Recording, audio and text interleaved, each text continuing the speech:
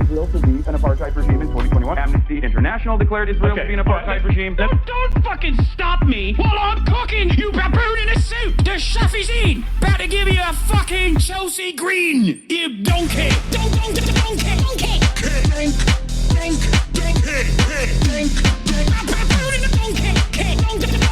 Listen to what I'm saying, and you will understand, perhaps, what I'm trying to imply. Patronizing. Yeah, I am being patronizing. I don't know who the fuck you are, and you're over here chirping all the way from fucking London about you want to fucking free Palestine, but also simultaneously you're talking about both sides are fucking fine. Shut the fuck up. You don't know anything, okay? Who the fuck is this pink-haired twink?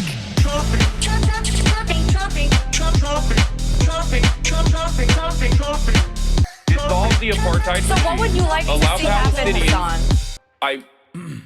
Do you not understand the going on, English everybody? language? I hope everyone's having a fantastic evening, afternoon, pre-noon, no matter where you are in the world. I'm Hassan Piker, and this is the HasanAbi broadcast coming to you live from gloomy California, Los Angeles, folks. We're live and alive, and I hope all the boys, girls, and MBs are having a fantastic one because today's a beautiful day. Today's a wonderful day. Today is a Sunday, and let me tell you, yeah, no, I increased my audio. Don't worry, immediately. Today's a Sunday. Sunday, under normal circumstances, a fun day. I'm live. I'm alive. I'm back. And there's a lot going on in the world. There's a lot going on in the universe. There's a lot going on. Germany, Eurobasket finals with Turkey right now going on too. But folks, we're live. We're alive. And I hope everyone is having a fantastic one. Regardless, it's been a long time. I took 2 days off, as you guys know. Had to take some time off. Had to take some time off because my little bro got married. That's right. I was out and about making sure that process was running smooth, and it did. It was an incredible experience overall. Lots of emotions, lots of crying, lots of tears, lots of laughter, lots of joy, and the cake was spectacular as well. Also, Cutie Cinderella, I need to say, Cutie Cinderella is officially Ottoman. She had like 8 baklavas, bro, at the event. Okay, I'm gonna keep it $150. My speech was off the cuff. I freestyled. I made a lot of jokes. People loved it. Austin didn't show, but you know that's for we're spoiling Fear and content at this point. When I'm giving you my personal news, we're basically spoiling Fear and content. Yeah, Austin was no show. He's dead to me. All right, well, so Hassan OPED Piker. Yeah, that's true. That's what I was doing. I was doing that at the wedding. This is true. I don't know how you guys caught this photo of me. I made sure that I wasn't showing nothing. But yeah, for those of you who don't know, I'm live. I'm alive. Obviously, a lot has taken place in the last 48 hours where I was gone. We're going to get to it. We're going to talk all about it. But there's a reason for it. I took a break because I went and I had to, be there for my brother's wedding. And yeah, Hassan, please speak on what? Silverio Villegas Gonzalez, the Hispanic man that was killed by ICE agents claiming he ran over. Yeah, I know. We'll get to it. God damn. Bro, people are so funny. Like, I'm back. I just started. This is the part of the broadcast where I tell you about my personal news. And there's hella people going, Libya, talk about Libya. Talk about Brian Kill Me. Talk about Brian Kill Me. Talk about this. Talk about that. Everybody needs to calm down, bro. I'm like 11 minutes in. I just started. I know y'all missed me, but holy moly. Anyway, get to the news, man. And not just any news. The news I want you to cover is basically what's going on. So, yeah, I woke up early this morning. I mean, the first day was crazy because I was driving up to the venue. And while I was driving up to the venue, I'm like dictating this New York Times op-ed piece that I wrote. And, shouts out to Noah Coleman as well for helping me on the editorial side, on the edit side, but then also New York Times has their own editors, right? So I'm like, literally, I wrote the piece. I sent it in. In the morning, they give me, the New York Times obviously has their own editors who were like, no, some of these things you can't say. They have like a very... they have a very specific sound, like a very specific tone that they wanted to strike. Okay. So, there was some edits and, I okayed them, and then they got back and had more notes, but that was when I was driving. So I'm driving thinking, this thing is ready to go, ready to blast off. Turns out it's not. I'm in a state of panic trying to dictate what to trying to get the new editorial notes in, and then, make these decisions. All this stuff is happening in the background, whatever. We make it.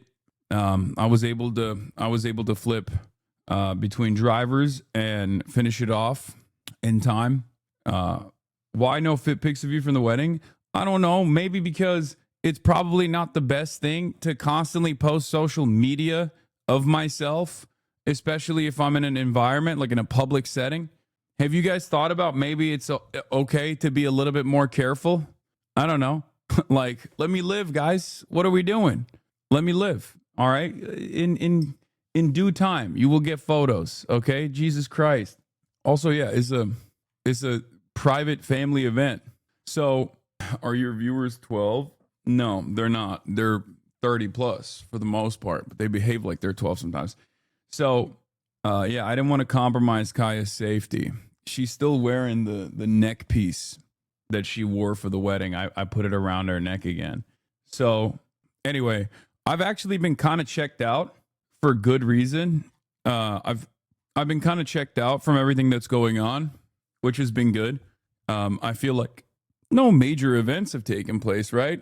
In the past 48 hours, no major updates on an ongoing national story, one that has surprisingly international significance as well. No, certainly nothing crazy going on in one of the social media platforms that many people communicate on, like the owner of a platform personally trying to put a hit out on someone like myself, right? Like that can't be the case. That wouldn't be the case, right? Might as well start gaming early, yeah. So all jokes aside, dude, the amount of threats I've seen is crazy. Please be careful. Yeah, I feel like it's one of those weird situations where if you just close your eyes to it, if you're not online, maybe you just don't see the death threats, right? That's how it goes. But in any case, I taught my cousins a valuable lesson. Ball is life, and taught them a valuable lesson about how ball is life, and that they shouldn't defy me. They should not, because one of my cousins is like 15 now, and he was talking big shit, right? He's like I would learn about like meme stuff from him, what's like what Zoomers and Gen Alpha is saying and stuff, and like he would be like, do you know this person? Do you know that person? Whatever. And I was like, yeah, I do. And then he's like, oh, we're gonna ball. All right. So he wanted the ball, and yeah, 6'7". But basically he was convinced he could like play decently against me, and I cooked him. I had to do it. I had to show the young blood, the next gen, what's what. Unk Ball is alive and well. Okay. Unk Ball is alive and Unk Ball is well. Anyway, yeah, I cooked him. Cooked that 15-year-old, bro. That's it. That's how it is. Hold on. Free speech, champions, push cancel. That's fine. You have to humble the youth, yeah. And then, the wedding happened, obviously. And I'll just say it like this. I'm not going to give like too many details on it, because I feel like the podcast, Fear and Podcast, is a better setting for it. But all I'm going to say is it was very Marat. It was very Marat. Marat has this tendency to engage in uncomfortable things that make him uncomfortable. That's like what he enjoys doing, right? Whether it be like camping, whether it be glamping, whether it be off-roading, stuff like that. Like things that normal people have kind of evolved beyond. Like, because normal people be like, oh, I don't want to be out and braving the elements, right? Like, I don't want to be in the desert, for example, at any given moment, especially when it's like 100 degrees weather. But Marat's like, I want to do that. And I would enjoy it even more if other people were also doing that and not even having a good time doing that. And that's actually a really good way for me to assess how much fun I'm having, by making sure that other people are also engaging in this act of displeasure. So a typical Marat style situation, you know, very hot, but overall, oh, Caroline posted a fit pic. Let's see. Let's go. There it is. You guys wanted a fit pic. You got one. Do you have a cool undertone to your skin? You look great with these darker colors. What does that even mean? But the glasses are slang. Thank you. So yeah, we did the dang thing. We did the dang thing, and it was great. It was a lot of fun, a lot of emotions, all of that. You look like an NBA draft in the early 2000s. Okay, calm down. Did you write a speech or did you wing it? No, I wung it. I winged it. I'm Mr. Wing, Mr. Wang. Okay, but yeah, but that's it. That's all I got on the wedding. I woke up early this morning, and I drove back. And I got here, and the reason why I was actually late, because I was supposed to start even earlier. I was like going to start at like 10:30 or whatever. But the reason why I actually started late is because, of course, predictably, I got back and the internet was busted again, so I had to fix that. But hopefully it should be fine. But even if it's not, fuck it, we ball. Kyle looks spent. Yeah, she is. She had a very, very long weekend. You don't understand. The amount of people. I mean, she was the belle of the ball. When I say this, it's crazy. Like, people were going nutty mode, okay? They were losing their minds. Like, people would just, like, she would just run around, walk around, and get pet by every single person. That was her situation. She was just like, I am, you know, I'm here to be pet. Can you read your article of paywall and tech limits? I couldn't read it. What do you mean? You don't know how to remove paywall? This is how we do it every time, bro. What the hell? Yeah, this is Kaya's wedding fit, of course. She's wearing it right now, actually. She's still wearing it. But yeah, absolute cutie pie. A lot has happened while you were gone. My condolences. What? Are on having to catch up on it? No, it's fine. It's not, you know, news. The news keeps happening, and we keep covering the news. It is what it is. Was Fiona also at the wedding? Yes, she was also the other belle of the ball.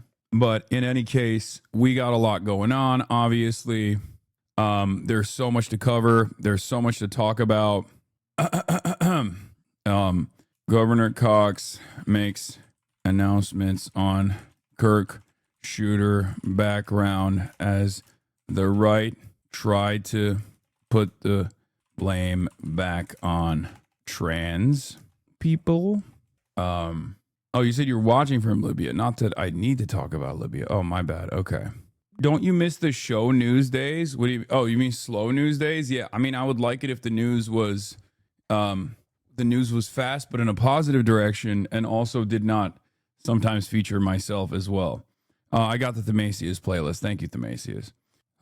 Governor Cox makes an announcement on KIRK shooter background as the right try to put the blame back on trans people. Covering the misinformation.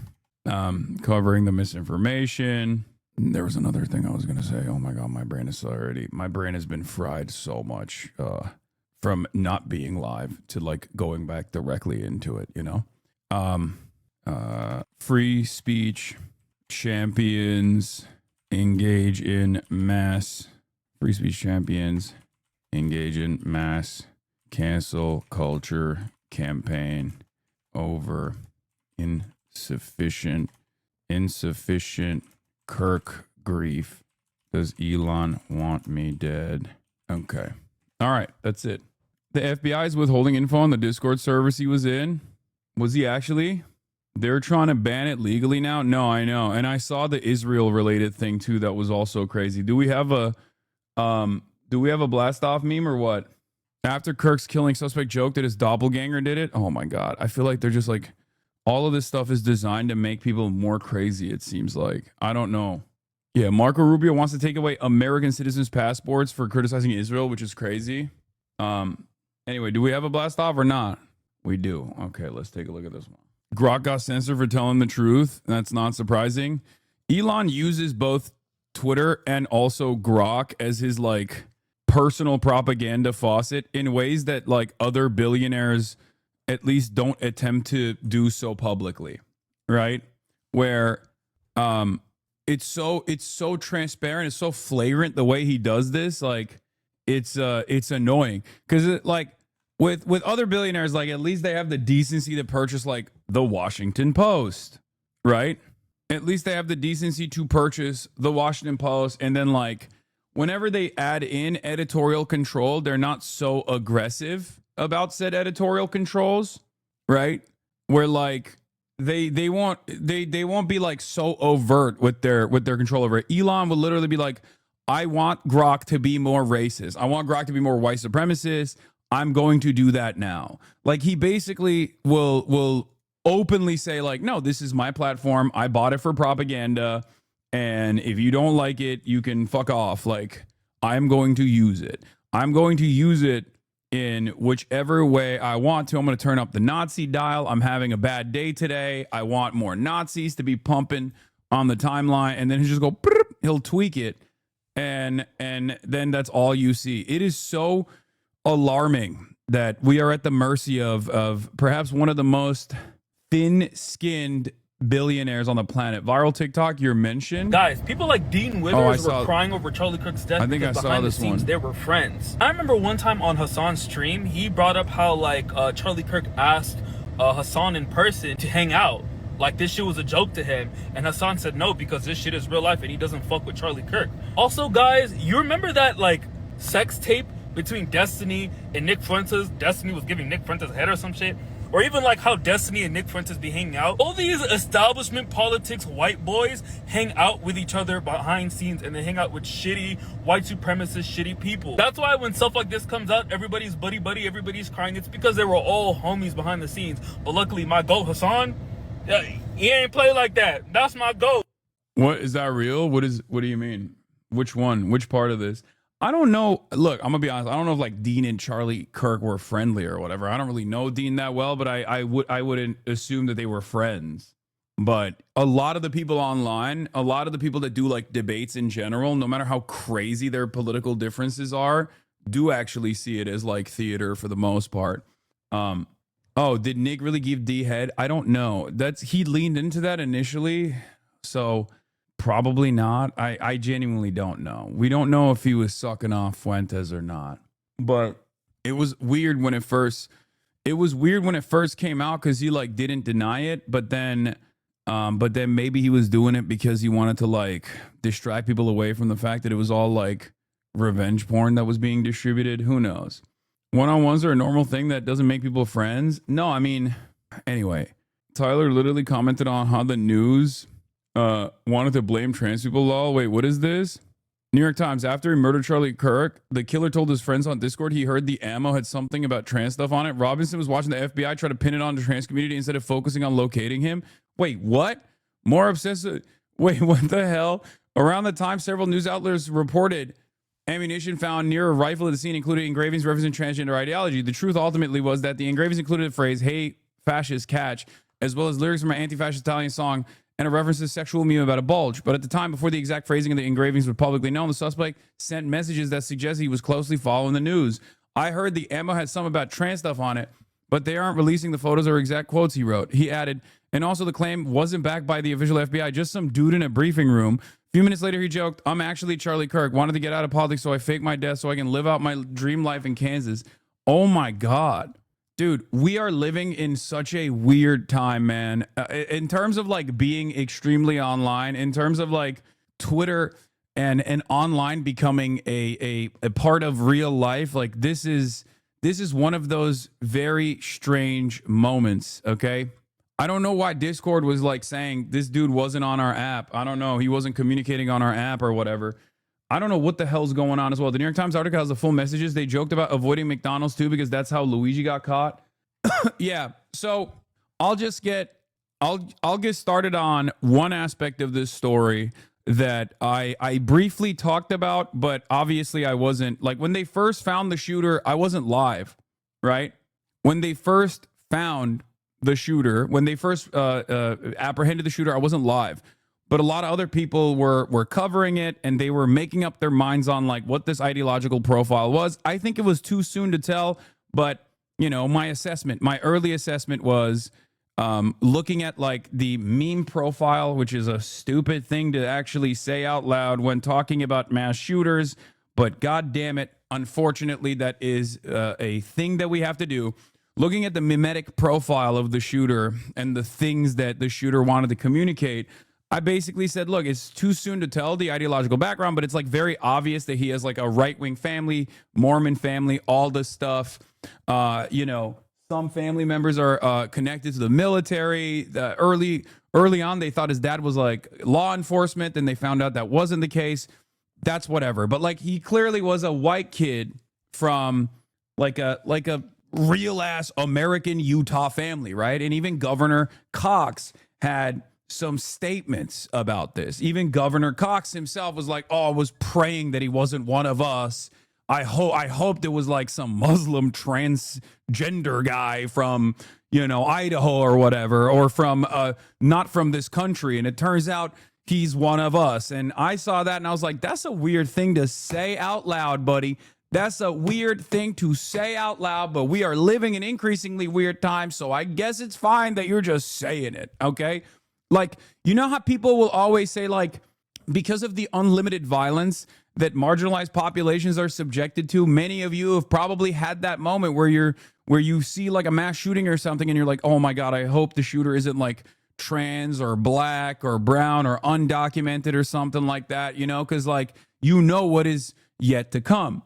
Well, these guys are now doing the reverse of that because they want to do more violence, it seems. So they're like, oh, every time there's a shooter, even though most of the time it's like a white dude, and this time it was a white dude as well, you know, I was praying it wasn't one of ours, you know? I was praying it wasn't one of ours. And it's like, it's not like it changes anything if it's a white guy who's a right-winger. They've done most of the shootings. And it seems like the right collectively have decided a lot of these guys are responsible for the shooting. So let's just fucking turn around and imagine that the shooter is a trans leftist every time, right? And it's crazy. It's crazy. Because like the impact is not the same. You know what I mean? There's not like there's no legislation to like ban young white boys who are a little quirked up on the internet when there's another young white boy who is a little too quirked up who does a fucking mass shooting. That's not a thing. But God forbid if anyone has like even been around a trans person, it seems, they're like, oh, we have to literally arrest and prosecute and criminalize every trans person in the country. Now, I watched so much. I watched the Nancy Mace and the Republicans basically go from we have to kill everybody immediately. We have to kill anyone that's ever been like, maybe we shouldn't be mean to gay people because they're all radical transgender Antifa leftists who are doing unlimited violence, the white Christians or whatever, to then turn around and be like, oh no, he was one of our boys again. Oh well, pray for his soul. Pray for his lost soul. And then they turned around and they were like, he went to a Mormon university for one semester, and that's where he got hit with the fucking transgender woke ray, right? And then everyone was like, dog, he took one fucking semester and didn't even have any in-person classes and then left to go work for to go to a technical school, right? Like, what are we talking about? This person's background is so perfectly like right-wing in the way that these guys have designed the world. So they just couldn't figure that route as well. But now they're saying it's actually a transgender roommate, that he was radicalized by a transgender. Like, it has to be a trans person, it seems, for these guys. Like, I don't know what will happen. I do know that because violence is such a permanent part of American politics, which I wrote about on the New York Times, by the way, we're going to be talking about that in a second. It's an inevitability that these things will continue to happen unless, in the absence of any sort of like serious legislation to stop, gun violence. It has happened every other week, and it will most likely, unfortunately, continue to happen. And I guess in the next phase here is going to be like, was the shooter ever around a trans person at all? Like, we have to look through the next school shooter. If they've even been in the direction, if they've even looked into the direction of a trans person, that's probably how they got radicalized. Like, that's where we're at now. Like, these people are trying to say like, oh, you were roommates with a trans person, I think, and therefore that's the reason why you did a mass shooting. Like, It's just so fucking insane. And what's extra messed up is that people are like, the media is dropping the ball in spectacular fashion. So I don't even know. I don't even know what to say. It's just, everything is wrong. Everything is busted. Everyone is angry. I guess like the only thing I'm hoping for, and I said this like the first couple of days, is, you know, maybe these guys will just focus on the burger aspect of things, and we'll just like get it out of their system by being like, we're going to cancel a bunch of people. We're going to cancel a bunch of people on the left that we are claiming is, responsible for the death of Charlie Kirk. And then they'll turn around and, you know, they won't engage in acts of violence or something like that. Hopefully. What is this viral tweet about you? I think I saw this. I saw this one, yeah. If, God forbid, a leftist like Hassan Piker were killed, a lot of centrist Dems wouldn't even publicly mourn him. The idea that any GOP governor would fly flags at half-mast for him like Dems, like Dem Govs or for Kirk is beyond laughable. That's the imbalance we have in this country. Anyway, I mean, it's true. His grandma was upset that people call him left-wing. I know, I saw that too. Yeah, that was also crazy. His grandmother was more upset at the fact that they were calling him a leftist than at the fact that he had shot Charlie Kirk. Like, she was like, listen, shooting high profile figures is something that I'm, you know, not too fond of, but I can understand it. But do not say he did it because of radical transgender Antifa. We are a Republican family. That's what she said. It was crazy. Anyway, she probably doesn't know what the fuck's going on with the grandchild anyway. So like, there's so much like secondary secondhand, third hand, fourth hand, like totally irrelevant information that people run with and then try to retract after the fact. Also, this person's tweet that went viral, this person sucks so much ass. Fuck this guy. I don't like Hassan Piker, but if he died tomorrow, Fox News would be celebrating Trump and post a shitty AI meme celebrating his death on Truth Social. This dumb fuck, literally, this Destiny dick riding piece of shit once famously said Donald Trump should deport Hassan because I don't like him. Like, so he's just farming, okay? Don't get it twisted. That motherfucker's just farming. Anyway, I don't like people invoking your name in this discourse, even if it's hypotheticals. I know. I don't like it either, but what are you going to do? Okay, so Joyce Carol O's defending you after you're quoting your New York Times article? Yeah. So, where was I? All right, so a lot has taken place. Let's get started. Even Moist Critical is spreading misinformation that he's a leftist. Look, guys, everyone is spreading misinformation. And at a certain point, you have to realize, like, are people spreading misinformation if they're just, like, rehashing what high-profile legacy publishers are saying? Because high-profile legacy publishers are dropping the ball without doing the proper investigation. Without doing the proper investigation, they're just like moving forward with whatever sound bites they can get. And one thing that's actually interesting in this process is like no matter how biased the police are, no matter how incompetent the police are, even cops, detectives, when they're setting up a shooter profile to figure out an ideological motive for a suspect in the aftermath of a situation like this, they will go to friends, right? They will go to the friends of the shooter and they will go to the family of the shooter, but they won't actually move on with that as like key pieces of evidence until they fully fleshed out a psychographic profile for the shooter. The media, on the other hand, is so horny to not get outflanked by the likes of, I don't know, Steven Crowder or whatever, that they are deciding that some random fucking neighbor actually can give us a convincing case on who this person is, right? Oh, we went to a friend. The friend called him a leftist. And then they retract the article and they go, okay, maybe the friend didn't know what the fuck he was talking about. He's just like talking out of his ass. So this is what's really annoying about it, where I cannot even fault the likes of, I don't know, Moist Critical for going along with what he is seeing in the news and then responding to it. Having said that, however, like I said, given what I know about like right-wing meme profiles with shooters, the last one being the Minneapolis church shooter that we talked about. If you remember, the Minneapolis church shooter was a far-right neo-Nazi that was most likely radicalized in one of these Telegram groups, not dissimilar to the Colorado school shooter that actually shot up his school an hour after Charlie Kirk was shot and killed at UVU. And yet The reason why I'm bringing that one up is because people said, oh, that's transgender radical Antifa. That's a transgender radical Antifa shooter. And they still are saying that. That wasn't the case. And the reason why I say that wasn't the case is because that shooter in Minneapolis very clearly showcased a meme profile that is consistent with far-right neo-Nazi, extremely nihilistic, esoteric neo-Nazi school shooters and mass shooters in general.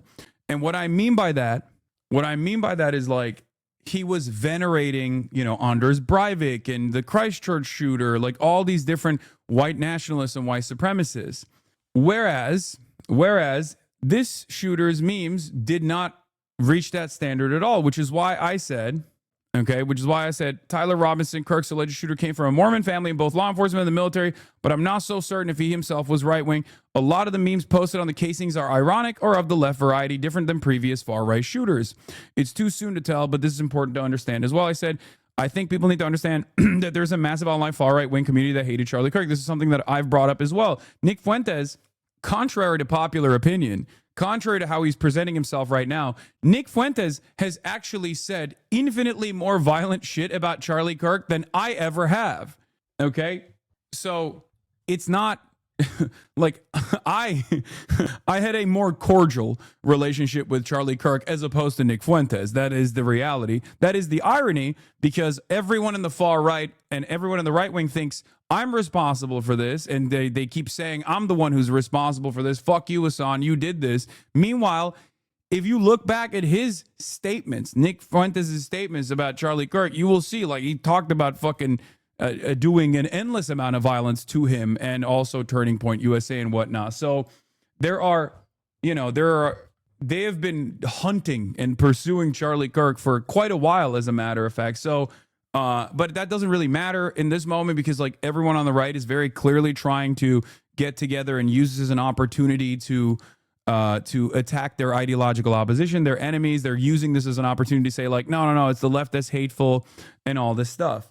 So that's what's so crazy about this entire situation too, because like as far as I can remember, I don't think I've ever said anything that's remotely as violent about Charlie Kirk as like Nick Fuentes has. I mean, here's some choice ones, I think. I mean, there's a lot of metaphor that he uses as well, to be fair, and metaphors are things that I've used as well in the past, not directionally against like Charlie Kirk or anybody like that, but those metaphors are obviously being used currently in clips that are completely clipped out of context to make it seem as though I was like advocating for violence against the right or whatever the fuck, which is yet another story that I'm going to be covering as well. So, but ultimately, I'm still of the mindset that it's like entirely too early. But one thing I have noticed is, and I suspect that there is, I've noticed the tendency of the right to basically go along with misinformation no matter who's doing it, right? What I mean by that is I saw a fuck ton of liberal accounts posting the shooters like a photoshopped t-shirt of the shooter wearing like a Trump shirt that's not real. I saw so many people immediately go, this is a groiper, this is a groiper, this is a groiper. And I wasn't online at the time, and I didn't have the opportunity to like seriously go back and forth on this stuff at the time. But I wasn't so certain. There were people saying he was a DSA guy. I knew that wasn't real. They just like doxed another random DSA guy, which was really fucked up, but classic. But a lot of people, and I think what's more interesting is that a lot of right-wingers, I think when they saw the shooter, also decided he might be right-wing. Okay? What do I mean by this? Because once they found out the demographic background, once they found out his like family, his family history, the right toned down the calls for civil war and decided we got to lower the temperature, decided we got to pray for this young boy's soul, this young boy's heart. That was insane, because I felt like I got slapped up. Like I got whiplash from how quickly they went from we have to kill every leftist person because this was very obviously a transgender Antifa leftist, to we have to save this boy's soul by praying for him. And that led me to believe that maybe they think he's right wing. And I don't know if it's because they have more information that I was not privy to, right? Here's the Nancy Mace tweet compilation. That's the classic one that everyone is obviously pointing to. Time to bring back the death penalty. Enough is enough. Representative Nancy Mace comments on Charlie Kirk's killer allegedly being pro T-word. Okay? And then after the background of the shooter is found, we know Charlie Kirk would want us to pray for such an evil and lost individual like Tyler Robinson to find Jesus Christ. We will try to do the same. We truly believe if Tyler Robinson had ever sat down from Charlie, the great debater, the man of faith and grace he was, Tyler wouldn't have pulled the trigger. Like, it's insane. It's insane. They didn't even hide it. They just straight up went from, this is a radical Antifa transgender, and we need to kill all of them, to like, we have to pray for this young boy's soul. So I think it's like a combination of different factors. One, it's because not only was he white, but he was a corn-fed white boy. You know what I mean? He was a real ass like Mormon Utah boy. Okay. And I do think that these guys, unironically, I never thought this until this moment, but I really do think that a lot of right-wingers just straight up respond to race. Okay. I think that's it. Like when they see someone who is not just like white, but also not white in a spicy way where like they got a septum ring and fucking, I don't know, a hammer and sickle tattoo, but like just straight up, if you are like a white boy from a Republican family, they go, oh no, that's one of us. That's, you know, it's obviously that this person was not like a leftist. Like that's the way they reacted to it, even if there wasn't enough evidence to suggest it at the time. And I think the other reason is because they saw all the Groyper stuff. They saw all the people being like, oh, this guy's a right winger. He voted for, or he's a registered Republican. He gave money to the Republicans, which is fake, by the way. That's a totally different Tyler Robinson, which again, Tyler Robinson is the most like, if you were to point to like the most average Utah boy, I would literally build out a profile of Tyler Robinson, right?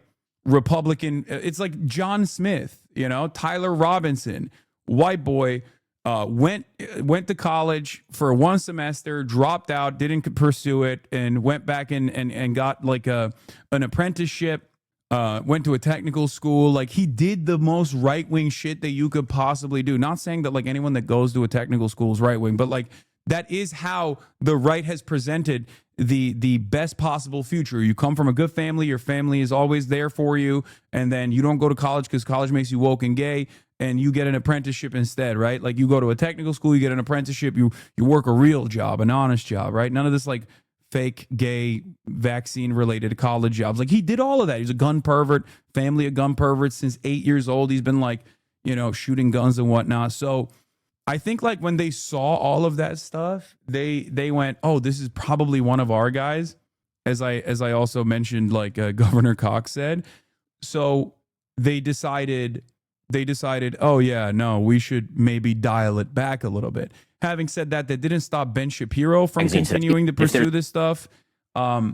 Even though what he was operating off of was like, obviously a now retracted newspaper piece. I think it was on The Guardian. And what's interesting is he got owned by fucking Bill Maher of all people. And I feel like if you're getting owned by Bill Maher, you should just throw in. You should throw the towel. You should throw in the towel. You should never try to debate ever again. Because Bill Maher is like, I mean, he's not a particularly intelligent individual. He's not, I mean, getting dunked on by Bill Maher is like pretty humiliating, I think. It's a shooting at a synagogue. It is very likely to be either a white supremacist or a radical Muslim. If it is a shooting of a Republican politician, it is very likely to be a trans Antifa Marxist shooter. That is just not. That's just insane to say. Like, dog. None of those fucking, like that was not the case. That did not happen. Thomas Crooks is not like a radical transgender Antifa guy. He was a registered Republican, man. Thomas Crooks was a registered Republican. He was wearing like a gun tuber merch. Like sometimes you got to understand, like there is just some fucking quote unquote apolitical right adjacent people that just decide I'm going to make a name for myself by shooting the president. It's insane. I know it doesn't make sense, but it's just not the case. We don't know what this kid is. We do know this kid was of the left. We do know that. We do know what? That this kid was of the political left. That is according to contemporaneous reporting from The Guardian as well as Tablet Magazine today. It's 2 days out. We don't know shit, Ben. But we don't know shit. They never do. The internet is undefeated in getting it wrong to begin with. It's not about the internet. He's fucking right. And The Guardian actually retracted that article. Unironically, I cannot believe Bill Maher is right. I cannot believe I'm saying this. Bill Maher is right. Ben Shapiro is so stupid and so professionally wrong that he made the most annoying, professionally stupid and wrong guy look good in comparison. How is that possible? How is that even possible, man? It's crazy. Okay? There should be no comeback from this. If Bill Maher dunks on you, it's over. About the actual reporting by mainstream accepted. The Guardian is not a right-wing. Here's what we heard. Here's what I was told so far, and I'll tell you what was wrong. First, I heard he's a registered Republican. Not true. Okay. Then he was a donor to Trump. Not true. His father works in the sheriff's office. Not true. There was a picture of him wearing a pro-Trump shirt. Not true. Member of the Democratic Socialists of America. Not true. We don't know what he is. Well, how are you so sure he's of the left? Now, I agree when you write on a bullet, what did he write on the bullet? Catch this fascist, which is also a gamer thing. Okay, but now I'm hearing he may have been part of that group for whom Charlie Kirk was not right-wing enough. You mean the Groypers, yes. I mean, so that would... You're sure he's not that? So this is a cooking right here. This is a cooking because Ben hates the Groypers, okay? Ben hates the Groypers almost as much as he hates the left for obvious reasons. The Groypers are anti-Semitic. They're anti-Israel and also anti-Semitic, which, of course, anti-Semitism in that regard is not something that Ben Shapiro actually takes issue with. It's the anti-Israel sentiment, as I've said time and time again. This is something that Ben himself has also voluntarily revealed, like when talking about Ann Coulter, and on numerous other occasions, Ben has quite literally been like, anti-Semitism is fine as long as you're pro-Israel. Like, he's openly said it. And the Groypers have obviously like stalked him as well, including Nick Fuentes. I do find it really interesting that like Groypers are becoming mainstream though. Like, they're now literally talking about this shit on television. Like, my mom asked me what a Groyper is. My mom, I was like, it's over. It's done. When moms are asking about what the fuck a Groyper is, it is clearly the narrative that this might be a far-right neo-Nazi shooter, regardless of whether it's true or not. And I'm not saying that that is the case. Make no mistake. I'm saying it's too soon to tell. But clearly, when moms are asking about what the fuck a Groyper is, like, clearly that is in normie circles. Like, I think on Facebook and all over the internet, like it just blew up. It blew up as like a potential for the shooter being like a far right guy. And what's interesting about it is I've never experienced that before. I've never experienced like misinformation or at least like faulty information spreading in the left direction like this in the aftermath of a shooting. But it was actually weird to see so many right wingers also go along with that and like recalculate their messaging out of the fear that this might be a fucking Groyper. Isn't that crazy? Like, I think right-wingers are so susceptible to misinformation that they're more susceptible to misinformation than real, accurate, truthful assessment and truthful analysis, that if you just make stuff up, they're more inclined to believe it. If you just go, hey man, let's dial it back real quick. Let's wait a couple days before we figure out exactly the ideological profile of this person. He's alive. You know, there will be interrogations and whatnot. Nope. As long as you lie in either direction, you can lie in the left direction, you can lie in the right direction. Right wingers will jump on board, it seems, which is crazy. But yeah, it was very interesting. This TikTok explains the memes on the bullets. Yeah, this is my goat. I like this guy a lot, Aiden, etc. He's a reporter. He talks about like culture and stuff, like far right radicalization networks online quite a bit. Here's his piece on the memes on the bullet casings for the shooter. We'll look at that. What is this breaking? It's being reported that 6 transgenders had advanced knowledge of Charlie Kirk's assassination. What the fuck? What does that even mean, bro? What does that even fucking mean, bro? Breaking news. Remember what I said about Donald Trump saying everything's transgender and then people understand it? That's what this is now. You can just put transgender in anything, in any context, in any situation. You can just apply transgender to it and people will fucking go, that's right, that's probably the case. We have to do something. Like, the right is so easily fucking duped on this shit. Yeah, like, they went, the shooter is trans. Okay, the bullets were trans. Okay, the roommate is trans. Like, what the fuck? How could people not realize this is a psychotic way to approach the situation? What if the shooter wanted to be trans? You never know, like, ahead of time. You know what I mean? It's like, when all else fails, they just lie and they go along with that lie. It just doesn't make any sense. There's like a 90% chance that all trans people found out by now that Charlie is dead. Yeah. Everybody knows transgender people are magical people. They just like fucking communicate with one another through telepathy, and they were sending out a beacon. It's just like when you start taking HRT, you just have this like these additional powers. You're a really good swimmer too. It's like it gives you swimming powers, okay? It gives you weightlifting powers, and it also gives you the power to precog assassinations ahead of time. That's just how it is. Once you get on that HRT, bro, it's crazy, okay?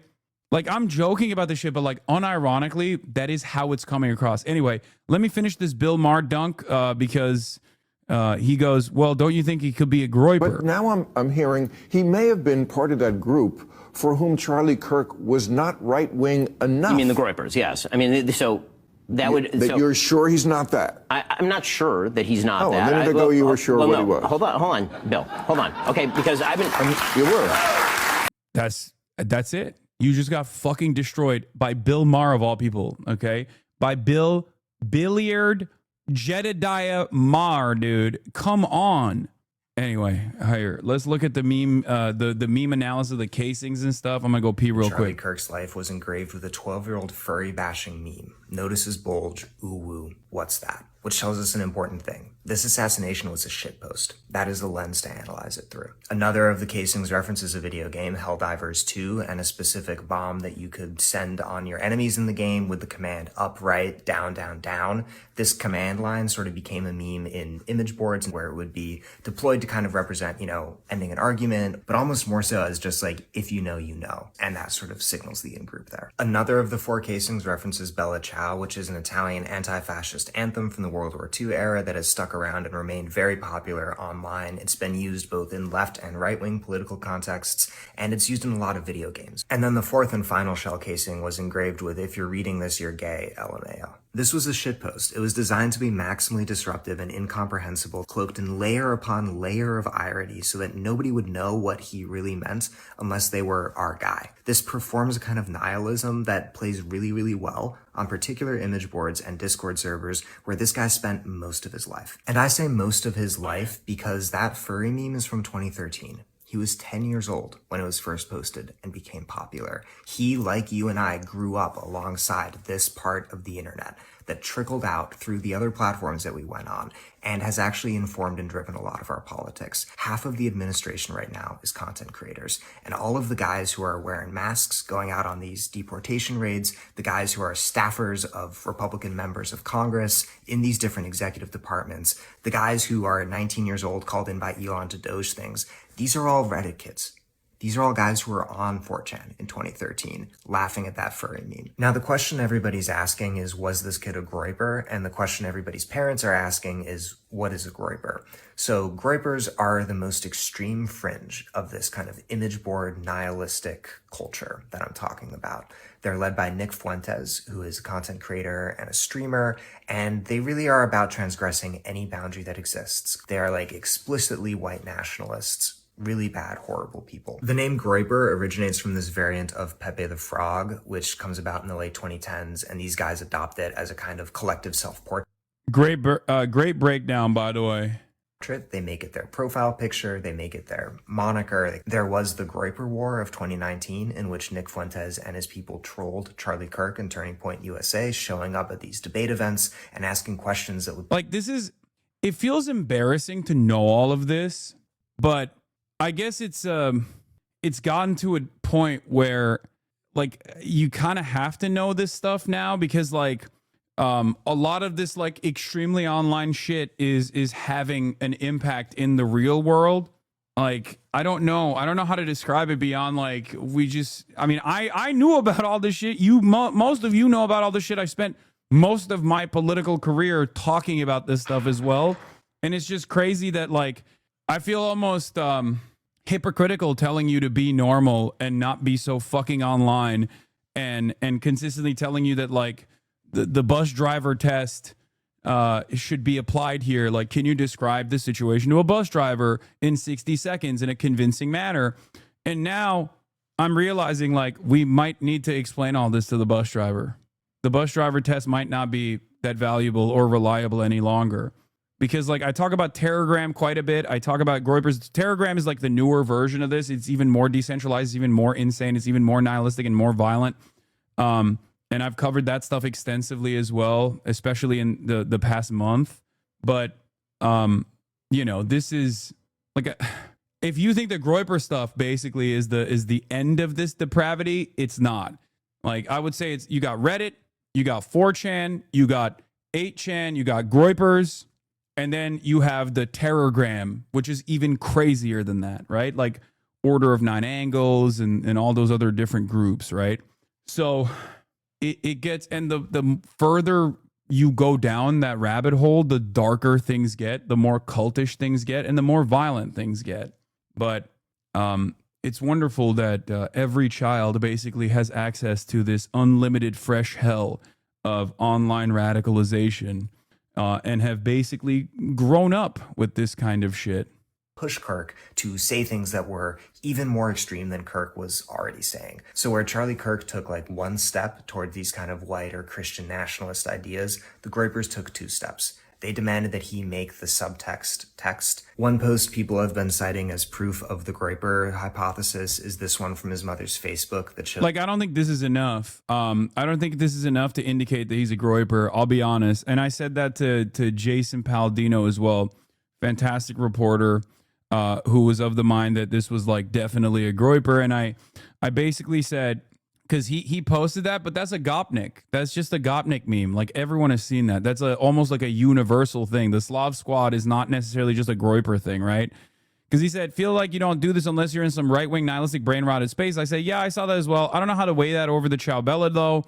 Like, that could be Gopnik posting, which is across the political spectrum. Need more info. Groypers usually hail previous shooters and have had way more aggressive slogans they use to signal.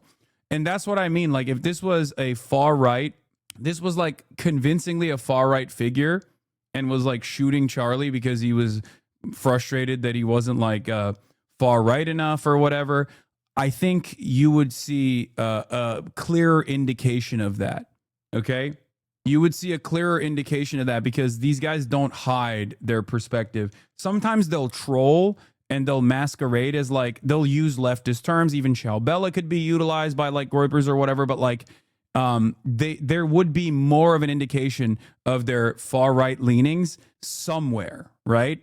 Like, so that's why I'm saying still right now that it's too soon to tell. I haven't been able to build a proper psychographic profile for the shooter, and can convincingly tell you like what the most likely radicalization pipeline was for this person. What I have found, though, and this is something that I saw with Luigi Mangione as well, is that we are now in the age of shooters that are, how do I put this?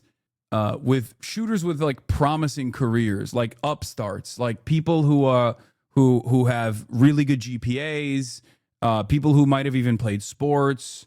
You know what I mean? Like that's usually not the expectation.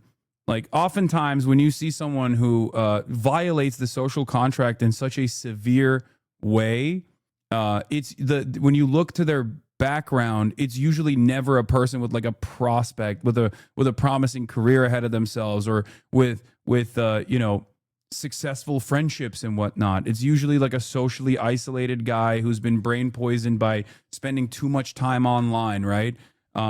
They're oftentimes very like antisocial people. So I do think that with Luigi Mangione and with this shooter as well, when you look at their background, when you look at their trajectory, that actually doesn't fit the previous shooters and their psychographic profile at all, and that's kind of interesting. I would say that says something, right?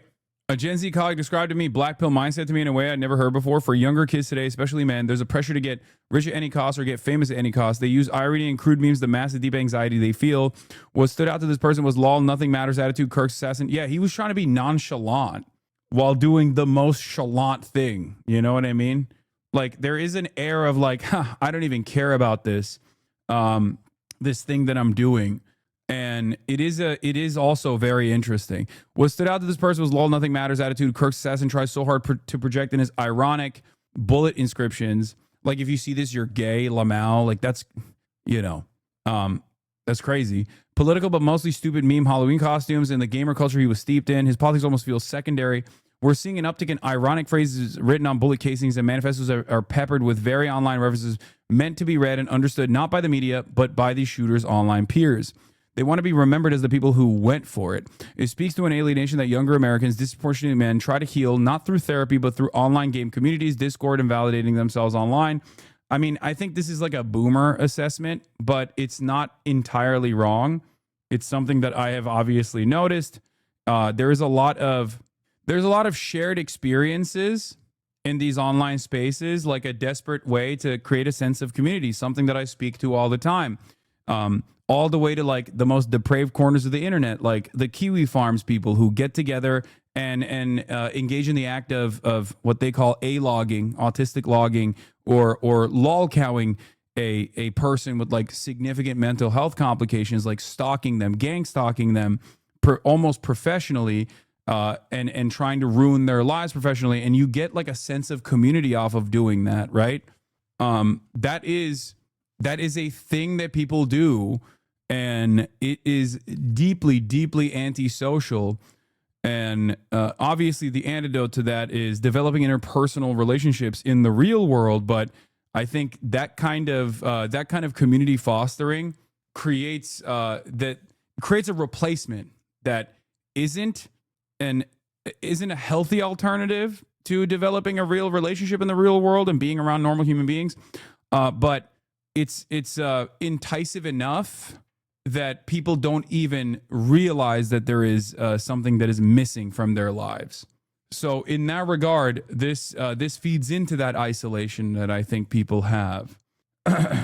You know, that's definitely something that I have seen online quite a bit, and it's something that I try to push people away from in my community at the very least by forcing them and pushing them to engage in community organizing, labor organizing, and activism in general that forces them to go outside and be around other people and actually to talk to other people from a diverse ideological profile so that they can, you know, learn how to be a human being. I'm fortunate enough that I'm 34 years old and I went through these experiences when I was growing up, and therefore I have this this foundation to build upon so that even when I spend every waking moment online now, I still have this background. I still have this built-in understanding of the world and real-world experiences. You mean protesting? Yes, protesting, activism of all different sorts, joining local organizations, things of that nature, right? Playing pickup basketball, going to a public park. These are things that are incredibly important for every single person to stay grounded to the real world in some way by force in an increasingly online universe that we exist in. And I think the inverse of that is absolutely going to Discord circles and like going to splinter Discord servers and like increasingly isolating yourself from even people that you are, even people in a broader community that you might be a part of. And yeah, there's two different ways to go about it, and I feel like a lot of people choose the easier alternative, which is to be sheltered from any sort of counters under the guise of anonymity online, and increasingly engaging in more antisocial behavior like this. Okay, so but the structural issues are obviously the lack of hope for a better future for many in Gen Z, and we're seeing that almost universally at this point. Like, material conditions are deteriorating, and you see people react to that. You see younger generations react to that with protests, sometimes riots, and also these kinds of decentralized acts of violence. It's a truly terrifying predicament. So it also speaks to the lack of hope, but about the future, it's hard to say if these people even have coherent left-right ideologies. So much is being overridden. No, I think they do. They have a modified version of left-right ideologies, but there's still a left ideological leaning or a right ideological leaning. It's just harder to parse through and harder to pick up on, given that like all the irony poisoned posturing makes it very difficult for boomers and very difficult for people who don't speak this kind of language to truly comprehend. And that's where we're at with this shooter as well. I think it's not entirely wrong, but there's an uptick of white male shooters from middle or high income families with careers ahead of them, noticing their futures are fucked and noticing systemic discrimination below them and throwing their future away to release the tensions as the political system is caving. I think it's a fair assessment. At the same time, they're stewing in social media ecosystem where algorithms feed them a constant stream of rage bait. And so they form parasocial hatreds. As the shooter's family said, he'd only become political recently and seemed to fixate on Charlie Kirk's viral content. What Governor Cox said is broadly right. Social media is cancer. When coupled with the social alienation epidemic we're seeing in America, it's convincing people that reality is something less than real. If you're never going to be rich, why not be infamous? The traditional venue for that was school shootings, but those have become so commonplace now that the shooters barely register in our media coverage. We're numb to it. What gets headlines now? Political shootings. Even better if your message is confusing for the normies.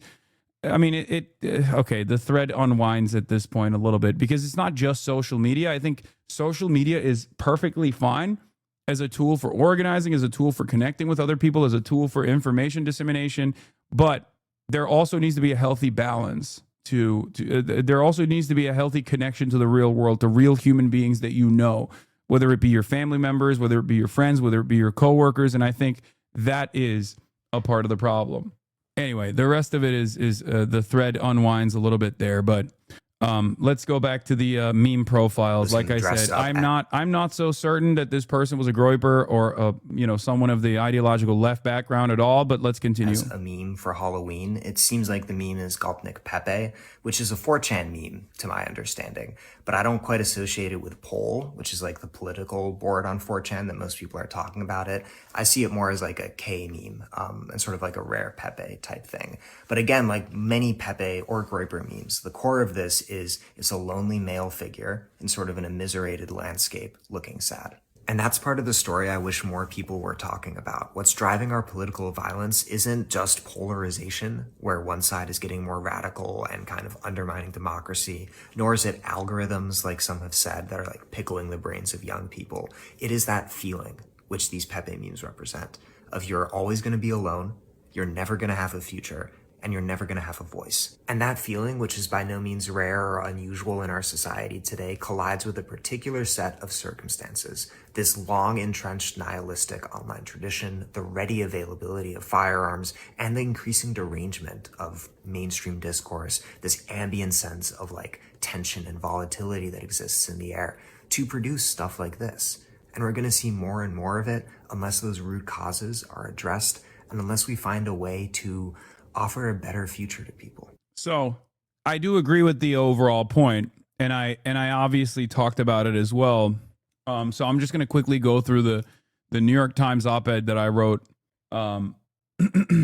because I sought to address some of these issues using the format that was given to me. Obviously, it got there was a lot of editorial changes that were made in the process. This is the op-ed that I wrote, and then there's also another interview that I conducted. So this is two different parts of the New York Times, but we'll start out with the op-ed. Op-ed title: I was supposed to debate Charlie Kirk. Here's what I would have said. Mr. Piker hosts a streaming show on the Twitch platform covering politics and pop culture. Okay? In less than 2 weeks, I was supposed to debate Charlie Kirk. The event was scheduled for September 25th at Dartmouth College, and it was meant to be a wide-ranging conversation about American politics focused on the views of young voters. But on Wednesday, tragedy intervened. The entire country now knows the story. Mr. Kirk was fatally shot while speaking at a university campus in Utah. Late Thursday night, an arrest was made in the case. I found out that Mr. Kirk had been killed while I was live streaming to my audience on Twitch, as I do nearly every day. While I am exposed to daily images of incredible horror, particularly those of atrocities taking place in Gaza, I was still shocked by the images from Utah. What shocked me was not merely the graphic nature of what took place. It was the horror of seeing someone whom I know, not a friend or an ally, but a human being I know personally and have debated before, fall victim to what clearly seems to be a rising tide of political violence. Even before knowing exactly why Mr. Kirk was killed, I think there are some disturbing and necessary insights that can be drawn from his horrible death, ideas that affect the way many of my viewers and many of the people who followed Mr. Kirk would see the world. The first of these insights is hardly new. The United States has both very loose gun laws and more violent gun deaths per capita than any other developed nation in the world, and while shootings occur most anywhere, campuses can be especially deadly. As news broke that Mr. Kirk was shot at Utah Valley University, there was a near simultaneous tragedy at a high school in small town Colorado, where a 16-year-old shot 2 fellow students. There have been 47 school shootings this year. Charlie Kirk's was the 46th, and the Colorado shooting was the 47th. Though it may ultimately prove correct to classify Mr. Kirk's death as a tectonic political murder, the shooting was not itself uncommon or extraordinary. The victim was. The second idea is more general and is connected to perhaps why these kinds of killings happen in the first place. Violence almost never originates in a vacuum, and the killing of a high-profile political content creator, regardless of why it happened, speaks to a breakdown in our social order. Mr. Kirk was fond of talking about the ways that urban life has decayed in America, particularly in places like his native Chicago area. In fact, his last words included answering a question about the frequency of mass shootings with a question of his own about whether gang violence counted in that discussion. Any answer about civic decline in America also has to include a discussion about the failure of our political and economic establishment to reconcile with social challenges that have touched every place and aspect of American life. Too many examples of the deadly gun violence we see today are, it seems to me, indicative of this decline. The social challenges include rising rents and homelessness, the destruction caused by climate change, titanic levels of inequality, and too many others to name here. Our capitalist way of life, always accumulating, never evening out, leaves more and more people to deal with these problems on their own. This produces feelings of isolation and resentment as material conditions worsen. And considering that our society is swamped by, and yet somehow stitched together by, a 24/7 news cycle that too often feeds this resentment, it is little wonder that a country of stressed out gun owners would have so many grim, needless gun deaths. This connects to my final idea. Americans inhabit a culture of violence to which we have become habitually desensitized. There is a connection between our culture of violence and American foreign policy. Over time, our culture of violence has targeted people around the world, anywhere from Cuba to Iraq, people who serve as literal targets for American weapons and bombs, absorbing what I think of as Americans' excess capacity for violence. For years now, American politics has taken on an increasingly punitive flavor. During the George W. Bush era, Arabs and Muslims were, and remain, singled out for suspicion. Their civil rights were routinely violated as we embarked on fresh wars against Arab and Muslim countries, and we regarded lives in those countries as less precious than our own. I call it the process of collateralization, where we look to the children in Gaza, for example, and we just, even if we are naysayers, even if we actually find Israel's actions to be abhorrent, deep down inside of our consciousness, we still see that as like unfortunate byproducts of a necessary way in which the world exists, right? Collateral damage. We almost turn it into a natural disaster. He reads this article every time I tune in, Lamau. I wrote this article recently, and this is the first time I'm reading it. But I have repeated a lot of these things, so yes. So you have heard me say these things before. That's just usually how it goes. It's just me putting pen to paper, you know? The Barack Obama years were not so much a correction as a continuity, with drone strikes, night raids, and forever war. What followed in President Trump's first term and in Joe Biden's administration was still more of the same. Extreme rhetoric about designated American enemies combined with aggressive sanctions and secret operations aimed at destabilizing entire countries. A foreign policy organized around punishing and killing our supposedly sworn enemies, diplomacy be damned, conveys the terrible message that we can only kill and maim our way to achieving the world we want to live in. I fear that this is the most evident in America's ironclad support for Israel. The genocide in Gaza has claimed tens of thousands of innocent lives. Meanwhile, Israel has carried out brazen assassinations and attempted assassinations in Iran, Qatar, Lebanon, and Yemen, backed up by Mr. Trump and previously by Mr. Biden. Our government's virtually unyielding support for Israel tells a scary story about the country we live in. It suggests that merely because we designate them as such, American enemies can be marked for death. Whether such rivals pose a legitimate threat, the fire and fury of our military and our allies have clearly become the default answers for how we deal with a world whose interests don't align with our own. Pulling a gun or launching a missile has become a part of our national character, a sad reduction of morality at a time, to the time it takes for fingers to pull the triggers. I would have liked to ask Mr. Kirk about all these things. He and I identified some of the same problems, but our views clashed about their causes and their potential solutions. Americans, especially younger Americans, feel a sense of growing hopelessness as so many of those in power refuse to listen to their struggles, economic or otherwise. One side, Democrats, offer mostly platitudes, while the other, epitomized by Mr. Trump, frequently takes advantage of people's resentments and redirects them to vulnerable communities. Mr. Kirk, an ally of Mr. Trump, was an expert of the latter. I wanted to debate Mr. Kirk, but because of a violent act, now I can't. So that was it. Does this have comments? I want to see the comments. How did you get the New York Times to publish this? They asked me. Do they not have comments on this? Don't think guest essays have comments? Oh, okay. So, they asked me, and I wanted to, they changed some stuff around structurally, and if you think that the tone it takes is a little bit drier than the way I would have spoken on these issues, that is because, yes, there is an editorial tone that they keep. No, they let me keep the genocide. Genocide is now officially a part of the New York Times style guide. You can say Israel is doing a genocide without like slapping on air quotes or whatever. I think basically the way this changed was after the New York Times had that Jewish Israeli Holocaust scholar write about how Israel is definitely doing a genocide. In the aftermath of that, I think they were like, it's done. Like, you can now say it openly. Yeah, they hyperlinked the word like to show. Look, they hyperlinked it to send it to. Yeah, I'm a genocide scholar. I know it when I see it. To Omar Bartov. So obviously, it's a little bit more restrained and a little bit more balanced, and takes a drier tone than I normally would use. But that is because it like when you write a guest essay, even when you write a guest essay for the New York Times, like they still obviously have their own editors go through it. I had 2 different rounds of editorial process. And then this is an interview that I did with Joe Bernstein of the New York Times as well, where I kind of like went through the same process as well. But I'm not going to go into that right now. The reason why I brought up the guest op-ed that I wrote for the New York Times is because like it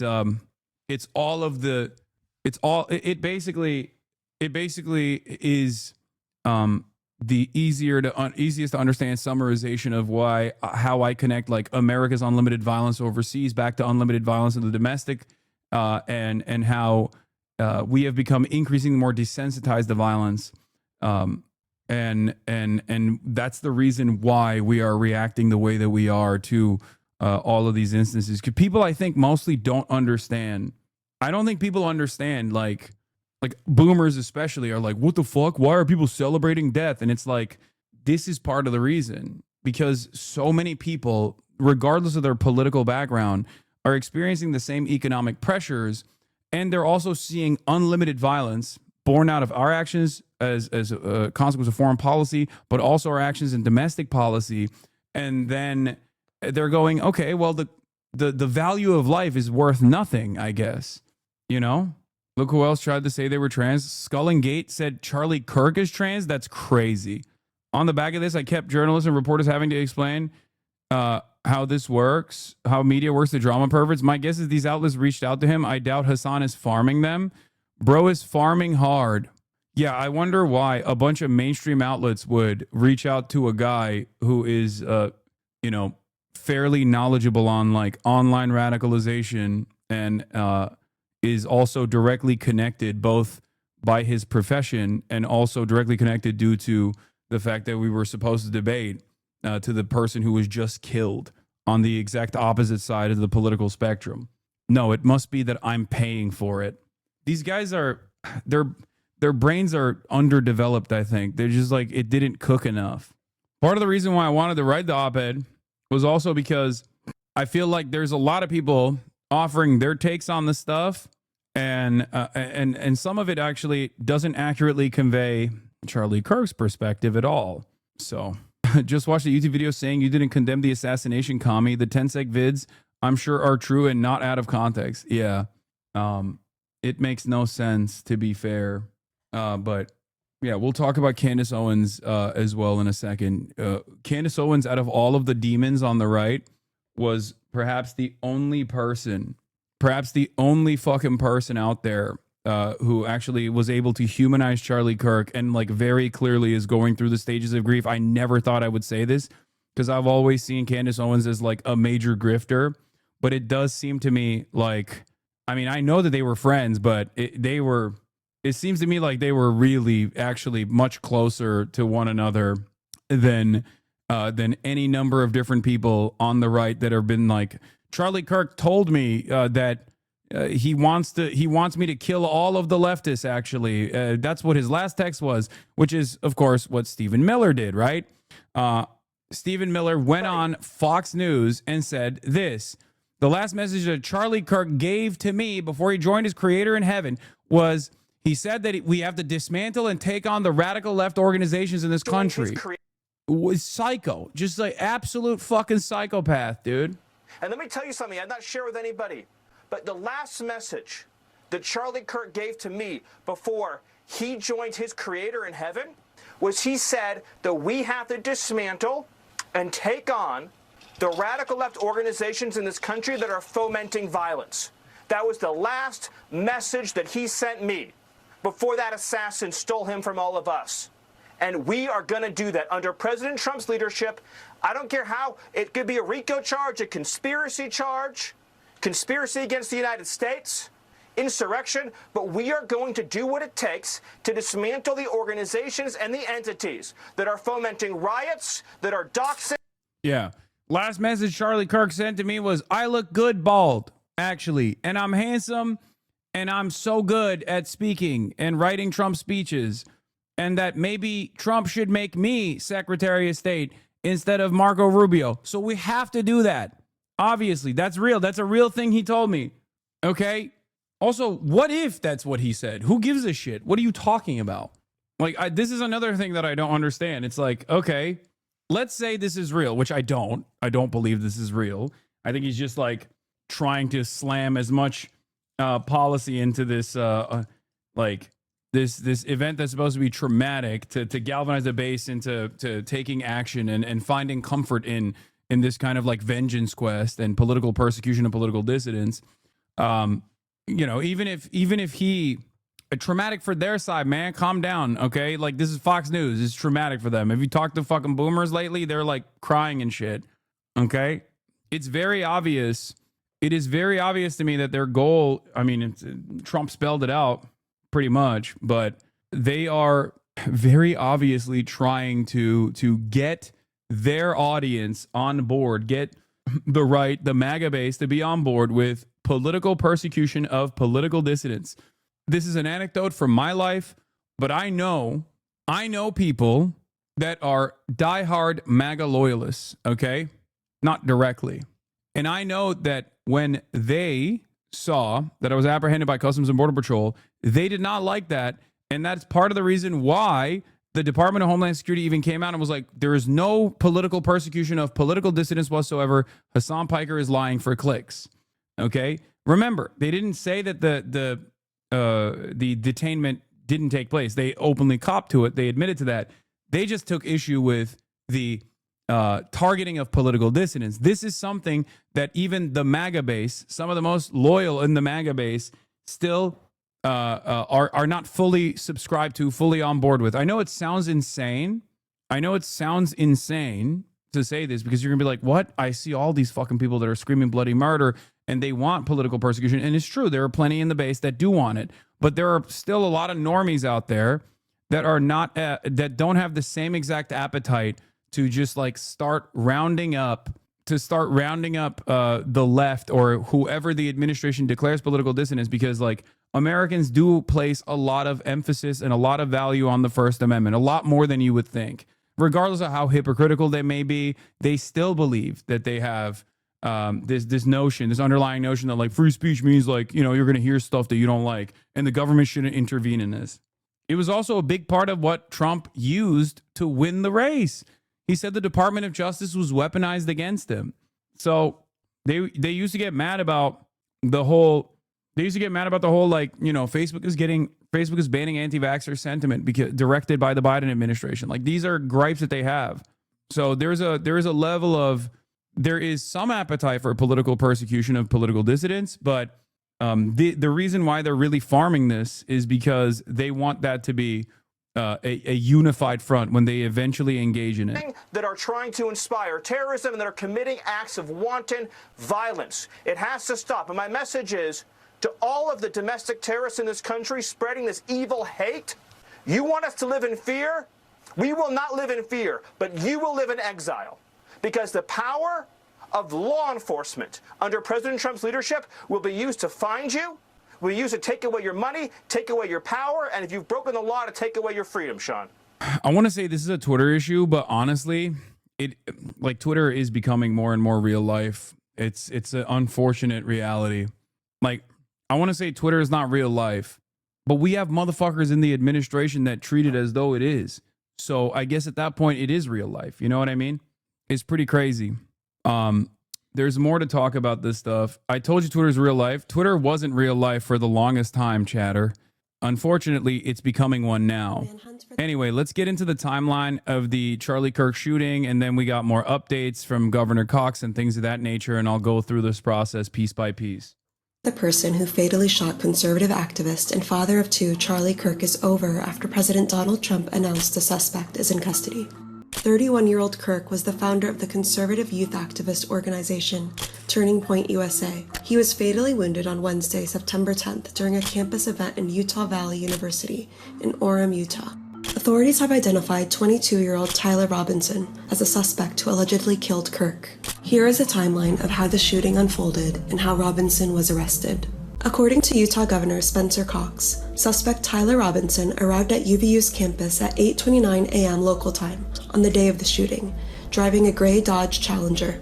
Bo Mason, the commissioner for the Utah Department of Public Safety, said authorities tracked the suspect's movements onto the campus. Through the stairwells, up to the roof, across the roof to a shooting location.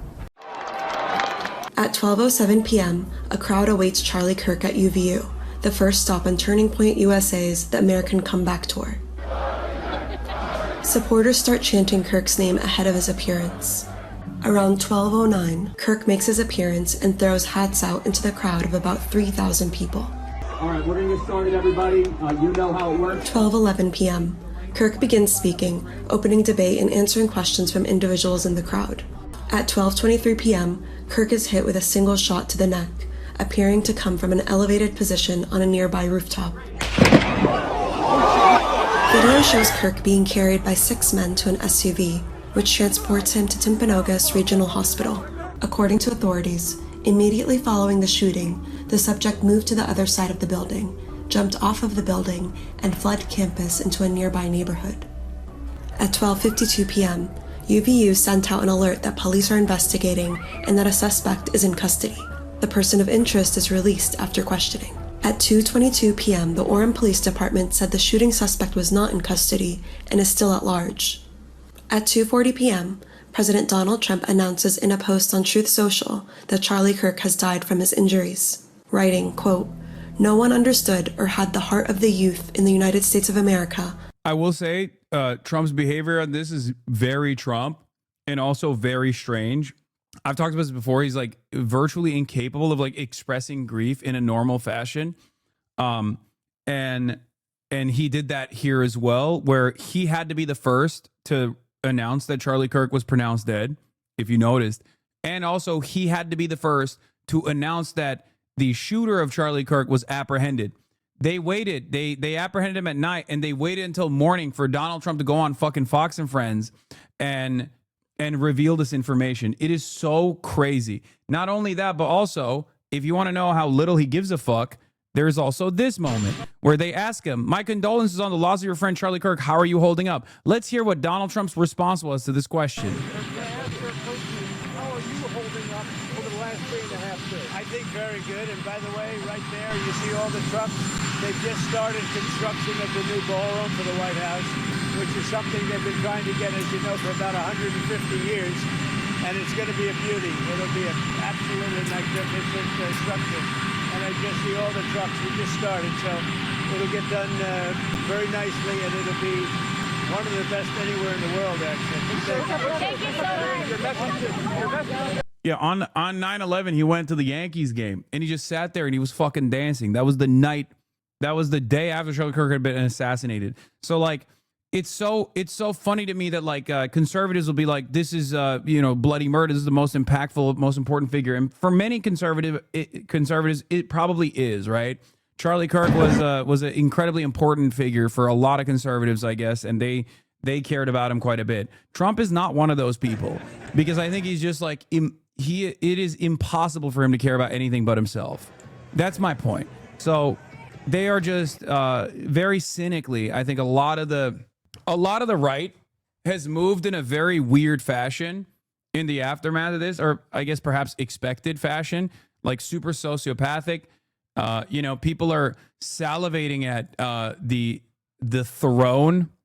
People are salivating at the prospect of like taking the throne and the mantle away from Charlie Kirk now that he's dead. Obviously, you got Nick Fuentes on the one side, really restructuring his commentary and trying to become the new wave and the new voice of the Gen Z conservatives. You have Stephen Miller. We just showed you. You have Donald Trump saying, we're going to use Charlie's murder as a way to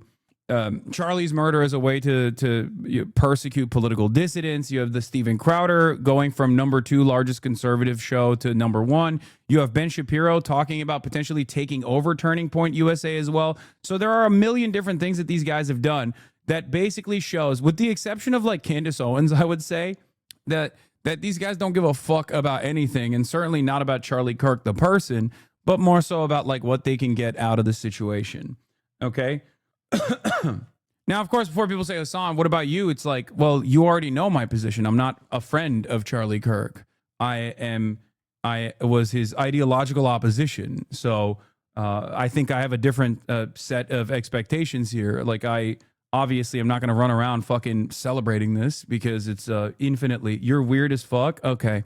It's incredibly close to someone like myself. But like the reality of the matter is that with the exception of Candace Owens, I've seen very little like human emotion and reaction to this kind of thing. I'm pretty sure the Ben Shapiro takeover was fake. No, it's not real. It's not happening. But I'm saying that like people are posturing to take advantage of the situation to the best of their ability. They want it. I have seen his wife's press release as well. I don't know if I should like get into that because I feel like it's a little it's a little strange, like the way she's grieving is what I want to think, and therefore it's very strange the way she's like reacted to it as well. But let's take a look at what Trump was saying when he revealed that the Charlie Kirk shooter had been apprehended. And we're going to look into that. What do we do about our country with that? Because we have radicals on the right as well. We have radicals on the left. People are watching all of these videos and cheering. Some people are cheering that Charlie was killed. How do we fix this country? How do we come back together? I'll tell you something that's going to get me in trouble, but I couldn't care less. What about your fellow political streamer reaction? Who? I don't know who you're talking about, but I don't care. Okay, I'm not doing this. Like, I don't care. I don't know how other people have reacted to it, but it is so funny when motherfuckers be like, we couldn't get what we wanted out of you in terms of your reaction because it seemed like you were too traumatized for us to be able to farm it as though you were actually excited at the prospect. So we're just going to move on and be like, well, what about these other people? Like, I don't know, man. Go take it up with them, okay? The radicals on the right oftentimes are radical because they don't want to see crime. And we're going to look into that. What do we do about our country with that? Because we have radicals on the right. Yeah, I saw people say you had a sociopathic reaction. Wait, what? Who the fuck said that?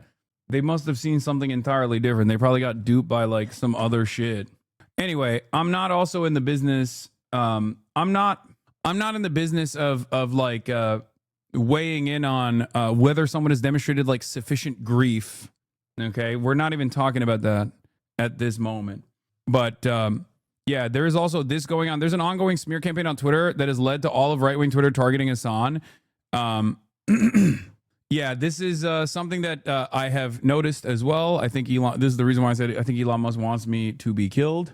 We're obviously going to be talking about that as well. Yeah, there is some very strange machinations on Twitter. In the past 2 days, a clip compilation of Hasan calling for violence and air quotes is beginning posted by right-wing accounts and has gone ultra-viral, millions upon millions of views. It was seemingly created by Tectone. It wasn't. It was created by a sex pest in the orbiter. I don't think Tectone even knows how to use editing software. Anyway, Dicktone posted it, who hinted at this. See first image, and it blew up and reposted by Right Angle News Network. Since then, Grums, Dan Saltman, Tectone, and the Quartering, Drew Pavlo, and other right-wingers have been spamming it. Some even saying that Hasan said these things after Charlie died. Elon Musk has replied several times. The compilation is a joke. The first one is him 3 years ago talking about Democrats needing to be better at debate rhetoric. He's being hyperbolic and is not meant to be taken literally. I know, but they clipped it in a way where it seems like I'm saying like the Democrats need to start killing people or something. The second is him reciting what some angry conservatives said in a voicemail to a Republican politician that made him resign. Hasan was highlighting the anger people feel with their representatives. There's also a clip of Hasan talking about the ACP and Fuentes, calling again, not for a call for violence, but they're banking on people not knowing what the ACP is and doing what they always do, taking his jokes sincerely. Regardless, this tricked most of the right-wing Twitter, who are all calling for him to either be banned, arrested, deported, or killed. These right-winger influencers either don't understand or do that when Twitch doesn't ban Hasan for these out-of-context clips, it might convince very angry people that violence is the only solution. They're putting a massive target on Hasan's back. There's one tweet, the very last one from Tectone, where he completely fabricates quotes from Hasan. He's as good as putting a hit on him with the one about KIRK. Yeah. So as you can tell, it's like me with long hair talking about the fucking Democrats and their inability to address Herschel Walker with like aggressive tone. Yeah, there's a longer clip, obviously, that Elon Musk replied to. And Elon Musk has been highlighting these like nonstop for the record. Twitch is complicit in the murder of Charlie Kirk. Here's their CEO's favorite content creator. He admits he uses coded language for assassinations, all this stuff. Hasan's compilation of call to violence is damning and horrific. He definitely created an atmosphere where political violence was lauded and Twitch encouraged it. Slice him up. You need to gut him. New Jersey-based Muslim American Hasan Piker told his 9+ million followers to murder conservatives everywhere. It's just like, it's just insane. But the last version of this was also Elon Musk basically adding Jeff Bezos and demanding that Jeff Bezos ban me from the fucking platform or some shit. But hold on, where is it? Breaking. Numerous clips of Hasan Piker calling on his viewers to kill right-wingers are going viral. None of this is true. Okay? Incitement to murder, he says. And also, if that was true, I would go to jail, which is, of course, who knows? I mean, maybe the Trump administration will get their hands on this and go, well, this clip out of context is enough for us to take action. Who knows? But yeah, he's got to be banned at Twitch. Come on. Elon Musk says yes. And the Hasan Piker calls for violence on Nick Fuentes. And that was me literally saying Nick Fuentes should debate the ACP guys. Like, that's it. That's all I said in that clip that they're talking about. I was like, I don't want to deal with Nick Fuentes. Let the ACP guys deal with them. Let them fight it out. Like, in terms of debating, which is really funny because these guys are also simultaneously saying that, Charlie Kirk was a beacon of free speech. Well, guess what? I was supposed to debate Charlie Kirk. So clearly that's, not something that I'm Not something that I'm against at all. Anyway, Hasan Parker called for Jackson Hinkle's group, American Communist Party, to go out and kill right-wingers one day before Charlie Kirk was killed. Again, Drew Pavlov. Interesting. I thought that guy was a liberal. Hasan, we need to kill all landlords with the roads soaking their capital's blood. If you want to fix America, you should kill Rick Scott. Charlie Kirk, guys, you know someone's got to do it. Charlie Kirk gets assassinated. Hasan, wow, this is horrible. And can't believe this happened, guys. I don't condone this. Pretends to cry to seem human. Go fuck yourself, you terrorist-loving piece of shit, he says. None of this is real. Anyway, he's a desperate fucking charlatan. It is what it is. You know, these things, no matter what happens, all I can do in this situation is like, you know, show you what the actual clips are, what the actual context is. And if you see it in the wild, you can like correct people if you want. Could you sue for slander? No, dude, it doesn't work that way. Please stop. Yeah. Elon Musk has now on 4 different occasions demanded or reposted like Dan Stalkman, and is now is adding Jeff Bezos to try to get me banned. Not good. What that chatter was referring to earlier, I think it's purely sociopathic personally. I think it demonstrates almost no empathy except just like immediate shock. To me, this speaks volumes to how many people worship this guy and he can't really like react properly to someone dying. Wait, what? What is this? It's 100% false to say the left wanted him dead. However, there's an enormous faction for whom the distinction is meaningless who is celebrating this openly. Wait, what? People pointed out correctly Hasan had a sociopathic reaction. And then he posts this. And this was a sociopathic reaction. That's what this guy thinks is a sociopathic reaction. I think this is purely sociopathic personally. I think it demonstrates almost no empathy except just immediate shock. To me, this speaks volumes of how people worship this guy. Are you kidding me? He reacts with shock and horror and is very clearly upset by it. I had the exact same reaction when I saw the video. I hated Charlie Kirk and it crushed me. Like, this guy looked at this video of me losing my fucking mind and was like, what a sociopath this guy is. Clearly he enjoyed it. Insane. That guy's a nobody. I mean, he's an example of like the way people have like lost their minds on this issue. But in any case, I do find the strange irony here, because like that dude, this is not like some low motion shit. Like Elon Musk highlighting this has got 91,000 fucking likes, bro. It's got millions, 6.2 million views, you know? But yeah, it's the classic my ideological enemies are incapable of engaging in metaphor. That's just never the case. They are unable to engage in metaphor. They will never be able to engage in metaphor. He must mean everything literally, right? That's what they do all the fucking time. And that's precisely what's going on here as well. Like I'm very clearly talking about in most of those clips that they clipped that are like, 10 seconds long usually, I'm either talking about a metaphor in which like what Democrats need to get more aggressive in debates, or talking about how Nick Fuentes, I'm not going to debate him, but let ACP deal with him, like let ACP, the American Communist Party, debate him, or talking about how like there is so much discontent that people are unafraid to say their government name when they're like directly issuing a death threat to sitting congresspersons, right? And they just turn around and say, this is, this is very obviously like a direct call to violence. And it's funny because it's like from half of the clips are from like fucking 4 years ago, 5 years ago. One of them is like from 7 years ago. Yeah. The richest man in the world, the owner of one of the most influential social media platforms on earth, the possessor of all sorts of U.S. NASA clearances, just sits on here tweeting incendiary nonsense and amplifying far-right conspiracy accounts. Yeah. Like, that's crazy. Multiple trans people in the area posted on September 9th that something big will be happening to Charlie Kirk tomorrow. Terrorist cell. Like, it doesn't matter. It doesn't matter. Talk about the kill Rick Scott stuff. I have a video on my YouTube page if you want to go find it.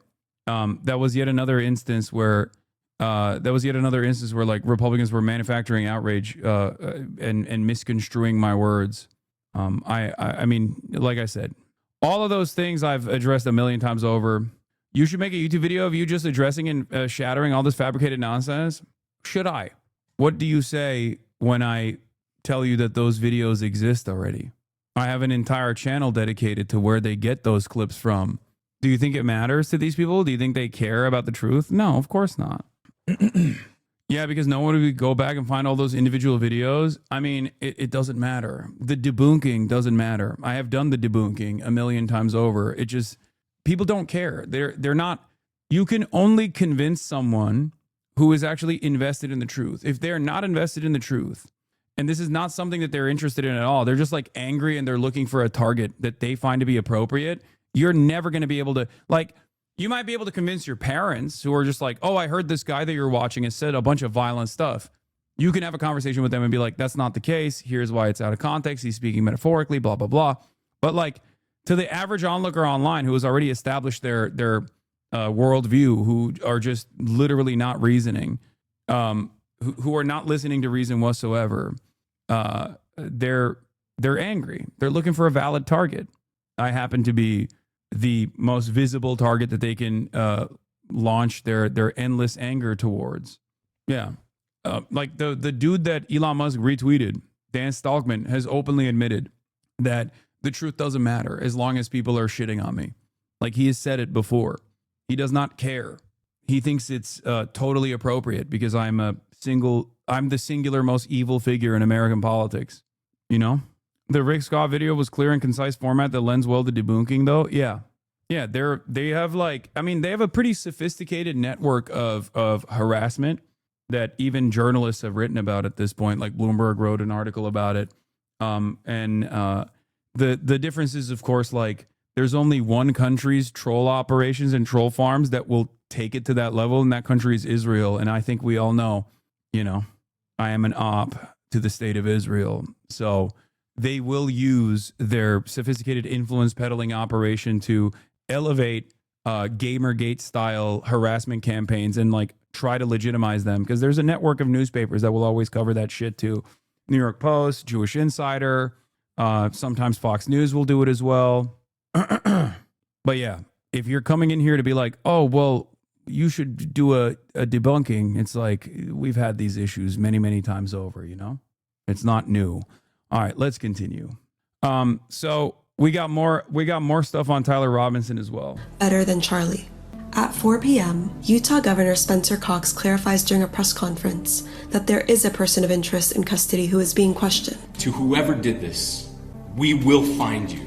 At 4:21 p.m., FBI Director Kash Patel writes in a post on X that the subject, quote, for the horrific shooting today that took the life of Charlie. You can be so obnoxiously hypocritical. You say people don't care about the truth, so they won't listen. But then say you stream on here to change those people's minds just so you don't want to make those videos anymore. No, dumbass. I already have made those videos. My point is, there are always going to be some who just don't want to see it or don't want to hear it. What the fuck's wrong with you? How is that obnoxiously hypocritical? I just said I already have done those videos and it doesn't work. As evidenced by the Kill Rick Scott thing, right? That video has 1 million+ views, chatter. The fuck are you talking about? Everybody's seen it. But that hasn't stopped Republicans from continuing to do that, right? We've been banned. Got 1.2 million views. Did that stop Republicans from fucking bringing that up to say he's fomenting hatred and he wants to kill Rick Scott? It was very clearly that was not the case. It's also it's incredibly annoying to constantly battle with bad faith actors. Yeah, I know. I would never be able to do news coverage if I constantly was at the mercy of like the most cynical framing on every single issue. Yeah. I have a lot. Look, I am perhaps the most visible leftist online. Okay. And with that comes a shit ton of political enemies, ideological enemies. So because of that reason, if I were to take it on every single time where someone was like deliberately misconstruing what I was saying, or just adding on to that pile and like making up new shit, for example, I wouldn't be able to do any coverage whatsoever. As a matter of fact, I want to go back to the timeline of how the Charlie Kirk shooting unfolded. And here I am trying to explain to people this other thing now. Charlie Kirk is in custody. Authorities later say the person of interest was not the shooting suspect and was released after questioning. At 7 a.m. on Thursday. Hasan, I've never seen you correct or take accountability for what you say. It's always out of context or misconstrued. I understand that does happen, but it's not always the case. Okay, here. The Rick Scott situation is a perfect example. This is why I don't deal with bad faith actors, by the way. Okay. I said, if Republicans, in a conversation that was taking place where Republicans were slated to cut $800 billion from Medicaid, which they are, by the way, they successfully pushed that legislation. The Speaker of the House said, Republicans care about Medicaid fraud. Republicans care about Medicare fraud. We want to tackle Medicare fraud. I responded to that by saying, if the Speaker of the House and the Republican Party broadly cared about Medicaid fraud, they would do the death penalty to Rick Scott. Okay. But instead of saying they would offer capital punishment to Rick Scott, I said they would kill Rick Scott. Republicans took that and went with Hasan wants Rick Scott to be assassinated. He's calling for the assassination of Rick Scott. They didn't even actually change the context whatsoever. They just straight up showed the actual thing that I was saying. But because of the language that I used in that instance, they were able to get a 1-day suspension off of it. I explained my position. I apologized for the words that I used in that moment. Okay. Taking the accountability that you are saying I do not take. And also went beyond and talked about why I was saying this about Rick Scott, making it a story about Rick Scott's historic Medicare fraud. Because the reason why I brought up Rick Scott and not any other fucking congressperson was because Rick Scott, when he was working for a private healthcare provider in the state of Florida, actually did Olympic levels of Medicare fraud. Okay? So not only did I take accountability for the language I used in that moment, but I also described it. And yet you're still on this issue claiming I don't take accountability whatsoever and it's always out of context. What am I supposed to do? Fair enough, I didn't see that. No, dumbass, that's the problem because you don't see anything. You don't care about anything. You just operate off of the whims of what other people are saying. The very same people that elevate something that is not actually a significant piece of discourse to make it a sincerely a sincere moment of accountability. Dumbasses like you get duped by that. You go, oh, he doesn't take accountability for anything because you don't know. You never chose to seek out the context. You never chose to actually find out what I was saying. You don't know anything at all. You just, in the background, in the periphery, heard some shit and you're just repeating it in here. And even after I describe it, you go, well, I just didn't know about that. So what am I supposed to do? There it is.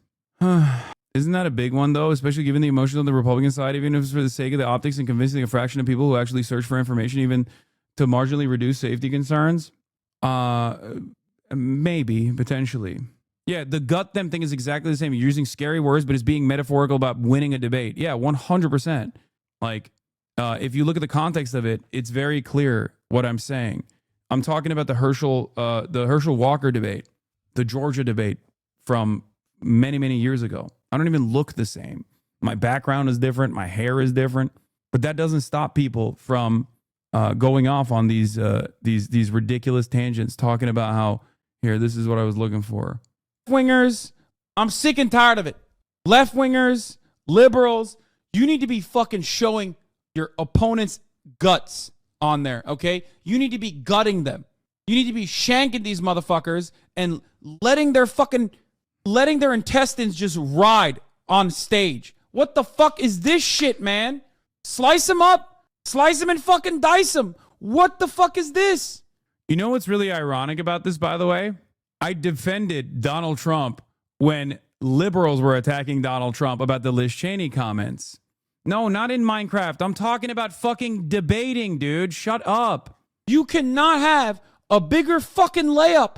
You could not have had a bigger fucking layup than a horrible candidate like Herschel Walker. Sure, he was prepared very well. And Herschel Walker actually had a good an advantage. He had the same advantage that Joe Biden had. What is that advantage? It's low expectations. When you are expecting Herschel Walker to go up there and drool, and he actually doesn't drool all of a sudden, everyone's like, wait a minute, it's pretty good. This guy's actually outperforming our expectations. I'm talking about debating. I'm talking about Democrats needing to be more vicious in the realm of debate. Okay? That's what I'm talking about. It's metaphor. It is a utilization of metaphor. Republicans only took the first half of that and they said, oh, Hasan wants to like kill people. Hasan wants Democrats to start stabbing people and killing them. It's no, you are clearly talking about physically slicing humans. Yeah, my expectation is that Nancy Pelosi start fucking killing people. That's what they think. Exactly what happened with Joe Biden. But beyond that, he was not capable of crafting sentences. I cannot believe that the moderators routinely allowed him to get away with not answering the questions. I'll give you a great example of this, okay? I'm going to give you one, like, universal example of this. When people when people are cynical actors, when they're, like, operatives, okay? It's like if I were to say, I'm going to fuck your mom, and then someone on the opposing side goes, wow, I can't believe Hasan has issued a rape threat against my mother, right? That's not what that is, okay? That's not what that is at all. And everybody understands that. But if enough people actually cynically farm outrage, then you can turn something that is clearly not intended in that, not intended to be received that way, to turn into that. And I'll give you a political example of this with Donald Trump. There have been 2 instances where liberals took what Donald Trump was saying and made it seem as though he was actually, he was not speaking figuratively, but literally. Okay. One was with the Liz Cheney thing, right? And even my audience yelled at me for it because I defended Donald Trump's usage of the terminology, where I said he is saying that Liz Cheney is a chicken hawk, that she would not actually go out and fight these wars, but instead would send others to fight these wars at her behest. Okay, remember when Donald Trump said, Liz Cheney, if she really wanted to go fight, she would go, let's see how she would talk if she was in front of a firing squad or something, right? And everyone was like, Donald Trump wants to send Liz Cheney to the firing squad. And I said at the time, no, Donald Trump is actually talking about Liz Cheney being a war hawk, a chicken hawk, a classic concept, a politician that doesn't actually put their lives on the line, but can so easily discard others to go and die for her imperial ambition. That's what I said, okay? I defended Donald Trump in that regard because it wasn't even defending Donald Trump. It was defending the truth. It was defending the usage of a metaphor. Another instance where this happened was when Donald Trump said it's going to be a bloodbath or whatever, and everybody fucking jumped on that, right? That's it. So it's ironic that I have also personally done this when someone who I am ideologically opposed to has engaged in spicy language or the utilization of a metaphor. But of course, Republicans love doing the exact same thing that they yell when the liberals do it. Everybody does this, okay? Everybody fucking does this. Everybody claims they hate cancel culture, but they love utilizing cancel culture when it suits their purposes. Everybody loves talking about how they love free speech, but they always love to stop free speech from happening. That's it. And of course, there is, once again, a step beyond that as well, a step beyond metaphor as well. How do you feel about Elon's remarks against you? I don't like them. I don't appreciate it at all. But unfortunately, the owner of this website that I'm on, Twitter, has deep resentment for myself. So I don't know what to do. There's nothing I can do really other than just, continue existing in this world. The more resentful he becomes, the more insane he becomes. The more insane he becomes, the more he tries to agitate. You all realize how big of a deal this is, right? Elon Musk is directly calling out Amazon, Twitch, and Hasan. Something is probably going to happen finally. Just wondering if Amazon thinks it's okay to pay and promote someone he's paid by Twitch and Amazon who makes repeated calls for murder. It wouldn't be okay, which is why I haven't done that. You can start a new employee-owned streaming platform? Yeah, totally, dude. That's what I can do. Let me go do that. He's trying to boost the algo to farm engagements with one-word sentences, FYI. No, I know. You might like are insane Bill Gates, Andrew Tate, and SpaceX. I mean, come on. The website is fucking busted. Yeah. Meanwhile, he's fomenting race riots in the UK. Anyway, it is odd. This is from 13 minutes ago. I mean, he's still doing it, but he's so bitch made. Like, dude, talk to me directly if you want to have a fucking issue. Why did you block him? Because it's unbearable when he's unblocked. His posts show so much. His posts still show up even when he's blocked, but at least they show up with less frequency. I've already addressed this when he tried to say I was a coward for blocking him. Last time he tried to call me a pussy and got fucking owned on his own goddamn website, as a matter of fact. The last 30 minutes of this broadcast are a perfect example of why you can't respond to these insane attacks all the time, because you wanted to talk about the news and now we have to use this time to relitigate all this nonsense against you again. I know. Do you find yourself as divisive? Yes, of course I find myself as divisive. Are you kidding me?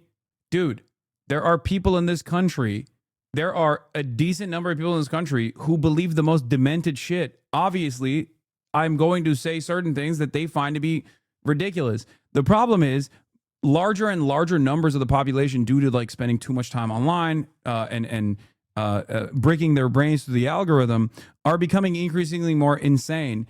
And it is no measure of mental sanity to be well adjusted to a mentally insane society, right?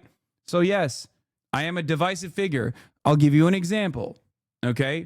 Someone who was an anti-fascist would be considered a divisive figure in 1930s Nazi Germany. And they were both politically prosecuted and also literally shot and killed or sent to fucking concentration camps.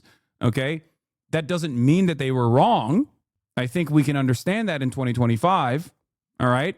But they were considered divisive for the time that they existed and the things that they did. Let's keep Thursday, going. September 11th, FBI Special Agent in Charge Robert Bowles announces during a press conference that authorities have recovered what is believed to be the weapon used in the shooting, a high-powered bolt-action rifle. At 9:56 a.m., authorities released images of the suspected shooter. Hire me to make a Haas wiki with a common slander section, which I explain why these accusations are false with each other having its own number in the future. You can just say see points 5 section 3, save you 30 minutes. I think that's actually not a bad idea. We should do that. Asking for the public's help in identifying them. The FBI writes in a post on X that it is offering a reward of up to $100,000 for information leading to the... You mean that people take things literally, but you always do day in, day out to argue your points? Do you acknowledge this? It's ironic because I just gave you a clear-cut example of me not doing that and actually criticizing liberals who were doing that to Donald Trump. So I don't know what the fuck you're talking about. Am I capable of misunderstanding someone's intentions? Absolutely. I probably have done that in the past, but I try to do my very best to at least be as clear as I can. Okay? I try to do my very best to be as truthful in my coverage, in my analysis. That is the number one thing that I care about, which is precisely the reason why I didn't instantly lean on Tyler Robinson being a groyper, for example. If that was my goal, I could have done that. I could have just been like, yeah, he's a groyper. He's a Nick Fuentes fan. He's a Nick Fuentes fan. I didn't do that. I said some of the meme profile of this person does not immediately strike me as a far-right figure. Are there far-right figures who would also take a shot at Charlie Kirk? Absolutely. Okay? But it's still too soon to tell. You explaining yourself over and over doesn't look good to anyone, no matter how right you are. That's exactly right. Poo Poo Pee Pee Man is back once again to deliver. Poo Poo Pee Pee Man is once again here to deliver an incredible truth. Hasan, you are a piece of shit. That guy is lying. That guy is wrong. But Poo Poo Pee Pee Man brought another fucking truth nuke. Identification and the arrest of the individual responsible for the murder of Charlie Kirk. At 6 a.m. Mountain Time on Friday, September 12th, President Donald Trump announced on Fox and Friends in New York that a person is in custody.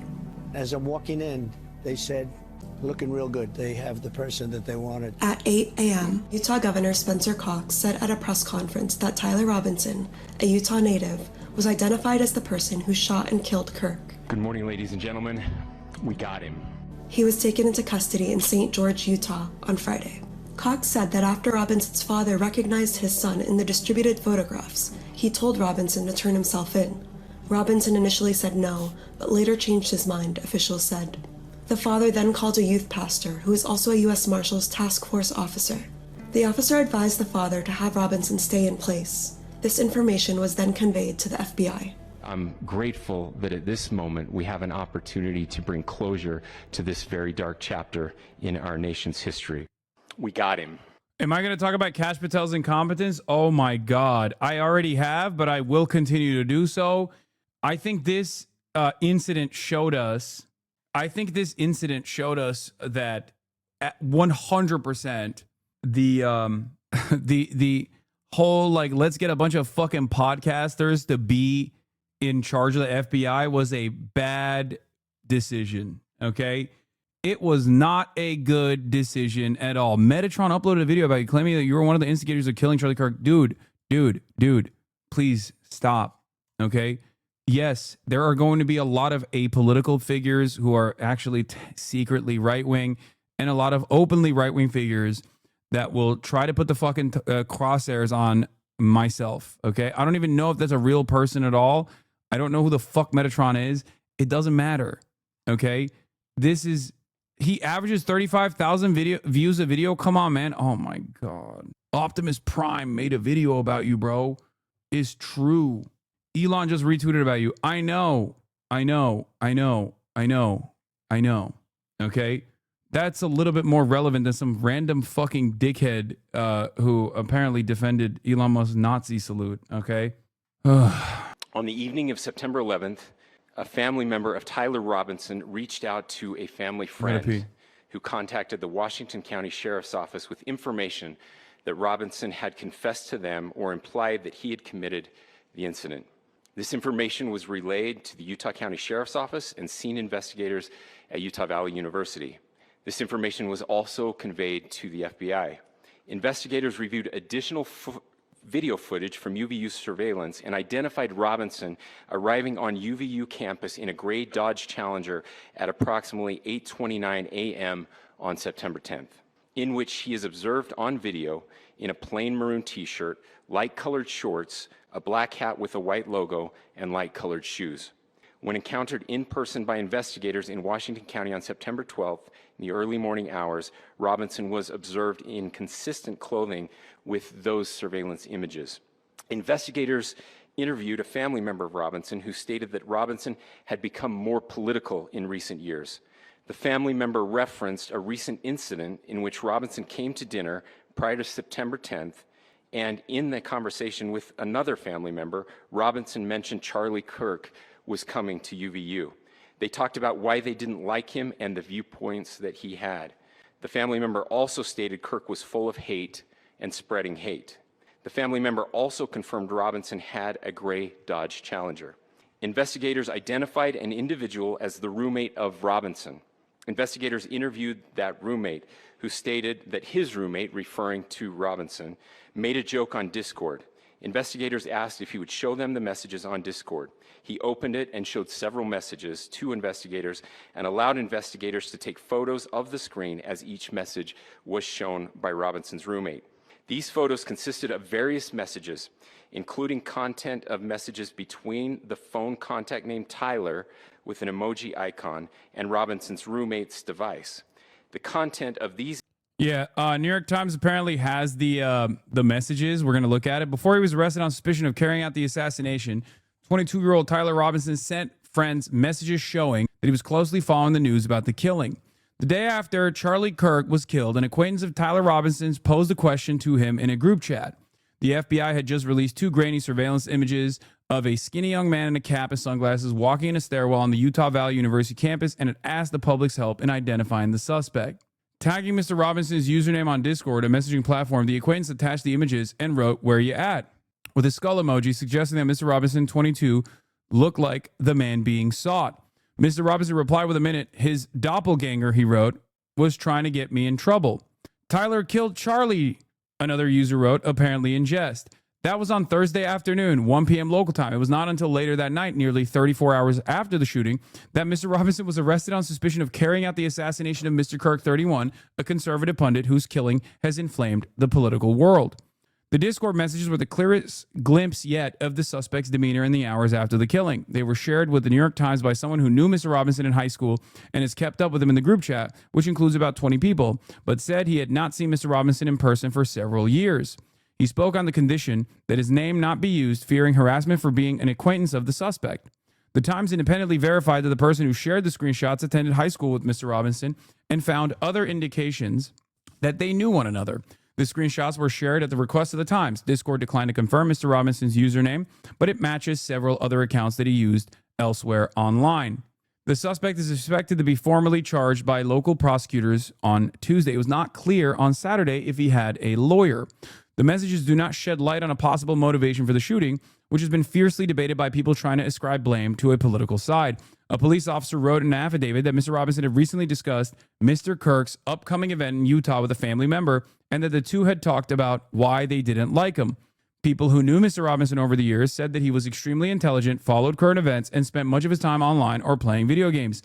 He was registered to vote, but was not affiliated with a political party and appeared to have never voted in an election. His parents are both registered Republicans.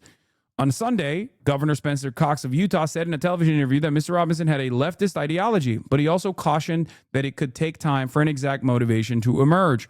After Mr. Robinson joked that the gunman was his lookalike, another user suggested that the group could turn Mr. Robinson in and get a $100,000 reward that the FBI was offering. Only if I get a cut, Mr. Robinson responded. How fucking insane is that? He's just like yucking it up. I mean, obviously, you just don't think that the person in your group chat is capable of doing such a thing. So in your mind, no, it's not internet brain poisoning, chatters. No, it's people just fucking around being like, isn't it funny that this guy looks exactly like you? And him just like leaning into it and being like, haha, yeah, it's totally funny. It's my doppelganger. We should split the money. Yeah. Someone posted, whatever you do, don't go to McDonald's anytime soon. A reference to the arrest of Luigi Mangione, who was found at a McDonald's restaurant and charged with the killing of a health insurance chief executive in Manhattan. Mr. Robinson agreed and offered a supposed joke of his own, writing, better also to get rid of this manifesto and exact copy rifle I have laying around. So does that mean he actually has a manifesto? When another user suggested that the killing of Mr. Kirk would lead President Trump to send the National Guard to Utah, the suspect replied, in a red state? Nah, clearly the shooter was from California. Oh my God. Oh my God, brother, he was fucking memeing nonstop. Around that time, several news outlets reported that ammunition near a rifle at the scene included engravings referencing transgender ideology. The truth ultimately was that the engravings included the phrase, hey fascist, catch, as well as lyrics from an anti-fascist Italian song and a reference to a sexual meme about a bulge, the Ciao Bella reference, and also, what was it? Notices your bulge, ooh woo. But at the time, before the exact phrasing of the engravings was publicly known, oh, and then if you see this, you're gay, Lamau. So, but at the time, before the exact phrasing of the engravings was publicly known, the suspect sent messages that suggested he was closely following the news. I heard the ammo had something about trans stuff on it, but they aren't releasing photos or exact quotes, he wrote. He added, and also the claim wasn't backed by the official FBI, just some dude in the briefing room. Bella Ciao, not Ciao Bella. Okay, calm down. Yes. I can't believe he would get ooh woo and oh whoa confused. I don't know. I thought it was ooh woo.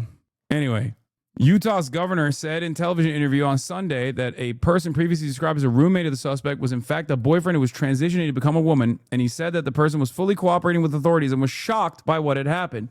So the irony here is that this person, Republicans are trying to say like, this is, if what they're saying is true, okay?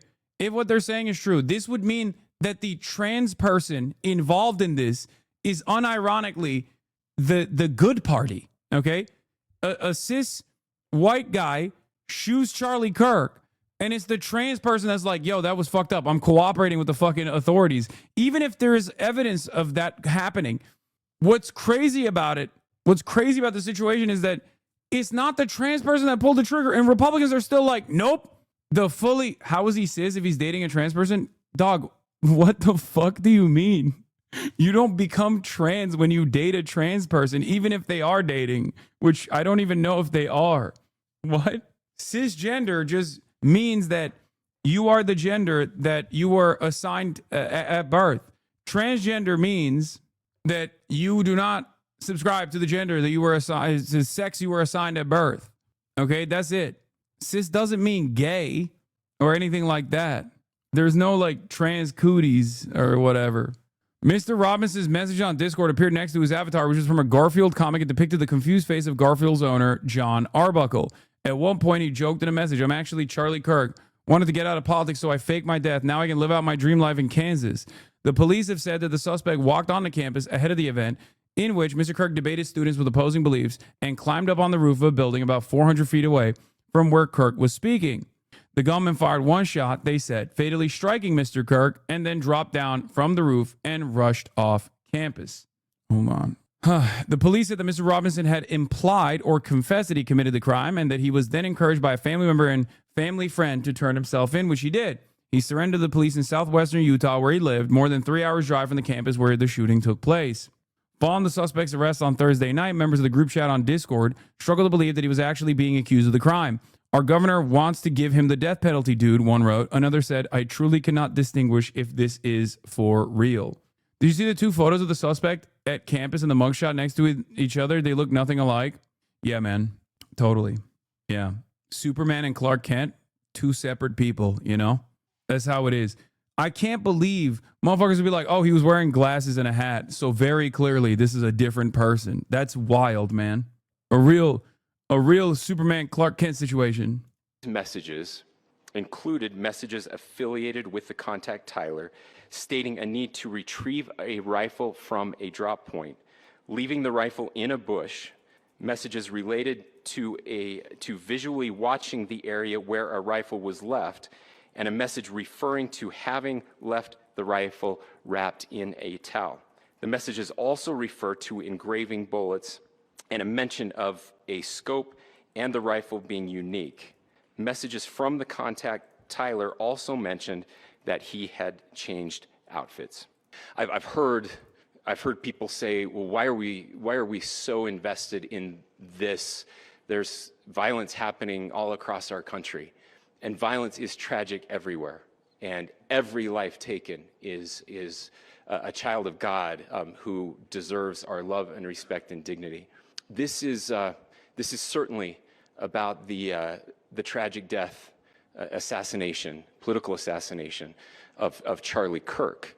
But it is also much bigger than an attack on an individual. It is an attack on all of us. It is an attack on the American experiment. It is an attack on our ideals. This cuts to the very foundation of who we are, of who we have been, and who we could be in better times. Political violence is different than any other type of violence for lots of different reasons. One, because in the very act that Charlie championed of expression, that freedom of expression that is enshrined in our founding. This is like, I will say this, the thing that annoys me about the back and forth on this stuff is that, like, the whole style of, like, spirited debate in the marketplace of ideas, I think liberals genuinely believe that it's not a form of content and a form of propaganda, but instead, like, liberals are so predisposed into believing that this kind of serialized, like, SJW owned compilations are actually people sincerely trying to engage in an honest back and forth. It's so dumb. Like, it's just not true. That's not what the purpose is. That's never been the purpose. This isn't like, and I'm not saying like that's not the purpose, so it should be banned, or that's not the purpose, or violence is the answer, or anything. Obviously, I'm not saying that, and I find myself, of course, having to clarify this position over and over again because people will regularly try to misconstrue my words here. But it's just not fucking true at all. The notion that, like, dunk culture is somehow actually working at the behest of, like, more speech or whatever. It's just a way to sequence out Republican talking points. Documents in having his life taken in that very act makes it more difficult for people to feel like they can share their ideas, that they can speak freely. We will never be able to solve all the other problems, including the violence problems that people are worried about, if we can't have a clash of ideas safely and securely. Even especially those ideas with which you disagree. That's why this matters so much. Now, again, to my young friends out there, you are inheriting a country where politics feels like rage. It feels like rage is the only option. But through those words, we have a reminder that we can choose a different path. Your generation has an opportunity to build a culture that is very different than what we are suffering through right now. Not by pretending differences don't matter, but by embracing our differences and having those hard conversations. I think we need more moral clarity right now. I hear all the time that words are violence. Words are not violence. Violence is violence. And there is one person responsible for what happened here. And that person is now in custody and will be charged soon and will be held accountable. Wait, good morning. The Utah County Attorney said he plans to file charges on Tuesday, but he admitted there's still a mountain of evidence they still have to sort through, which could delay the process by several days. This morning, Utah Valley University getting ready to reopen as memorials for political activist Charlie KIRK continue to grow. The university announcing employees will return to campus tomorrow, with classes resuming Wednesday. Investigators urgently working to determine a motive after announcing the arrest of 22-year-old Tyler Robinson, the man police say assassinated KIRK with a single shot while KIRK was speaking at an event here at UVU in front of thousands. It's been a vast, a complicated, and a very, very fast-paced investigation. On Friday, officials announcing the details of the 33-hour manhunt that led investigators to St. George, Utah, nearly 4 hours from the scene of the shooting. A family member of Tyler Robinson reached out to a family friend who contacted the Washington County Sheriff's Office. Sources telling ABC News the suspect turned himself in after his father recognized him in these photos, urging his son to come forward. Those sources say the suspect initially said no, but later changed his mind. The suspect held on suspicion of aggravated murder, obstruction of justice, and felony discharge of a firearm. Utah Governor Spencer Cox calling for unity as the nation recovers from yet another act of political violence. Every single one of us gets to choose right now if this is a turning point for us. And we know federal charges are potentially going to be reviewed and filed in the coming days. Now, as for KIRK's funeral, we know it will take place next Sunday in Glendale, Arizona at State Farm Stadium. And by the way, Whit, that seats up to 73,000 people. Whit. All right, and no doubt there will be thousands of people there to watch that. Jacqueline Lee for us, we appreciate it. It's the accused assassin posing with a .50 caliber machine gun. It's these photos that they saw that made them go, oh no. Oh no, this dude is one of our guys. But that hasn't stopped them from claiming that this is like, you know, trans Antifa violence anyway. Chilling photo was taken at a military recruiting event. Tyler Robinson also posed with an anti-tank missile launcher. Here's what we've learned about the 22-year-old suspect accused of the political assassination that is shocking America. Tyler Robinson. He graduated from Pineview High School in Washington, Utah in 2021. Graduation photos with his proud mom, Amber, show him with a lei made from dollar bills as a graduation gift. Whip smart, his ACT score is 34, the top 1%, and he had a 4.0 grade. This is what's like, this is actually unique. Shooter being like a white kid from a conservative family, not unique at all. Okay? Shooter being a white kid from a conservative family with excellent marks on his academic, like being a go-getter, like being someone of this kind of background, this kind of academic background is actually unique for any shooter. It's definitely interesting. And the last time I saw this was like with Luigi Mangione. How is that surprising? In most circumstances, guys like this, when you look at the profile of a shooter, they oftentimes have like tremendous antisocial behavior because, I mean, you're killing someone. Like that requires a level of alienation, a level of isolation. Like that, it's not a typical profile of a fucking mass shooter or school shooter, an assassin at all. This dude was still in his group chats memeing, like right before he got fucking arrested. That's not normal at all. Oftentimes, guys that do stuff like this have like a Thomas Crooks style profile, you know? Thomas Crooks is just some fucking random dude who is, whose brain is fried, doesn't have a lot of friends, got bullied, you know what I mean? Like, is in the depths of social isolation. Yeah. I saw this post from, Wide of the Post. I think a kid switching from college to a trade school is smart, but a kid who got full tuition, 4-year scholarship, and moved into a dorm, flaking out after the first semester only to go into a work-study trade program makes me think that that's a huge part of this equation. There's so much expectation bound up with school and life choices, especially at that age, especially on how to build a social life untethered from high school. That period, 2020 to 2021, was already crazy challenging on that front. Can't imagine that switch was easy to make. He got a fucking full ride. He got like a presidential scholarship to go to this school, and then he swapped out first semester. He went for one semester. It wasn't even in-person classes, and he swapped out to go to a trade school. 8-point semester was average. remote. His mom took video the moment he learned he had earned a scholarship. Congratulations, you have been selected to receive the Resident Presidential Scholarship from Utah State University. But the family's joy was short-lived. He attended Utah State University for just one semester before dropping out. I spoke with criminologist Casey Jordan. He really just does fit the profile of somebody who falls into a rabbit hole, has a feeling of disillusionment and isolation. This kind of person is usually very immature and often at a crux in their life where they feel like nothing is turning out as they planned. The Robinsons seem like an all-American family. Tyler was raised in this $600,000 six-bedroom home with hunting trophies on the walls. Social media posts show family vacations and fishing trips. His mom works with disabled people, and his father, Mark, owns a kitchen countertop business. But Utah's governor says Tyler Robinson's life took a dark turn. Investigators interviewed a family member of Robinson who stated that Robinson had become more political in recent years. He said that at a family dinner before the shooting, Robinson vented about the visit of Charlie Kirk to Utah Valley University. They talked about why they didn't like him and the viewpoints that he had.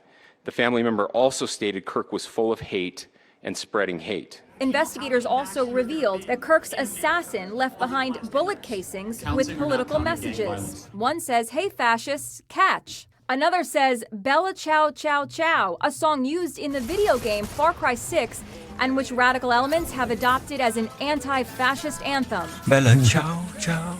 Radical elements. That's crazy. Also, Far Cry 6 is so funny. What the fuck? Saying Bella Ciao is most famous for being used in Far Cry 6 is insane.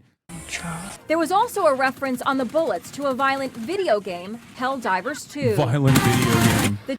Oh my God. Everything is so cooked. It's just, this is already deep fried for like even people of our generation who are oblivious to like all of the online culture and the back and forth. So I feel like it's even crazier. It's already difficult to discern what took place here if you're young and you're like kind of tapped in. But these people are also old and definitely not tapped in. So it makes it even harder for them to comprehend what the fuck they're looking at. And that's why you got this insane commentary. Just so fucking out of touch. Violent video game Helldivers. Aldım bile. Ne o? Peki tamam. Tamam. Chilling engravings on bullet casings are invoking comparisons with Luigi Mangione, who prosecutors say scrawled messages on the bullets used to kill United Healthcare CEO Brian Thompson. Like Luigi, Tyler Robinson is young and intelligent and had so much going for him before allegedly lashing out with a mindless act of violence. Something in his life was on a downward spiral, and he picked Charlie Kirk as the target for this hatred, this vitriol.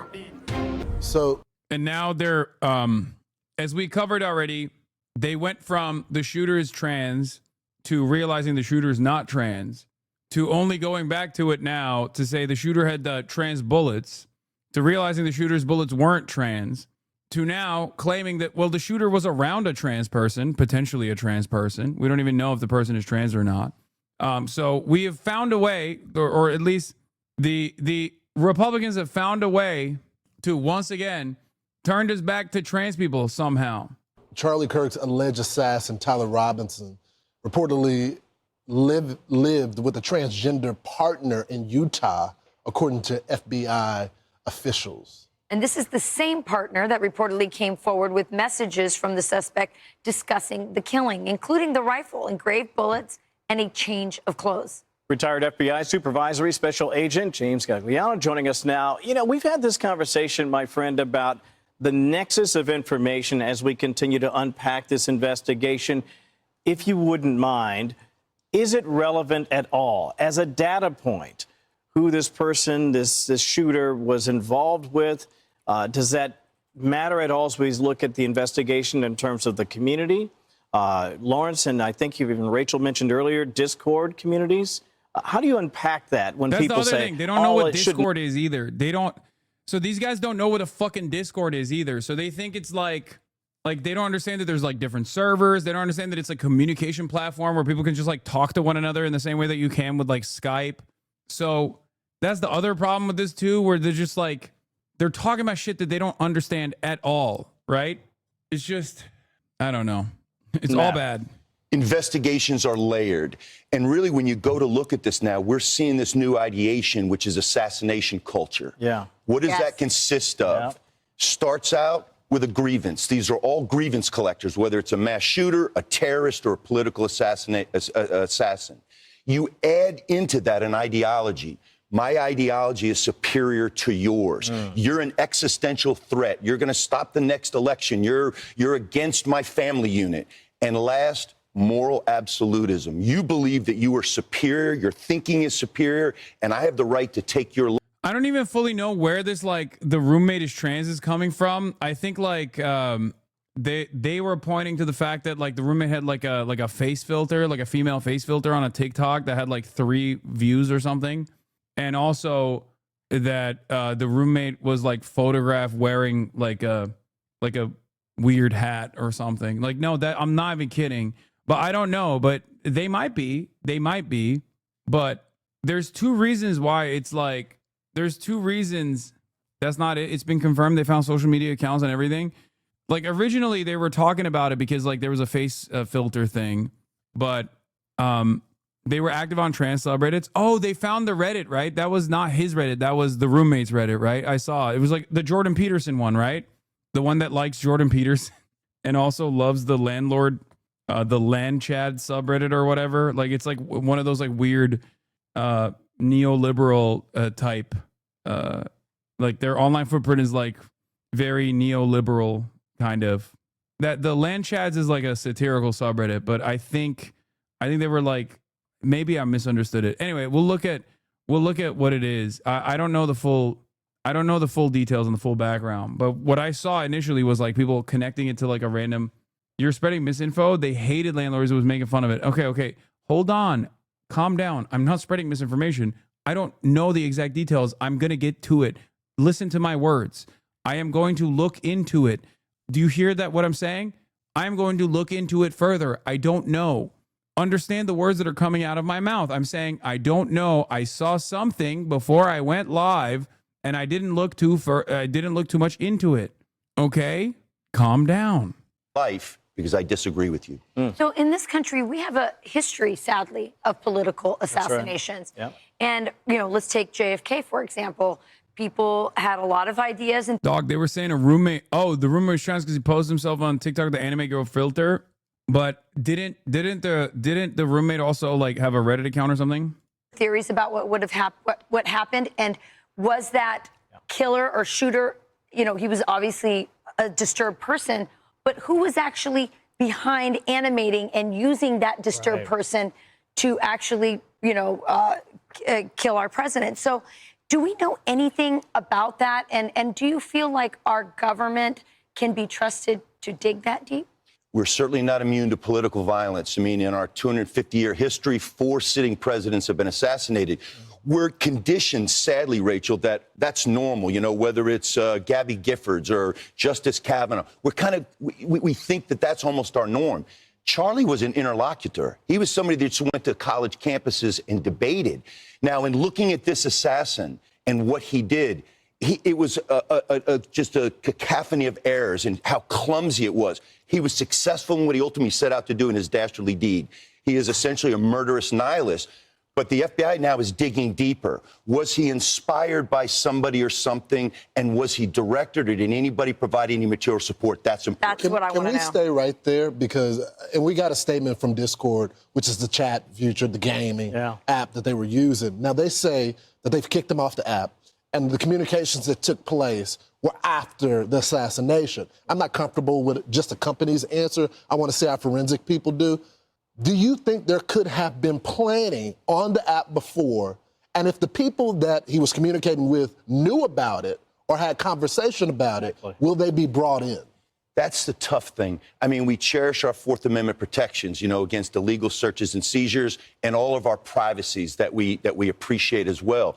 This is tough. Remember 2015 San Bernardino and at the time FBI Director Comey trying to get into an Apple phone from the terrorists who were dead and was unsuccessful? No. We had to end up going and get some kid to break the code because Apple wasn't working with us at the time. Later, they changed their mind. Yeah, it's a tough thing. Again, people online say crazy things. It's separating that from the people that are going to act on it. And Lawrence, to your point, that's the tough part. Well, I think this is going to be a challenge for the FBI. You know, MAGA and President Trump's people are in charge. And I think people are going to, you know, really look at this to see, do we have the FBI? Can we restore the trust that was lost? Yeah. So much of it lost during the last administration. So thank you so much for joining us. Great stuff. Thank you. Man, great. Is Brian not on there because he kicked his ass out for what he said the other day? Yeah, he had to apologize for saying you should euthanize all mentally ill homeless people or some shit. Anyway, I don't know about the level of relationship, the involvement that he had. I don't know about the background of the roommate potentially, and hopefully we will find out more details. But I saw a piece from this Axios article where it literally said that the authorities were questioning whether or not to reveal the gender, like the gender identity of the cooperating witness, or not witness, the cooperating person, specifically because they thought it was like too incendiary to reveal, which leads me to believe that they might be trans. There's also Reddit footprints involved with the cooperator as well. Oh my God, everything is fucking paywall. Jesus Christ. Cooperator with the authorities, cooperator with the law enforcement agencies. Because it seems like they very quickly went to the roommate and were like, what's up? Like, what's going on with this person? Which is understandable. They're trying to develop a motive here. They're trying to figure out why this person did what he did. Okay, here it is. Authorities are investigating whether Tyler Robinson, suspected of killing Charlie Kirk, believed Kirk's views on gender identity were hateful to people like Robinson's transgender roommate. 6 sources familiar with the case tell Axios. Why it matters. Investigators believe Robinson's anger at Kirk's views could be a key to establishing a motive for the slaying of the controversial activist whose death sent shockwaves through American politics. Each of the 6 sources familiar with the investigation told Axios that investigators believe Robinson had a romantic relationship with his roommate. The latest, Utah Governor Spencer Cox confirmed on Sunday to ABC News This Week that Robinson lived with a romantic partner who was undergoing a gender transition. Robinson's roommate is cooperating with authorities, Cox said, but that Robinson is not and has not confessed to Kirk's killing. Axios sources said investigators initially wanted the information about the roommate's gender identity kept quiet because that person is being extremely cooperative with the authorities. The roommate was aghast at the slaying when speaking to investigators and shared electronic messages sent by Robinson, one of the sources said. That's what happened. Oh my God, no, the roommate said, according to the source. Here are all the messages. The phone messages indicated a sender listed as Tyler had mentioned that after the shooting, he had wrapped his rifle in a towel and stashed it in some bushes near Utah Valley University. What is so insane about this, by the way, is that the person who is trans in this situation is cooperating with the authorities, and yet every fucking Republican has basically run with the narrative that like without any evidence whatsoever, has run with the narrative that this is yet another instance of trans violence.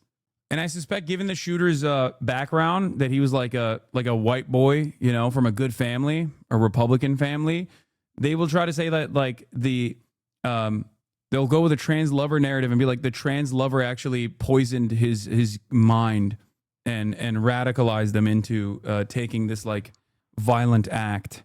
This act of vengeance. The phone message indicated a sender listed as Tyler. Tyler also told the roommate in writing that the rifle would have to be retrieved, Cox said. Between the lines, federal and state law enforcement officials are also examining leftist groups in Utah to see whether they had knowledge of the alleged shooter's plans beforehand or if they lent material support to him afterward. One of those groups eliminated his social media profile after the shooting, Axios has learned. The motive and political ideology of Robinson, 22, are subject. Well, this literally could have been because they were just like claiming that random people were the shooter. Like, that's the other thing. Because like in the aftermath of this, they straight up were saying, oh, this random DSA member is the shooter. That random DSA member is the shooter. Like, it's fucking ridiculous. The motive and political ideology of Robinson 22 are subject of intense online debate. Some conservatives have insisted he's an unhinged leftist. Liberals have pushed back by pointing to Robinson's conservative upbringing in Utah. The reason why I didn't immediately rush to the notion that this was a right-winger in the aftermath of this incident was because I told you there's plenty of people who grow up in conservative backgrounds and don't have conservative opinions. There's people from a similar ideological upbringing, even in this community, right? That they start off, their starting position is very conservative, their family is very conservative, and they like slowly but surely move away from that kind of thinking. So it's not unheard of. Now, of course, Republicans don't think that that is the case, and it's very obvious that because Republicans don't think that that is the case, that they immediately started rushing to conclusions about this person being like one of theirs, you know. In a Daily Mail interview Friday, family matriarch Debbie Robinson said the family supports President MAGA's movement. But again, Debbie Robinson, the grandmother, might not know Tyler Robinson's point of view. Okay? Most of my family members are Republicans, she said. I don't know any single one who's a Democrat. Cox said on NBC's Meet the Press, just like the grandmother might not know of the political allegiances of Tyler Robinson, their friends, like people that friends that say, oh, this person is definitely a leftist, he's extreme, they might not know either. Okay? A lot of people just make up their own minds. They talk shit, if you will. Most of my family members are Republicans, she said. I don't know a single one is a Democrat. Cox said on NBC's Meet the Press Sunday that while Robinson comes from a conservative family, his ideology was very different than his family. He said authorities are trying to piece together how Robinson, a high-achieving student, a very normal young man, was radicalized. Clearly, there was a lot of gaming going on. Yeah. A lot of gaming going on. It's the evils of gaming. It's the video games. Do you game so rarely to prevent radicalization? Yes. Friends have confirmed that there was kind of a deep, dark internet and Reddit culture and these other dark places on the internet where this person was going deep. Family members have told reporters that Tyler Robinson had become more political in recent years and had expressed interest in Kirk's visit to the Utah Valley campus on Orem, Utah. Cox said a Robinson family member had told investigators that the accused shooter recently had a conversation in which someone, who's the someone, said Kirk was spreading hate, was full of hate, but it was unclear from Cox's remarks who actually made that statement. Dude, this is the worst. What the standard for what is news reporting, what is considered like good news reporting gets increasingly worse every day, man. What the fuck is happening? Like every day since the shooting took place, there has been massively consequential pieces of misinformation that has been revealed. Whether it's that they apprehended the shooter and then they realized it wasn't the shooter, and then they apprehended another person and then they realized that other person wasn't the shooter. Be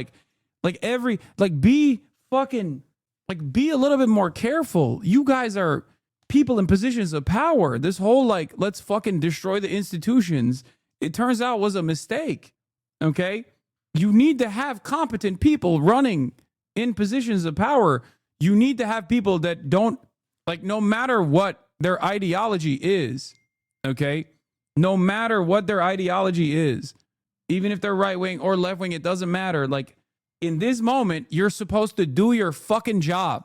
And your job requires you to take this seriously, okay? You can't just go out there and be like, I think this guy was trans and was writing trans stuff on his bullets, and then have that literally fall apart with a little bit of scrutiny, only to turn around and be like, well, maybe it was actually his girlfriend that was trans. And that's ridiculous.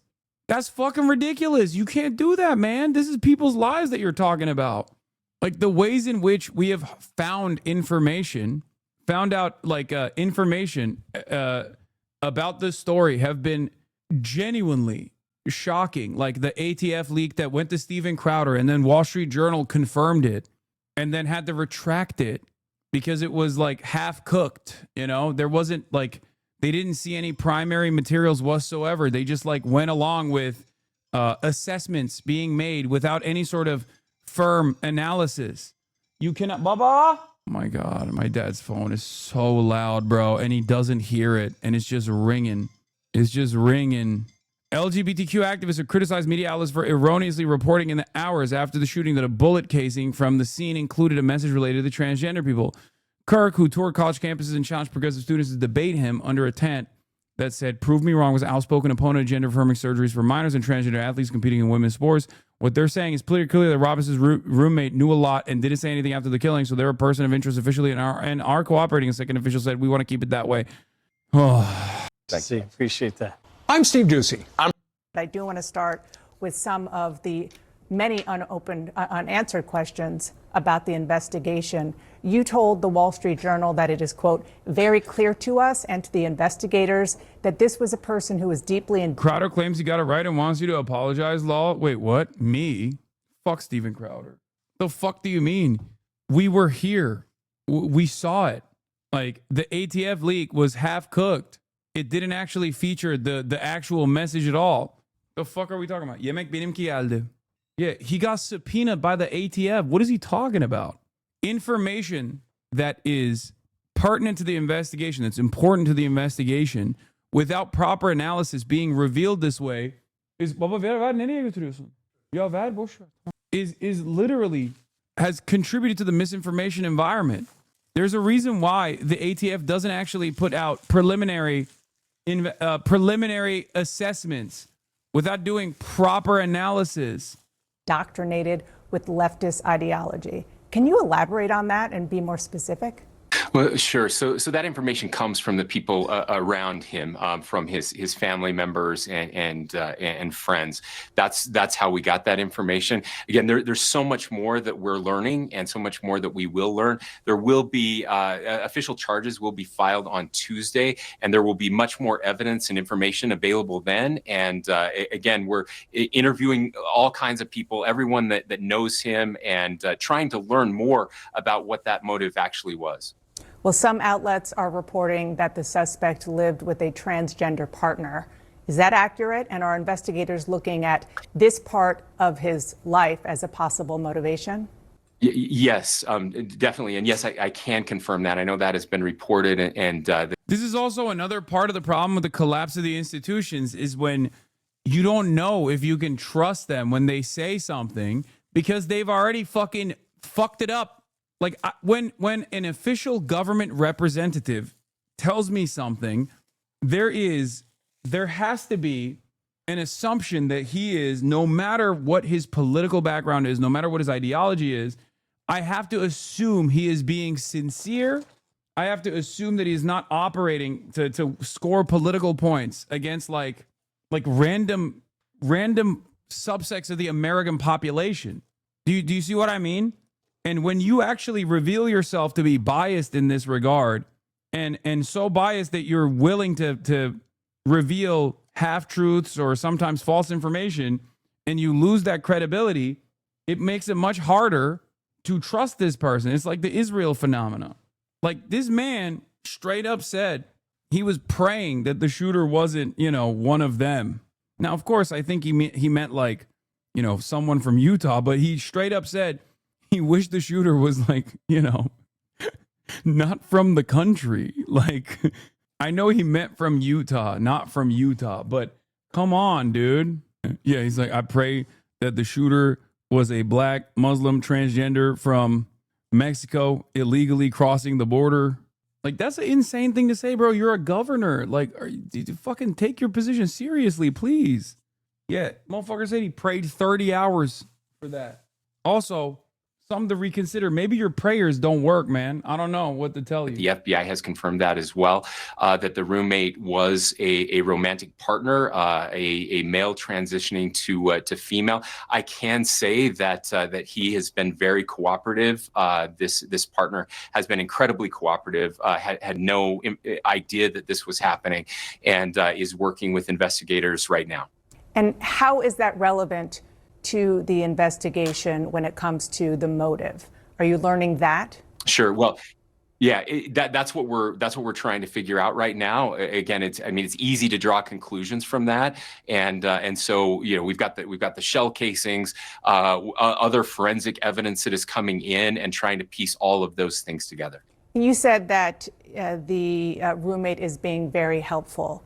Has that individual explained to law enforcement what the mindset of the shooter was and whether or not it is connected to his ideology or his situation as transitioning, as you just described? I'm not sure about not sure about that piece right now, Dan. What?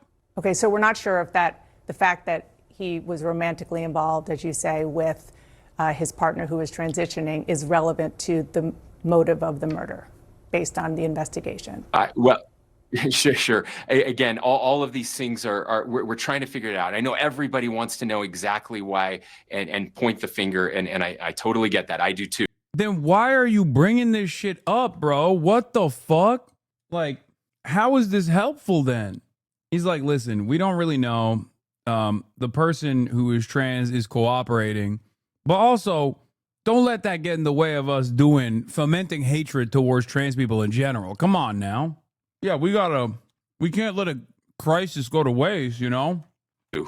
And so I just want to be careful, as I haven't read all of the interview transcripts. And so we'll have to wait and see what comes out. Yeah, I totally agree with you. We should all be careful. I guess just because that's out there are a lot of people drawing conclusions. And so I'm just trying to get as many facts as we can glean from you, since you have been involved in the investigation. And on that, the social and gaming platform Discord released a statement saying its servers were in no way involved in Tyler Robinson's alleged plot to assassinate Charlie Kirk. But it did say there were, quote, communications between the suspect's roommate and a friend after the shooting, where the roommate was recounting the contents of a note the suspect had left elsewhere.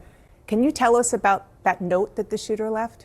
So I can't yet. Again, those are things that are still being processed for accuracy and verification, and will be included in charging documents. Okay, so you.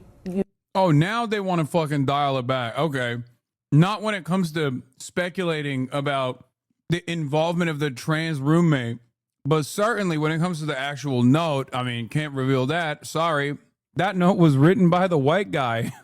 Who pulled the trigger, by the way, which is crazy. But the note was found, or the content of the note is known by law enforcement? Again, I can't share any specifics. They're looking at everything right now. Understood. I just want to go back to my first question about what you told the Wall Street Journal about that this is a person indoctrinated with leftist ideology. And the reason why I think it would be great to be more specific is because your goal of trying to lower the temperature, you said that this is based on investigation and interviews with people who knew him.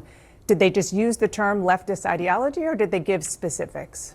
Yeah, there are conversations that were discussed specifically about Charlie Kirk, other conversations about the direction that this was going. And look, my job is just to tell people I really don't have a dog in this fight. If this was MAGA and a No, you do. Bro, you definitely have a dog in this fight. You have admitted that you have a dog in this fight. You have the biggest dog in the fight. What the fuck? We wouldn't have expected you to have a dog in the fight under different circumstances because you're the governor. Right now, it's very hard for us to assume you don't have a dog in the fight. You said you were praying, man. You were praying, man. radicalized MAGA person, I would be saying that as well. If the friends were saying that, I would be sharing that as well. That's not what they're sharing. And so I do think it is important, again, to understand how someone gets radicalized like this. And in this case, it happened. As much as people wish it wasn't or don't want it to be this, these are the facts that are being presented to us. If there are, I can't believe it. Like, there have been so many high-profile mass shootings, school shootings, children being targeted in this goddamn country by far-right neo-Nazis. We know where they get radicalized. We know how they get radicalized. We know what their worldview looks like. We know what major party they actually are close to ideologically. And yet, for some weird reason, this kind of question is never addressed. Can you perhaps tell me why this kind of question is never addressed? When the overwhelming majority of these sorts of high-profile incidents, bro, you are literally the most fake news guy ever. It's actually insane. You're a liar. Why? especially in this moment, if you're calling me a liar, then you're saying that my assessment is incorrect. So you're saying the shooter is a Nazi then, because my assessment is the shooter is not likely to be a Nazi. Are you saying that I'm a liar? The shooter is definitely a groyper? Is that what you're saying? I haven't seen enough evidence that the shooter is a groyper. You're talking too fast for them? No, this person is not actually responding to anything that I'm saying. This person is responding to the idea that he's designed in his mind of who I am and what I must be pushing for. Are additional facts that would point otherwise, but family discussions, parents, this is what they're saying, and these things happen, and so it's okay to have these discussions.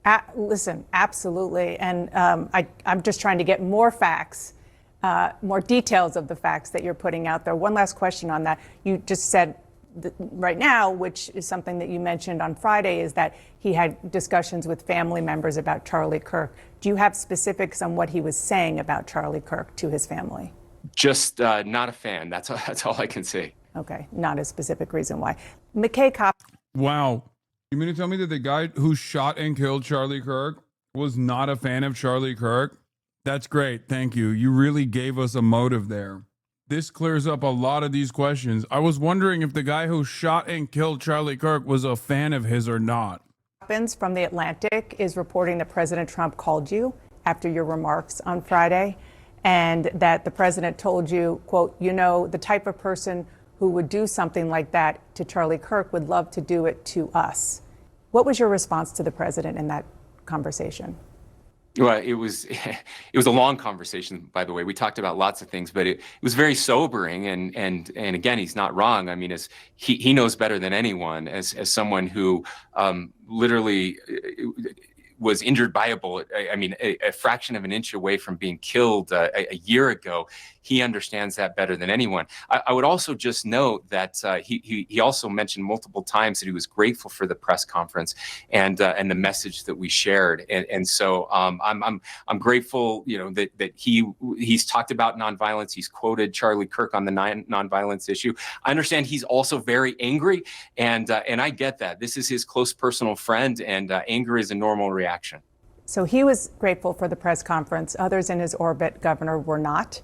Steve Bannon talked about you calling to tone down the rhetoric, saying the following, Spencer Cox is a national embarrassment in a time where we need action. He tells us to sing Kumbaya and hold hands with Antifa. This is not a time for Trialki, pontificating. This is a time to declare Antifa a domestic terrorist organization and have the FBI go kick down some doors. What's your response to Steve Bannon? Well, again, Mr. Bannon is angry, and rightfully so. And I'm not saying we have to just sing Kumbaya and hold hands. What I'm saying is we actually should disagree. I think Charlie represented that better than anyone. Charlie said some very inflammatory things, and in some corners of the web, that's all people have heard. But he also said some other things about forgiveness. He said some amazing things about when things get dark, putting down our phones, reading scripture, going to church, talking to our neighbors. He said that we have to engage, and that's what I appreciate most about Charlie Kirk. Said if we don't keep talking, that's when the violence starts. Look, there are conflict entrepreneurs out there who benefit from radicalizing us, and I'm not one of those. I don't know that that's particularly helpful, but he is right at this. We need to find out how this happened, and we need to stop it from happening. You called social media a cancer on our society. I know you have made talking about social media one of your key issues as governor of Utah. What should or even can government do to cure this cancer, as you call it? Well, there's some things that we're working on for sure. We have to get phones out of the classroom. We're doing that in Utah. Many states are doing that right now. We have to hold the largest companies in the history of the world with combined $1 trillion market caps. We have to hold them responsible for the algorithms that are pushing us. Again, they're hijacking our agency. They're hijacking our free will with these dopamine hits. Same chemical reaction as fentanyl, getting us addicted to to these platforms, and outrage releases a dopamine hit for sure. And they are taking no responsibility for this. In fact, they're suing the state of Utah to stop the most comprehensive social media reforms in the world's history. They're happening right here, and we absolutely have to hold them accountable. Just real quick, you have said that we're in a dark chapter, and you're not sure if it's the end of a dark chapter or beginning of a darker one. Is your view of America right now shaken? Yeah, I mean, if your view of America is not shaken right now, then there's something wrong with you. This is a direct assault on America, a direct assault on every single one of us. Of course, it's an assault on Charlie, and we love Erica and her kids and his family. But this is us, and this is our chance. This is our moment. We've had periods like this in the past. I mentioned the late '60s and early '70s. But if we're waiting for a president or a governor to get us out of this dark chapter, then it will never happen. We can't. I don't understand this. Again, giving our agency up, waking up every day and saying, well, what did the president say today? That's going to determine how I react. Or what does the governor say today? That makes no sense to me. Every one of us has to look in the mirror and decide, are we going to try to make it better, or are we going to make it worse? And I pray that God will help us find him again and find our souls and find each other again. Governor, thank you. Thank you for being here. Appreciate it. Thank you, Dana. Have you watched the wife's speech yet? I have. I was planning on not doing it because I feel like it's just very strange, but here, we'll watch. Full military honors. They brought him home to Arizona. Charlie Kirk's widow, Erica, comforted on the tarmac by Usha Vance, the vice president's wife. She later posted this video of her husband's open coffin. I love you. I love you. Vowing that the global movement he built would never die. God bless you. If you thought that my husband's mission was powerful before, you have no idea. You have no idea what you just have unleashed across this entire country and this world. You have no idea. You have no idea the fire that you have ignited within this wife. The cries of this widow will echo around the world like a battle cry. Police have removed a car from the home of the suspect, 22-year-old Tyler Robinson, a neighbour revealing that she came face to face with him shortly after he's alleged to have carried out the shooting. Looking over, seeing that he was limping, kind of being like, oh, okay. And then long black shirt, kind of thinking that's kind of weird. It's kind of super hot outside. It's kind of odd. I don't know. Like, now that I think about it, it's just very, like, chilling to me.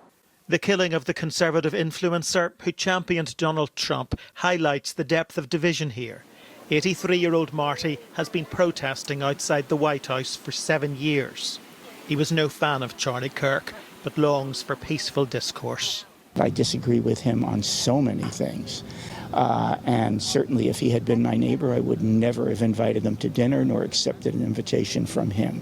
Find him a reprehensible man, but political violence can only lead to political violence. There is no other outcome possible. And so killing somebody like him, absolutely unacceptable and absolutely the wrong direction for this country. This has been described as a moment of reckoning for America, a potential watershed. But real change would require a tempering of the rhetoric by both sides, a commitment to the norms of political debate. And there are many who say that starts right here at the top. A family is grieving for a husband and father. The vice president is mourning a close personal friend. And America is confronting yet again the cost of polarising politics. David Blevins, Sky News in Washington. In the wake of the murder of Charlie Kirk, celebrated in death for his embrace of freedom. Dude, I can't get over the fact that, like, Democratic legislators were assassinated in their homes, 2 months ago? And there was no conversation. It was like literally only, there was a point of contention. There was a conversation about political violence because for like the first couple of hours, they just cynically claimed that the shooter was a leftist. And then as soon as we found out that the shooter was right-wing, it went away. I can't believe it. it almost feels like the media landscape design here is like, if you are right wing, you're a person, you're a human. If you're leftist, liberal, Democrat, doesn't matter. You're just not a human. Like you get killed and it's not even a fucking footnote. Trump doesn't even show up to your funeral, calls you kooky, says you got lies about like why you got killed, literally says like, oh, you did this to yourself. And then we just move on. For the last 24 hours, when there was a fucking back and forth about whether or not this person was like a Nazi or something, when it came out that he was like a, conservative, came from a conservative family, good stock, that type of shit. I thought the story was going to go away. But now that they found a way to slam trans and leftists back into the conversation, it's back again. It feels like it's so clearly one directional. Like whose deaths we must mourn versus whose deaths we overlook. If it is a right-wing neo-Nazi shooter that is doing the 100th school shooting, you overlook that because it's just, who knows? Mental health. If there is even a likelihood that the shooter might be trans, though, we got to talk about that because, god damn it, is the left is so fucking violent. I don't know. It's so strange. It's so fucking strange. Freedom of speech in life, tensions over speech are flaring. Utah Governor Spencer Cox on Friday calling for calm. Charlie posted to social media, when things are moving very fast and people are losing their minds, it's important to stay grounded. Turn off your phone, read scripture, spend time with friends, and remember, internet fury is not real life. But in the wake of Kirk's death, online fury indeed, and swift reaction to it. 2 faculty members at East Tennessee State University, among several in academia facing backlash, placed on administrative leave following complaints about their online comments. In Florida, Governor Ron DeSantis' education commissioner issued a warning to teachers making disgusting comments about the shooting. Writing in a memo, I will be conducting an investigation of... This is literally what Republicans, once again, used to complain about the quote-unquote left. Liberals and leftists, cancel culture, free speech. They hate it. And it's so interesting to me that on the one hand, they are like, Charlie Kirk was a free speech icon. While on the other hand, they're just like bashing you in the head with this inconsistency where they're like, how dare you exercise free speech against a free speech icon like this? We're gonna fucking cancel you. Like, how, it doesn't make any sense. Like, I've seen so many interesting takes online about this where people will be like, people just say shit that I would never say because they're like, oh, we should do a free speech circle at every college campus in honor of Charlie Kirk. And then someone will quote retweet it and say something that I'm not even going to fucking say out loud because I don't want to get clipped because everybody's trying to fucking cook me. But it's so strange that like people are like, they made a doxing website, like Canary Mission, Israel style doxing website. Now you make me Spanish rather than this. Watch them. They made a doxing website to identify anyone who hasn't like sufficiently mourned or grieved Charlie Kirk. And they got 20,000 names and their addresses and shit on said website. And they're claiming that these people actually contributed to Charlie Kirk dying. Every educator who engages in this no shot that's true. Huh. It sounds incredible, right? It sounds insane, right? Except it's not. It's real. That's a real thing that they did. Microsoft tweeted, we are aware of the views expressed by a small subset of our employees regarding recent events. We take matters like this very seriously, and we're currently reviewing each individual situation. Comments celebrating violence against anyone are unacceptable and do not align with our values. And my name is...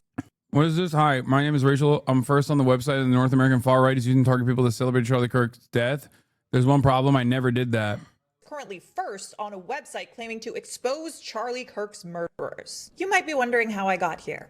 I'm kind of wondering that too. I already told this story to Wired, but let me tell it to you now in my own words. Because for the last 2 days, I've been getting messages like this, nonstop, claiming to know where I live and saying they're coming for me. Now, what did I say to deserve all of this? Let's go to the website and read the screenshots that they included of me celebrating Charlie Kirk's murder. I said I was terrified to think of how far-right fans of Kirk, aching for more violence, could very well turn this into an even more radicalizing moment.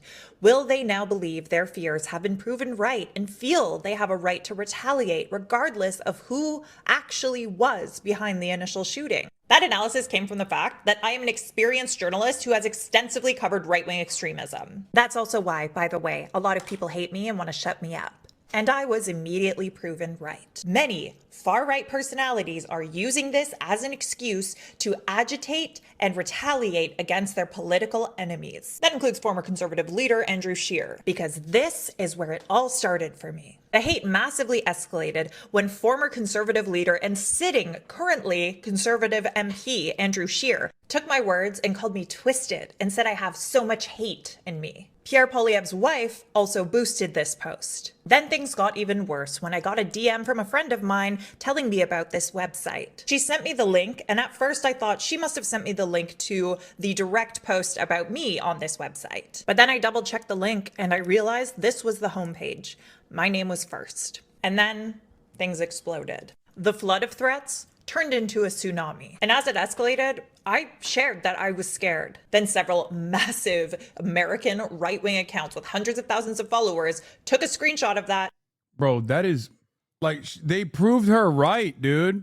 They were like, yeah, wait till you see how right your initial assessment was, which is ironic because we're mad about your initial assessment. Okay, then don't prove it right, you fucking psycho.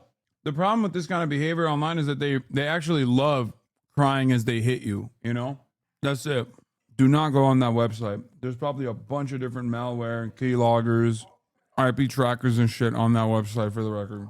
And shared it saying I deserved it without showing what I actually said. And suddenly I was like the face of people celebrating Charlie Kirk's murder, even though that literally never happened. And it's made the last 48 hours of my life a living hell. Every single person who's ever disliked me is using this as a chance to get their pound of flesh. But this is the part I really want you to hear. It's not just me. There are tons of people listed on this site who aren't public figures, who have never dealt with this before, and I am terrified for them. Some of the posts on this website are private messages. People are snitching on folks in their lives. And if they've received what I've received in the last 48 hours, which I'm sure they have, I'm so... This is like 2016 Trump's first election. No, Republicans were never this... Republicans in 2016 were yelling at the liberals because the institutions were still like slanted in the direction of liberalism. This is a totally new phenomena. Republicans used to cry and complain about this kind of shit, where now they're doing it. It's the same as Republicans talk about cancel culture or like for years and years saying like, oh, Democrats hate free dissemination of information. They hate free speech, while simultaneously turning around and being like, things are woke, things are CRTs, things are DEI. We have to delete them. That is a real initiative to change American history, and it's a successful one. Just like when these guys go, Charlie Kirk was a free speech champion. How dare you use your free speech to criticize him in the aftermath of his untimely demise? You need to be punished. You need to lose your freedom. So worried about them. People are out for blood right now. And there are people out there who are using this moment irresponsibly to serve up their perceived political enemies as a sacrifice. And for what? They're just proving me right. And I just really hope no one makes good on these threats, because I now have to live as if they might. Ted Cruz posted this. Oh my God. What the fuck is, dude, the AI, what? Criticizing someone does not equal celebrating their death. You keep repeating this. What you on about, bro? Are you talking to me? I never said criticizing someone is an equal to celebrating their death. They're the ones who are saying that. Republicans are saying that. They're conflating the two. There's perhaps no better. I mean, look at whose community you're in. Okay. I never celebrated Charlie Kirk's death. As a matter of fact, I was pretty shook by it. And obviously, I would never advocate for violence against a political enemy, especially Charlie Kirk. Even from ideological points of view, I don't believe that this is the appropriate measure.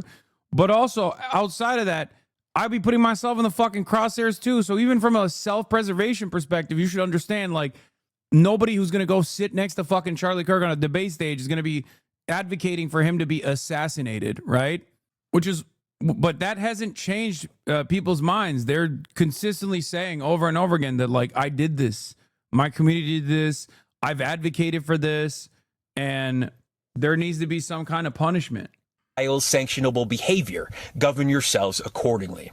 The fallout also appearing in corporate America. Delta Airlines announcing it suspended several employees over their social media posts. I'm sorry, we don't put that here. Office Depot firing a Michigan employee who called a poster for a Kirk vigil propaganda and refused to print it. The company apologizing, saying in a statement, the behavior displayed by our associate is completely unacceptable and insensitive. The response also in the federal government. A Secret Service agent put on administrative leave with an investigation underway following comments described as inappropriate. Tonight, a line being drawn over discourse. You should be allowed to say outrageous things. You should be. Yeah. You know what's crazy about this shit too? Like, brother, half the time people are yelling at others who are not celebrating Charlie Kirk's death or anything like that, but simply saying this is what he believed and putting his quotes on. People are getting fired for posting Charlie Kirk quotes. What the fuck? Like, what are we doing? You're gonna like what the hell? There are mad people getting fired right now, left and right. After these the conservative outrage machine is in full tilt, okay? Going nutty mode on the timeline. I said, these guys are talking about how much they love Charlie Kirk's free speech and then demanding people get fired for posting his direct quotes. Meet U.S. Army Lieutenant Colonel Ladnier, the Provost Marshal of Fort Eustis, Virginia. He has thoughts about the assassination of Charlie Kirk, and they don't seem in the least sympathetic. I think it's worth it. I think it's worth it to have a cost of, unfortunately, some gun deaths every single year so that we can have the Second Amendment to protect our other God-given rights. Charlie Kirk. MLK was awful, Kirk said. He's not a good person. He said one good thing he actually didn't believe. Charlie Kirk, December 2023. The Civil Rights Act, though, let's be clear, created a beast, and that beast has now turned into an anti-white weapon. Charlie Kirk, March 2025. I don't like the word empathy. I think empathy is a made-up New Age term that does a lot of damage. Also, Charlie Kirk. It's just quotes. Like, Charlie Kirk's assessment on this, if sincere, is that, like he said, you could say outrageous shit. Like, you could literally celebrate, as he did with, like, George Floyd and numerous other people. You should be able to, unironically, celebrate it and not see any repercussions for it. That's his worldview. That's not even my worldview. You know what I mean? But these guys aren't even doing that. These guys are just simply showing quotes, which is good. Like, you know, that's not even what these people are doing, right? He never celebrated, you liar. He never celebrated what? Isn't that not your view, though? So why are you saying, yeah, free speech means you don't go to jail, not people don't think you're a horrible person or an idiot? Dumbass. We're talking about the fucking American government taking action against people who they have perceived as political enemies by using what happened to Charlie Kirk as the spark. What are you talking about? Yeah, I don't give a fuck about like people's distaste or anger. Who's gone to jail? Are you going to be outside of the jail when it happens? Are you going to be protesting? What do you mean, who's gone to jail? I'm talking about what the president has said so far, you fucking baboon. What the fuck do you mean, who's gone to jail? That's what the president said. Take it up with him. Why are you yelling at me? Stephen Miller said we're going to hit a RICO charge on anybody that's ever exhibited what they consider to be bad opinions. And you're over here yelling at a fucking Twitch streamer. So somebody said that. Nothing has happened. Listen, dipshit, you can't say somebody when that somebody that we're talking about is the fucking president, and the other is like one of the most notable the administration's most notable advisor, Stephen Miller. What the fuck do you mean somebody? Also, this administration has already put people in jail for their speech. Mahmoud Khalil comes to mind. Do you remember? For criticizing Israel. I'm sure you didn't have a lot of issues with that either, because ultimately, you don't have any sort of serious principle that you're fucking abiding by. This screenshot at post makes no criticism held. This could be a fancifully quoting his favorite lines. Charlie was such a fucked up guy that quoting him implicitly reads as trying to make him look bad. That's deeply sad. This was his life's work. Own it. If Obama said we're going to war with the right, we are going to dismantle all right-wing organizations that arrest those right-wing terrorists, the right would be up in arms. Exactly. It doesn't make any sense. Many of the quotes are out of context, though. I feel like sharing them like this is weird. Okay, here's a quote that's not out of context. When Charlie Kirk was asked, you have a 10-year-old daughter, okay? If she was raped, would you carry a pregnancy to term because of your anti-abortion stance? His answer was yes, okay? That was not out of context. He just straight up said, yes. That's the level that he was willing to ride or die for his worldview. He said, yes, the child will be delivered. So one must ask the question, why? Like, why do you find yourself going, oh, these are out of context? Because there are instances where people get clipped out of context. Like, for example, the empathy quote, he said on numerous occasions. On some occasions, he follows that up by saying he actually cares about sympathy, but that's for a different day, for example. Or in certain instances, because he said the empathy thing a lot. He said that it was, invented by Bill Gates, Bill Clinton, I believe. Like, there have been a million different places where he said this, and sometimes he follows that up with, I have compassion, and we should have compassion, okay? So in that regard, you could say, oh, it's out of context, okay? Your time on this platform is numbered. Oh, my God. Once again, this is deplatforming. It's a separate thing. This is not free speech, right? Free speech is when the government intervenes in speech, which the government is intervening in speech. So when I talk about like Donald Trump or Stephen Miller talking about prosecuting political dissidents for their speech, that's what I'm talking about. That's actually anti-free speech. When we talk about cancel culture, okay, when we talk about cancel culture and this kind of like deplatforming initiatives, this is another thing that the Republicans have routinely criticized and yelled about, and Charlie Kirk has done so as well. Do you understand? Republicans are doing that now, and they've never really stopped doing that, but they're doing it a lot more aggressively now. They just keep crying and going, your days are numbered. You need to be banned. You need to be banned. Why? Because you misunderstood something, or you got inflamed, you got whipped up into a frenzy to believe that I've said things that I don't actually believe. Is that what happened? That's it. This guy just posted quotes, though. It seems like just posting the quotes implies he thinks because he said X is fine that he died. First of all, that's your assessment of the situation, okay? That's your assessment of the situation. That's not what he said. But even if he fucking implied that, you're adding that assessment onto it, assuming that he implied that, okay? He could very easily feel that political violence is completely unacceptable, as do I, right? He could feel like Charlie Kirk did not deserve this, as did I, but simultaneously make an accurate assessment of his worldview in the process. He didn't say any other words. The reason you have to ask yourself, okay, why do you feel this way? Why do you feel like this makes Charlie Kirk look bad? If these are positions that he's had, and these are positions he has defended on college campuses, but now when you look back at it and it makes you feel bad, ask yourself why. And this is an issue that hits close to home for me because I say incendiary shit all the time too, especially in my most passionate moments, okay? If there was a role reversal, everybody would be talking about how a terrorist has been taken out, one that loved 9/11 and wants to do more 9/11. Now, that is an improper assessment of my words. But if they were to say America deserved 9/11, that'd be a quote. Do you understand? Does that quote reveal the full extent of my worldview or what I implied when I was talking about that? No, of course not. I was talking about the concept of blowback. But this statement, the Civil Rights Act, though, let's be clear, created a beast, and that beast is now turned into an anti-white weapon. This is something that he did believe. This is like, even if there is more to there's more nuance to it, the nuance is still in the direction of Charlie Kirk not being misconstrued here, but simply not being able to fully defend his position of how white people are under attack in the aftermath of the Civil Rights Act. Do you get it? Out of context for a quote only works if within context the meaning of those words or the direction of those words change, okay? If the meaning and the direction of the words don't change with additional context, then it's apt. It's just an abbreviated version. That's the difference. So if you feel as though these things do not look in a positive light, do not leave you feeling positively about Charlie Kirk, then you probably don't agree with Charlie Kirk.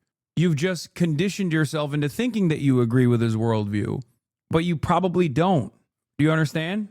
Even the example I used earlier, the one that like Elon Musk keeps highlighting, where I'm talking about like Democrats need to be way more vicious. They need to be shanking their opponents in the debate stage, right? That's not a real call to action. I'm using a metaphor in that regard to say Democrats need to become more aggressive and actually fight back on the debate stage. I'm talking about literally a debate, right? But they clipped it in a way to make it seem as though I'm saying Democrats need to like kill their political opposition. They need to like stab and kill their political opposition. That is a great example of something being out of context. Yeah, it was the Warnock-Walker debate that I was talking about. These quotes are out of context, though. Then explain why and how. Because I know Charlie Kirk's worldview very well. I've debated him, and I know what he believes. I've talked about his views on a million different occasions. We both rose to prominence at the same time in our respective sides of the ideological spectrum. And these things are not out of context. Like when Charlie Kirk was taking an anti-MLK tone, that was real. That was a deliberate, that wasn't like he loved MLK, actually. And he was just simply saying like MLK actually, you know, when he says MLK was awful, Kirk said, he's not a good person. He said one good thing he actually didn't believe. So when you actually look at that quote, do you think he was saying actually MLK is awful at playing basketball or something? You think that's what he was talking about? And that's why the context is actually totally removed from this situation? MLK was awful. Yeah, MLK was awfully good at speaking. And then they ripped the last part and they just kept MLK was awful? Or do you feel like you kind of agree with his worldview, but when it's laid bare in front of you, you just have a hard time with it? No, I literally highlighted it. I didn't steal the joke, chatter. I highlighted it. Be allowed to say contrarian things. In the wake of the assassination of a man who defended it. Steve Patterson, NBC News. We thank you for watching. Well, this week's fruitcake is President-elect of the Oxford Union, the world's leading debating society. His name is George Aberonier. He debated against Charlie Kirk back in May. So, of course, you have the agency to do that. With all due respect, have you been to London the last 10 years? Men can do whatever they want. I live in London. Are they happier? Men can dress how they want. Men can act how they want and go to any club. Has it worked? Yeah, but also we've had austerity. There are other factors outside of simply just. Do you see what you're doing? Respectfully, you're scrambling for an excuse to get away from. Like this one is one of the worst videos of like the outrage that has been manufactured in the aftermath. New Arizona sports outlet Phoenix Sports has fired lead Phoenix Suns reporter Gerald Bourguet. I don't know how you say his last name. After he questioned why outrage over right-wing activist Charlie Kirk's killing was louder than outrage over school shootings, mass deportations, or the hundreds of videos of horrific murders in Gaza, which Kirk cheered on. Phoenix, in a statement, said the network takes matters involving violence very seriously and had parted ways with Bourguet to keep its community a safe place. Gerald Bourguet was not endorsing violence, but was urging readers to apply the same moral standard to all killings.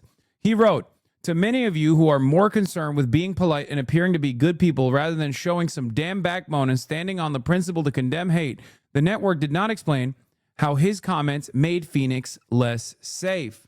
Bourguet's case joins a wave of recent firings and suspensions, including an MSNBC... Bourguet's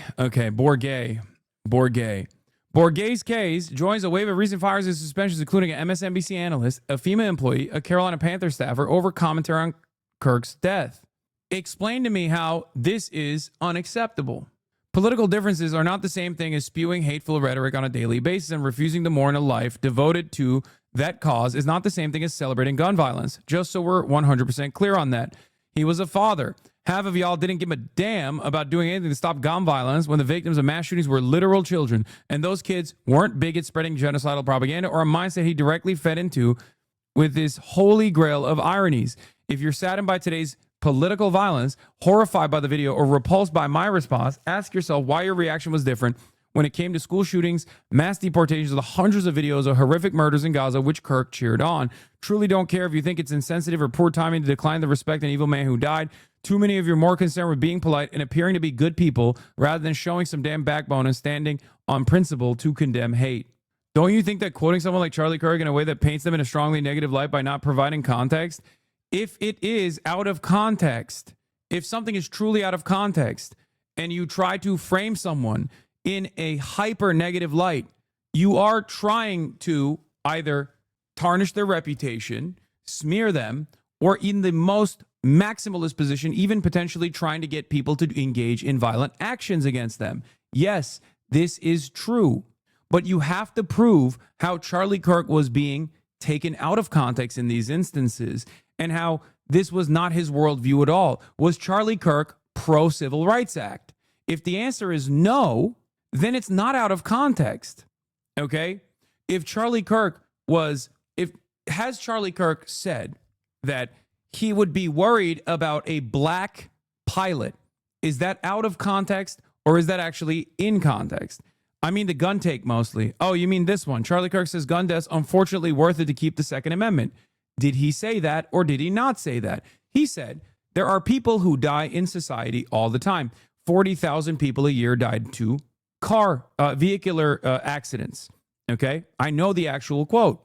He said there are a lot of people who die due to gun violence. Is that unfortunate? Yes, but that is worth it to keep the Second Amendment. He said the risks outweigh the results. So how is the additional context that I just offered you changing what he just said? Unless you believe it is worth it, like all the gun deaths are worth it to keep the Second Amendment, which many people do believe, right? Many people do believe. Charlie Kirk certainly believed it. What doesn't make sense in this circumstance is like if you believe it and Charlie believed it and you argue for it and Charlie argued for it, why are you saying it's out of context? I don't agree with the gun take. I'm European. I just feel like demonizing right-wing figures leads to these situations.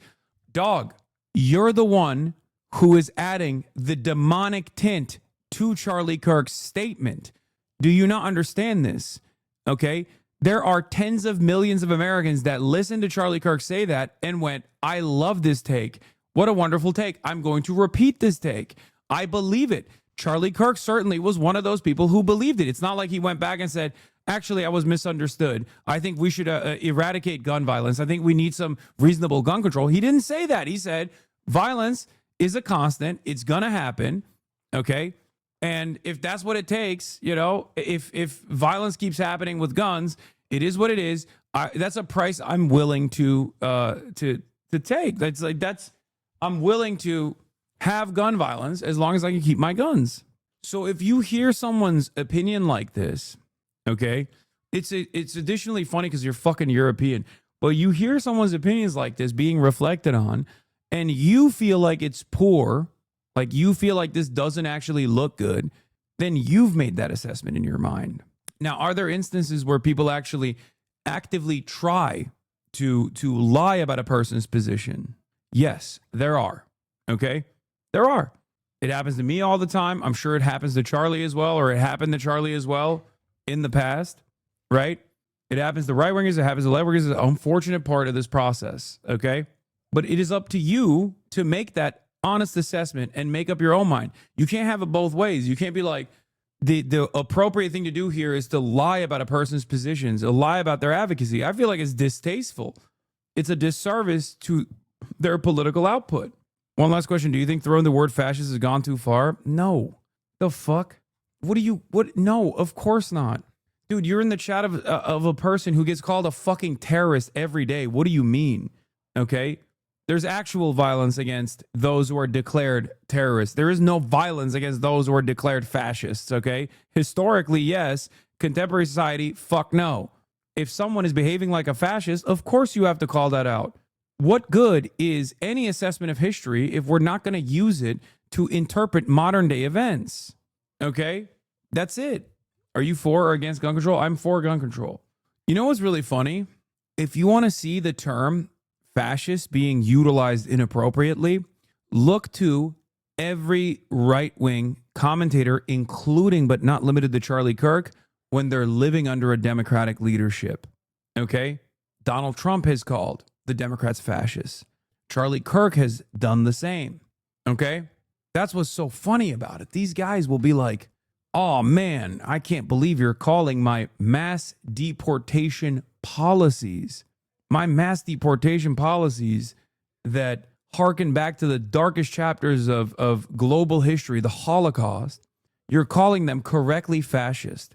That is really fucked up. You're doing violence against me. Yeah, here, look. American politics today is between these far-left fascists led by Harris and her group. We have a fascist person running who's incompetent. She's a Marxist, communist, fascist, socialist. She's not actually a socialist. She's gone past that. Somebody's got to explain this woman. There's a radical left Marxist, communist, fascist.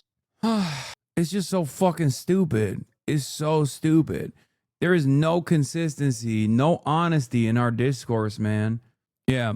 This entire campaign to cancel and get fired every person who says something critical of Charlie Kirk after his assassination is clearly something the right has the power to do, just as the left had the power to do it to people who offended them at the height of cancel culture. It was wrong then when the left did it, and it's wrong now that the right is doing it. You either believe in debate and free speech in the First Amendment or you don't. Clearly, very few people believe in that anymore. The problem for those of you who reject that founding idea is that the only other alternative is violence, and that's absurd. We're not resolving our conflict violently. It's just not possible. So go ahead and reproduce this new right-wing cancel culture to replace left-wing cancel culture. Now, the reason why I don't agree with Ryan Grimm here entirely, sometimes he is a little boomer-coded, is because there's never been a moment in American history where the right has not celebrated cancel culture. Everybody does it, but the right is also very good at marketing. They do it, and while they're in the process of doing it, they claim it's just the left's doing. And that actually stuck for a very long time, okay? That actually stuck for a very long time. There has never been historic left-wing movements against curbing speech. Never. Whether it be McCarthyism, which was, again, a government-sanctioned operation directly in violation of the First Amendment, or whether it be making it illegal for a card-carrying communist to be a union leader, for example, right? I believe was it Taft-Hartley that made it so, or whether it be taking out directly and engaging in an interception and subversion for left-wing revolutionary movements in the height of the civil rights struggle, or going after dissidents that spoke out against the war on terror, for example. There has never been a moment where these real incursions, these real measures that the government has taken that is in violation of the First Amendment has ever been directionally applied by left-wing governments against right-wing dissidents. That has never happened. It's always one direction, okay? And if we're talking about cancel culture, which is a different thing, right? If we're talking about the First Amendment, that's different. That's the government, right? The government doing something. The government penalizing speech. The government creating a chilling effect on speech by stopping demonstrations from taking place, for example, right? That is the First Amendment. That's a violation of the First Amendment. Whether it be the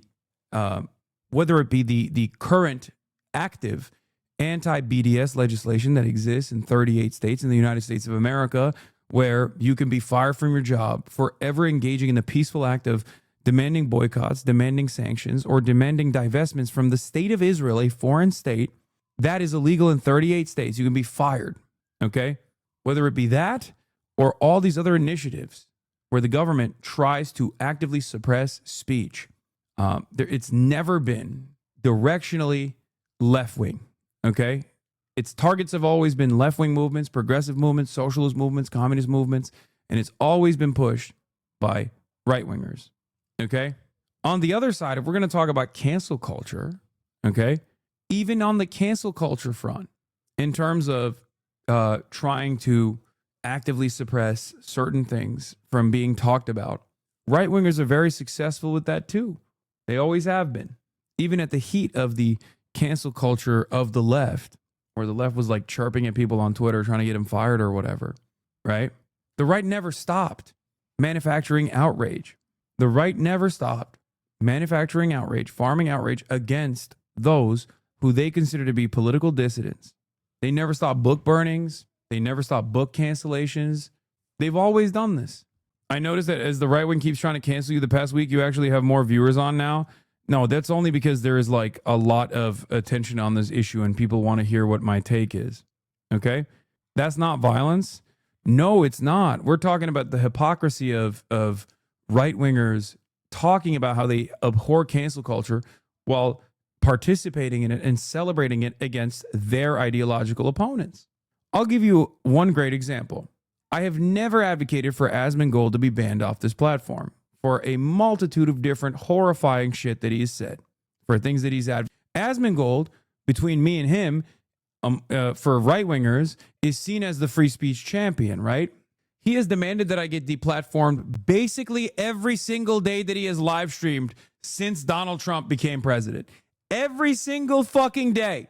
I've not once, even after he said the genocide thing, I did not demand that he get deplatformed or banned off this platform because I know that that kind of shit is only going to be awful for me in the long run as well, because as someone who is a leftist, I have a lot of opinions that are considered not great by those in positions of power, both the liberals on the Democratic side and also the Republican side alike. Asmongold has demanded that not only do I get deplatformed, he's demanded I get arrested. He's demanded that I get investigated by the federal government. He has celebrated when that has taken place. So how can you tell me that's actually a real fucking free speech advocate? How can you tell me that he hates cancel culture? That's it. This is the inconsistency. I cry as I strike you. This is how the right operates. Okay? With so many people calling for you to be deplatformed, why do you think you've avoided it happening? Because I play by the rules. Relax, buddy. I don't want to hear what your take is. I'm trying to wait for Clint Stevens to go online. Okay, well, good luck with that, buddy. That's never going to happen.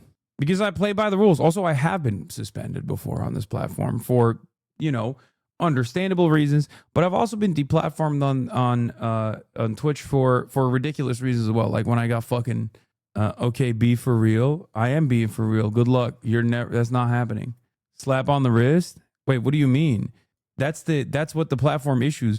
I'm sorry. Slap on the wrist. What the fuck should the platform have done when they caved to insane right-wing cries about how I called someone a cracker bitch? They gave me 7 days for that. Do you feel like that was a slap on the wrist? How long should I have been banned for calling someone a cracker ass bitch? Forsen got banned for 30 days. What the fuck does that got to do with me? Did Forsen get banned for saying cracker for that? Really? Okay, well, take it up with the platform. That's fucking ridiculous. Wait, what do you mean? For that zero? He got banned 30 days for showing animal porn. I think when that happened, I literally talked about how this was not his fault as well, by the way, which is ironic because Forsen fans will somehow make that my fault for some weird reason. Like they unironically think I have control over who gets banned and who doesn't get banned on this platform. There have been many instances where like someone has gotten banned because Forsen clicked on a fucking GIF. If we're talking about that, he clicked on a fucking GIF that literally I think it was like something different. And then it turned into a GIF of a horse cock and he got banned for it. And at the time, I remember, I thought that was ridiculous because he got baited into clicking on a link. Like it's not his fucking fault. Someone else linked him a GIF that turned into horse cock. But does that matter to that chatter? No, because he's just trying to fucking deflect because deep down inside, he thinks I have control over who gets banned and who doesn't. And I only get hands on the wrist. What did he say? I don't care about cracker, but the Hamas takes deserve 30 for sure. Well, good thing you don't get to fucking issue these bans, you dumb fuck. What do you mean the Hamas take deserves 30? Do you not realize you're doing the thing that I'm talking about? Right-wingers who unironically talk about how they're champions of fucking free discourse, turning around and being like, I don't like your free discourse. I don't like the thing that you said. So you should be fucking banned for 30 days. You're a goddamn idiot. What the fuck do you mean the Hamas take? Which take? That rapes happening on October 7th do not justify genocide? You think that's a take that I should be banned for? Are you fucking psychotic? Hey, mods, please ban this guy for 30 days because he hurt my feelings. That's all you're doing. That's all you're doing. I didn't understand what he was saying. When you said they're necessary evil, wait, you think that? No, I didn't say they're necessary evil. I said that they are the lesser evil in comparison to Israel, which is doing a genocide. That's a take that I stand by. It's been reported on numerous times on Fox News and everywhere else. Okay? Of course, someone has to resist against a genocidal apartheid state. What the fuck are we talking about? Thank God people are not making these fucking idiotic decisions and these idiotic assessments over there in the halls of power inside of Twitch. Okay? Asmongold straight up said that Palestinians are inferior people that deserve genocide. He got 14 days for that. Okay? 14 days for saying that. Can you imagine a world where I would say the same, but for Israel? I'm not even going to entertain the reverse hypothetical because I don't want someone to clip me out of context and act like I believe that. Okay? Do you understand? Also, once again, I've been banned more times than all of your favorite fucking edgy streamers. So that's what's hilarious about this process, where people will be like, you just get slaps on the wrist, bro. I get banned more than your favorite fucking gamers that love using gamer words and shit. Okay?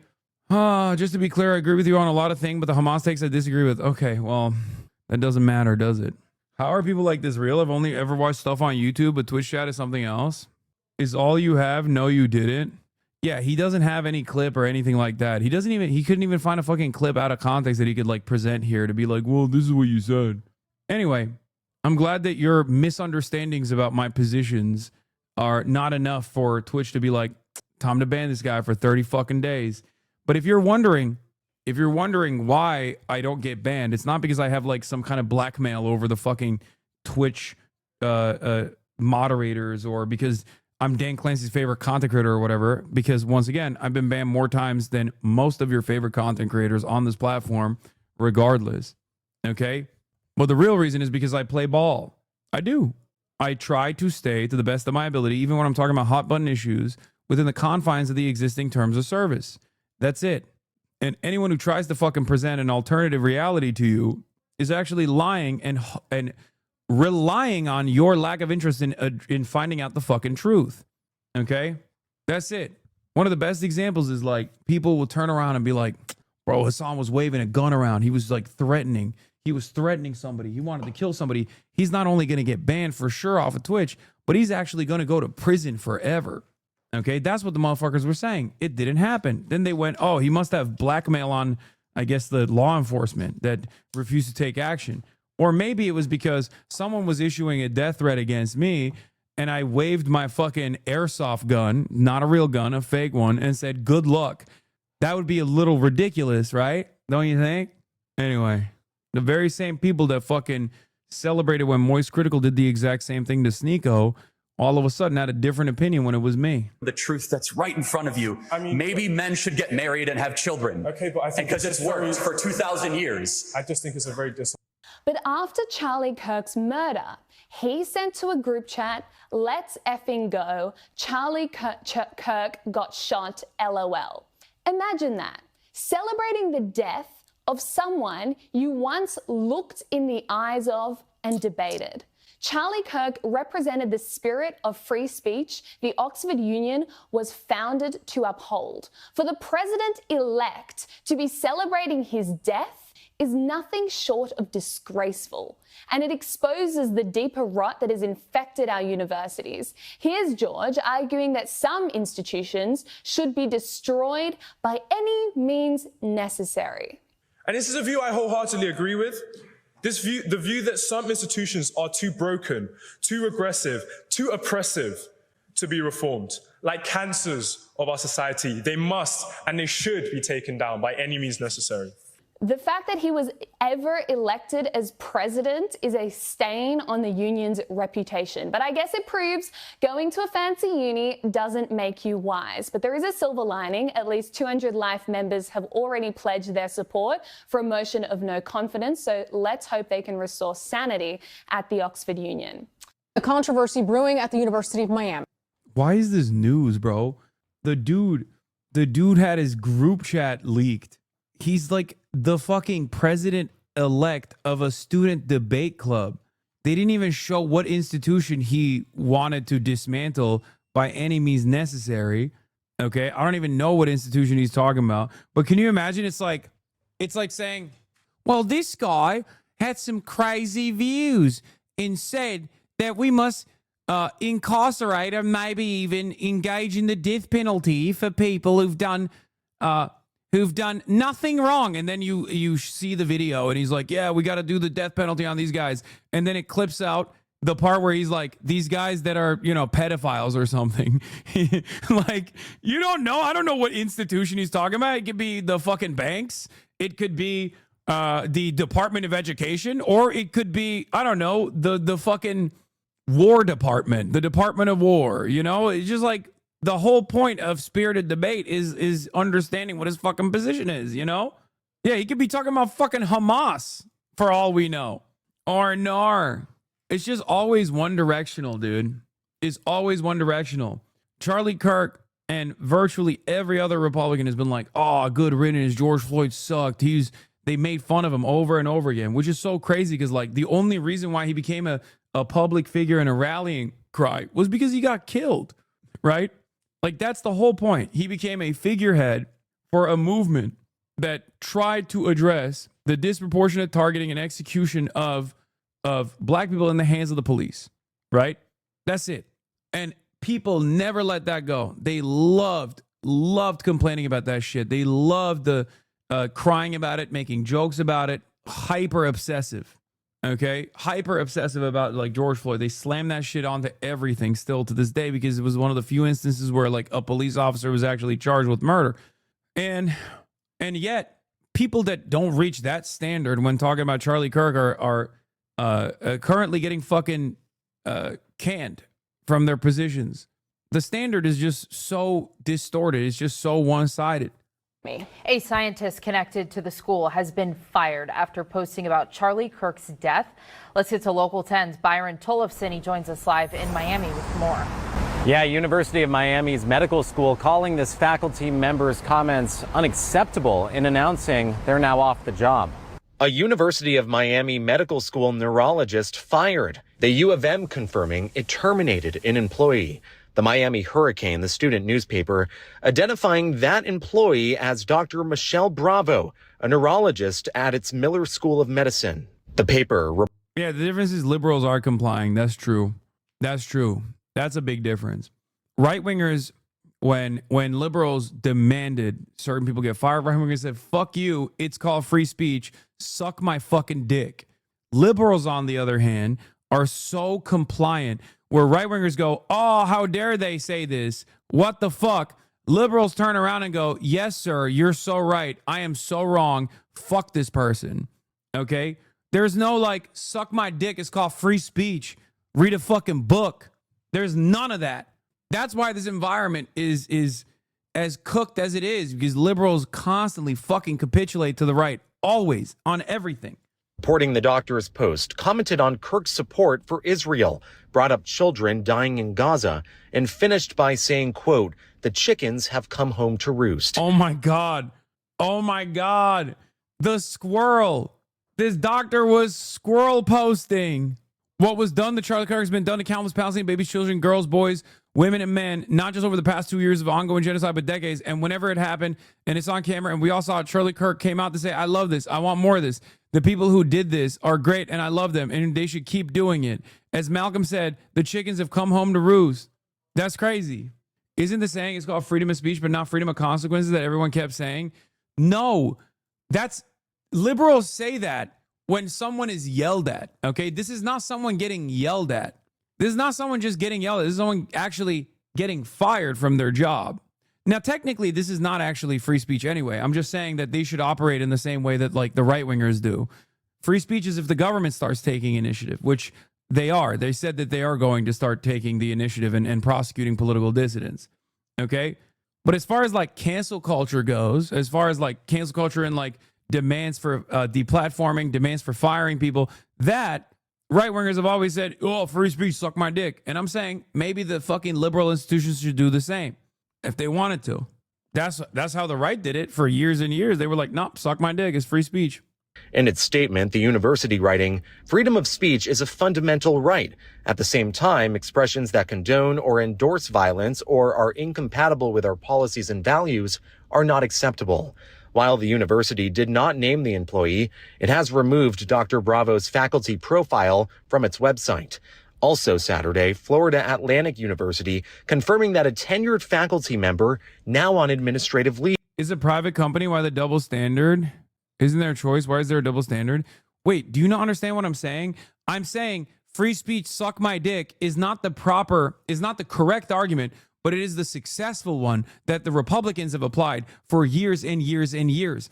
In this circumstance, I would expect the liberal institutions to also use the incorrect argument in the same way that the Republicans have for years and years and years whenever demands were made to fire Republicans. And if that actually ever happened, they would turn around They would turn around and say, this is an attack on free speech. It was an incorrect argument, but I'm expecting the liberals to do the same thing. Okay? That's what I'm saying. They should. The problem is, ideologically, liberals they're squishy. Okay? And they're also more open to conservative ways of thinking, which is precisely the reason why they capitulate in situations like this, while still trying to like maintain some sort of like moral high ground that doesn't fucking exist. And no, that's a private college. University of Miami is private. It's a private institution. It's not a state college. But regardless, I'm confused what you are. I'm a secret third thing. Stick around and find out. The university president writing, it became aware of multiple social media comments about Kirk's assassination, with an investigation now underway. The FAU statement did not name that faculty member or say what their post was. We're live in Miami tonight. Byron Tollefson, Local 10 News. There's people here today that don't like Israel. You're welcome up to the mic. We'll talk about it. I'm not going to try to take your free speech rights away. And I think all these bills that are trying to restrict speech, that are trying to, silence people, I think it's a big problem. I think that we need more pro-Israel advocates to do events like this, let everything be heard, and have a real discussion about it. That's Yeah. We need more pro-Israel advocates. By the way, he literally celebrated Mahmoud Khalil getting deported potentially. So, no, he was not a fucking fan of free speech. That's the other side of the story with right-wingers. They will argue on both sides of every single fucking situation, depending on who's the one advocating for it. Because like Donald Trump in recent years made a lot of changes to the way that Republicans present themselves, right? And these people who spent every waking moment, for example, arguing against trade policy that of the sort that Donald Trump is now advancing, trade protectionist policy, for example, they spent their entire careers actively saying that's communism, that's socialism, that's dangerous, that sucks. When Donald Trump did it, they had to turn around and find a way to defend it because they don't have real convictions in many instances. They just like are administration guys. They are the guys, they are the regime propagandists. That's it. Is it true he bussed people to the Capitol on January 6th? Yes, that is true. So did Nick Fuentes, by the way. Isn't that funny? All the prominent right-wingers have been involved with January 6th. Amazing, thank you. A Mariposa County High School staff member is under investigation, while a part-time faculty member at College of Sequoias is on administrative leave. Parents and students up and down the valley are blasting comments that seem to celebrate the death of conservative activist Charlie Kirk. They say they're inappropriate, no matter what your political beliefs are. I don't know if this teacher should be fired, but I want us all to agree that no authority figure should be condoning political violence. Multiple Mariposa County parents angrily addressed the school board during its monthly meeting Thursday. A teacher who allegedly stated they were glad Charlie Kirk is dead and told MAGA kids to go home and cry. Parents say there's no room for these comments in the classroom. These comments send a harmful message that individuals who share Charlie Kirk's opinions or beliefs are somehow deserving of violence or death. The Mariposa County Unified School District sent parents a statement this week and reads in part, "We are currently investigating a complaint involving alleged comments made by a Mariposa County high school staff member." Over in Tulare County, a College of Sequoia student took this video. I hope every one of his family dies, and their children, and their grandchildren, and their grandchildren, and their grandchildren to eternity. The student, who wants to remain anonymous, says prior to pulling out her phone, the teacher told the biology class that he watched the assassination of Kirk on loop for an hour. I just was very disgusted. I couldn't even stay in the class. I walked out and I was just brought to tears because as someone that watched the video and saw how terrible it was, it just made me so uncomfortable to see that someone could say something like that. She says this isn't the first time he shared his political view in class. The College of Sequoia sent us a statement saying the part-time faculty member was placed on administrative leave and a full-time employee has taken over the course. The school districts are going to have to take a look at the contract and see if the contract was violated in some way. Fresno-based legal analyst David Mugridge says whether these educators can be fired depends on multiple factors. If their contracts don't outline what they can or can't say in an educational setting, he says the school could relieve a teacher for disrupting the classroom. But he says there's little defense for... Yeah, by the way, Mr. Free Speech Turning Point USA obviously had famously a professor's watch list which caused many professors to be harassed and intimidated. Some lost their jobs. That's another thing that they used to do as well. For the professors not being pro right wing enough, they were just not Republican enough, and therefore they were bad and wrong and should be fired, or at the very least harassed. Okay, rewind. The professor did some crazy stuff. What, this professor? What? Which professor? What is this? High school staff member. Over in Tulare County, a College of Sequoia student took this video. Yeah, I hope every one of his family dies, and their children, and their grandchildren, and their grandchildren. Okay, that's insane. Okay, that one's valid. That's a valid. Okay, that's not. I don't think that's a political take. You know what I mean? Wait, it goes longer. And their grandchildren to eternity. The student, who wants to remain anonymous, says, okay, that's crazy, dog. That's fine. You know what I mean? That's like, you can have that one. There's more? Prior to pulling out her phone, the teacher told the biology class that he watched the assassination of Kirk on loop for an hour. No. That's fair. Hey, that one's fair. Hey, they're not all equal. Contrary to my political opposition, am not going to sit here and act like that is a normal thing for a college professor or any professor to do. Okay? You are not real dark woke. Brother, that is something different. That's just dark, man. That's crazy. The other person was fired before this said, MAGA kids go home and cry about it. This was very disgusted. An hour, dude. Come on. That's just that's something different. What do you think dark woke was? Sunshine, rainbows? No, I mean, that's like, I'm sorry, that's an insane thing to say, no matter who it is. Like, I'll be honest with you, if someone said that, regardless of the person's like political ideology or like the things that he's done, you could say that about, like, I don't know, the assassination of Saddam Hussein, or the footage of what's his face, Gaddafi, for an hour, or even like fucking Hitler or Mussolini or something. I'd be like, that's weird, man. That's like, you got to get checked out. No, I'm serious. That's a wild thing to watch someone die on loop for an hour. Just says that there's something weird going on up here, regardless of who it is. It says more about you and not about your political leanings. That's crazy. That's crazy. That's true hate watching. I don't even know what that is. Couldn't even stay in the class. I walked out and I was just brought to tears because as someone that watched the video. Yeah, he was trying to find the culprit. That's why he watched for an hour. If their contracts don't outline what they can or can't say in an educational setting, he says the school could relieve a teacher for disrupting the classroom. But he says there's little defense for encouraging violence. For me as a teacher to go into a classroom and suggest that somebody deserved to die and his family should likewise die, all the way down to his dogs and his 10th generation, that's I also think is like, well, not the generational one. That one is a fucking totally nutty take. But the thing that I also get annoyed by is, like, I'm anti fucking death penalty. And I know none of these motherfuckers are, but they all become, dude, watching right wingers become anti-death penalty when it's someone, or anti-violence when it's someone that is a right winger that is the victim of violence, or is kind of like watching right wingers become prison abolitionists when Donald Trump was in the crosshairs of the justice system.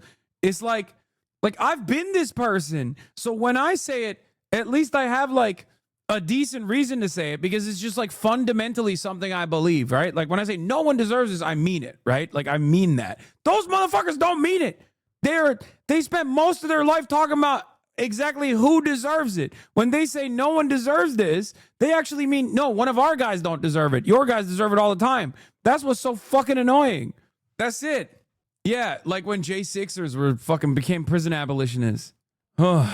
Dude, I had a former coworker and friend say, so every time I feel tired, every time I feel discouraged or overwhelmed, I'm going to watch the video of a good man being murdered in Utah. I will force myself to watch it. And then I will return to the work of destroying the evil ideology responsible for that and so much more. Dude, conservatives have no skills in like the arts whatsoever. until some shit like this happens, and then they all collectively start Sephiroth posting. What the fuck?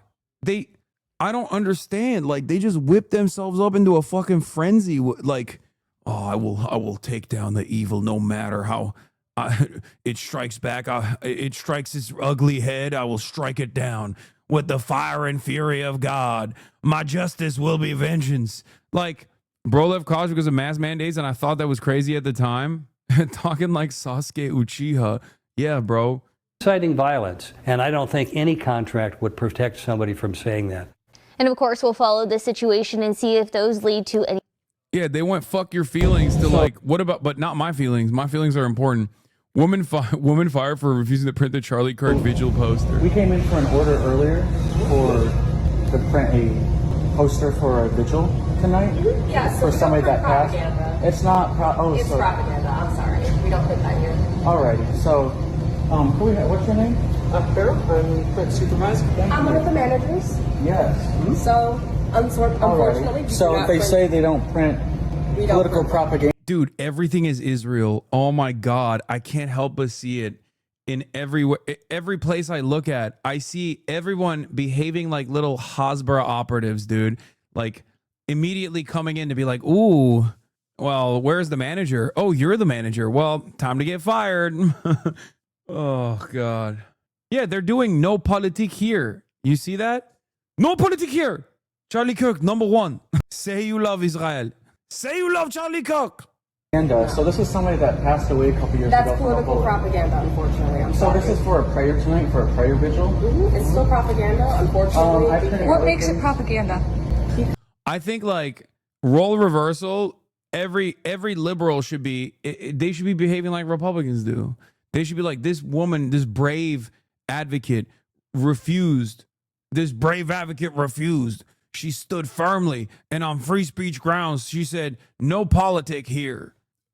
Yeah, time for GoFundMes, which is so crazy because, like, on the right, motherfuckers get fired for being like, I'm a fascist and I love Nazi Germany. And then, or like saying the N-word at like an 8-year-old black child at a fucking park or something.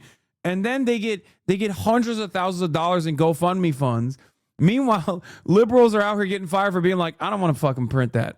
I don't want to print the Charlie Kirk vigil posters, man. That's like, I'm sorry. The equivalency, the balance is so out of whack. Like there's no symmetry to this process. Because he's a political figure, and I don't have to. Our general manager is going to be in on Monday. If you want to speak further on the subject, if you would like to, you're welcome to return. Yeah, remember the gay wedding cake shit? The gay wedding cake debacle? Office Depot office manager responded to the incident, releasing a statement condoning the staff's actions. We are deeply concerned by the incident that occurred at store 3382 in Portage, Michigan. The behavior displayed by our... By the way, the guy said the person passed away a couple years ago, so I don't even know if this is actually, like, am I crazy? For a vigil tonight? Yes. For somebody that passed? Propaganda. It's not, It's propaganda, I'm sorry. We don't put that here. Alrighty, so, I need to we see came in this. for an order earlier for... He must have misspoke, though. It probably has to be Charlie Kirk, right? Because otherwise... We immediately reached out to the customer to address their concerns and seek to fulfill their order to their satisfaction. We also launched an immediate internal review and, as a result, the associate involved is no longer with the organisation. Yo, what's up with the fucking Aussies? So many Australian... Why is it always Australian news sources talking about like American cancellations and shit? Yeah, normally when a civil rights leader dies, their supporters spend days reciting their greatest quotes and preachings. So it's notable that the right has devoted the past 2 days to trying to get the Olive Garden waitresses fired for critical TikToks while avoiding his body of work. It's true. That's something I noticed as well. Why aren't people loudly and proudly talking about the things that Charlie Kirk was saying and the things that he was believing? Perhaps it's because right-wingers are also a little ashamed of their worldview. Like deep down inside, they kind of recognize that it's not, the best. This is precisely the reason why I always say, I wouldn't say that I'm like I wouldn't say that I'm a communist, right? But I don't have any issue with that designation, right? I don't have any issue with that designation. I think that communism as a stateless, nationless, borderless, moneyless, classless society is fantastic. That's a great angle. I'm totally on board with that. And I have no issue with that. Like, even if it's not something that I fully subscribe to, I understand directionally that is where I want society to move in the direction of. Directionally, right-wingers obviously can't subscribe to the reality that they want to move in the direction of, because let's be real, it's fucking fascist. That's what it is. Okay? That's what it is. So when someone correctly says, hey man, you sound a lot like a fascist, I go, whoa, whoa, whoa, whoa, hold on now. And I think there's a little bit of a shame, because it's so antithetical to human existence that they're just constantly trying to work through the steps and make themselves feel comfortable with this worldview, while simultaneously knowing full well that maybe it's a little too violent for other people to get on board with. Why would you call yourself a communist? I mean, I don't really care about the designation, is what I'm saying. Don't get too caught up on that. For 3 hours, they try to run the Nazis of the left discourse. Wait, what? Sorry, but we don't print political science, such bullshit. I printed this at Office Max last year. P. Diddy for Kamala. Wait, what? Wait, this is a bit of an own, don't you think? Anyway, YouGov shows Republicans' concern for political violence spikes when their own parties attack, rising between 20% to 26%, versus when Democrats are the victim. This is in clear contrast to Democrats, whose fear of political violence stays consistent, regardless of victim ideology. I mean, wait, where the fuck? This is not the best graph. Am I crazy? How? Oh. Democrats at 53% during the Paul Pelosi attack. Republicans at 31% during the Paul Pelosi attack. Oh God, this is a fucking terrible graph with the red and the blue. Oh, this is a chart crime. Oh God, it fucked me up at first. No, the only reason why it's hard to understand is because they have Democrats and Republicans. Democrats and Republicans are both blue and red usually, okay? But they actually put blue to signify, like during the Paul Pelosi attack, 10/31/2022, Democrats are at 53% for political violence. Republicans, on the other hand, were at 31% for political violence. So technically, this blue actually doesn't. This blue is the Republican sentiment for political violence. This is absolutely a chart crime. I'm sorry. This is crazy. The color on the bars indicate which party was the victim of the shooting. No, I know. I got that. I understand. They should have used a different color, though. Or at least, like, signified exactly where.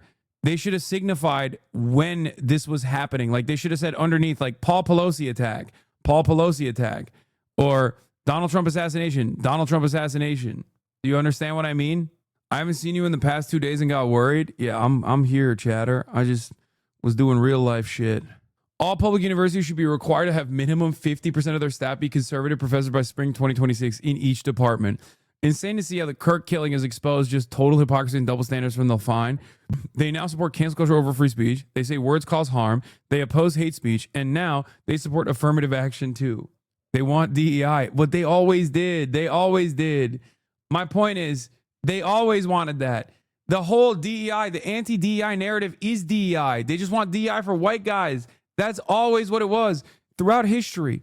The only time where there has been real DEI in the way that Republicans presented is when it was for white men, okay? When women were not allowed in the workplace, white or black, doesn't matter. When black people were not allowed in the workplace, when brown people were not allowed in the workplace, that was white DEI in the actual way that they describe what DEI is, not like what diversity initiatives are seeking to address unironically.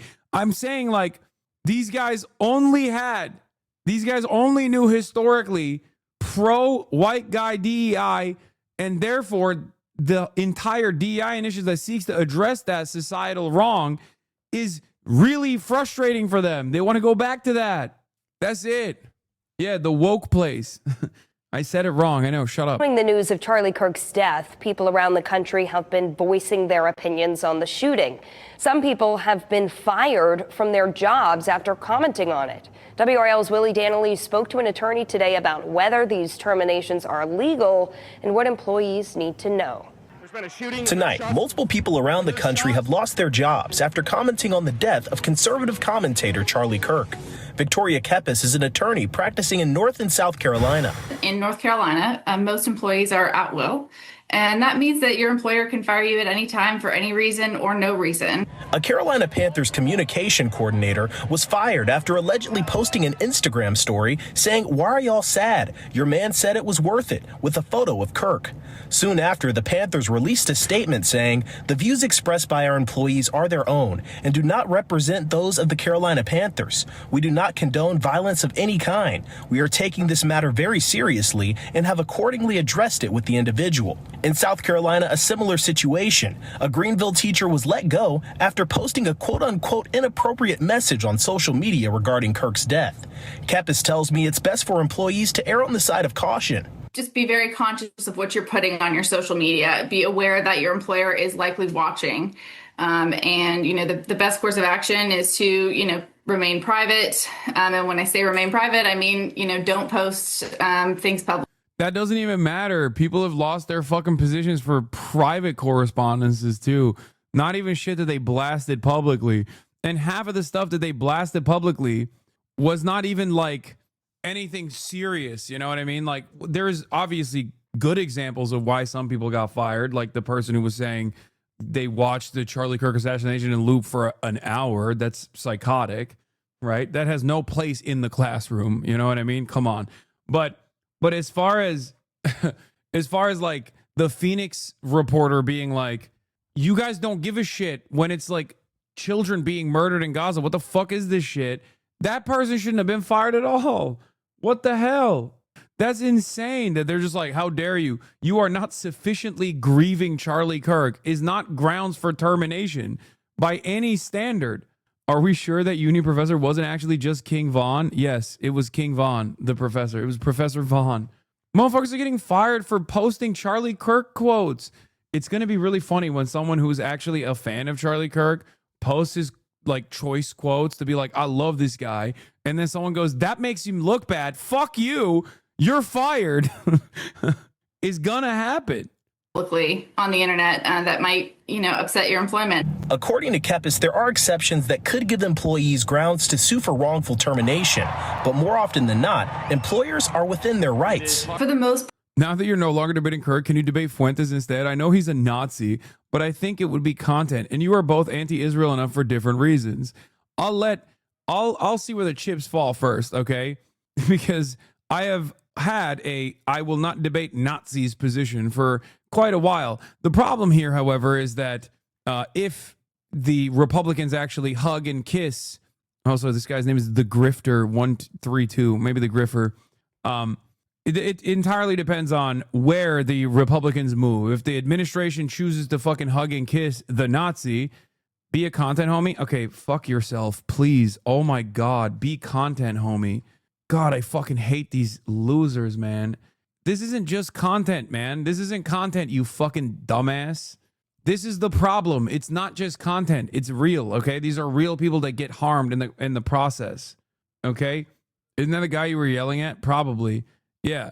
10 years ago, if Charlie Kirk was like a random guy who had those opinions and they were not broadly positioned as the opinions of mainstream Republicans, there would be no reason to fucking debate him either, okay? The problem here is like it's already ridiculous to debate Nazis because like what the fuck are we going to debate on? Whether black people are human beings just like everybody else is? Like that's not an issue for debate. That's not a point of contention.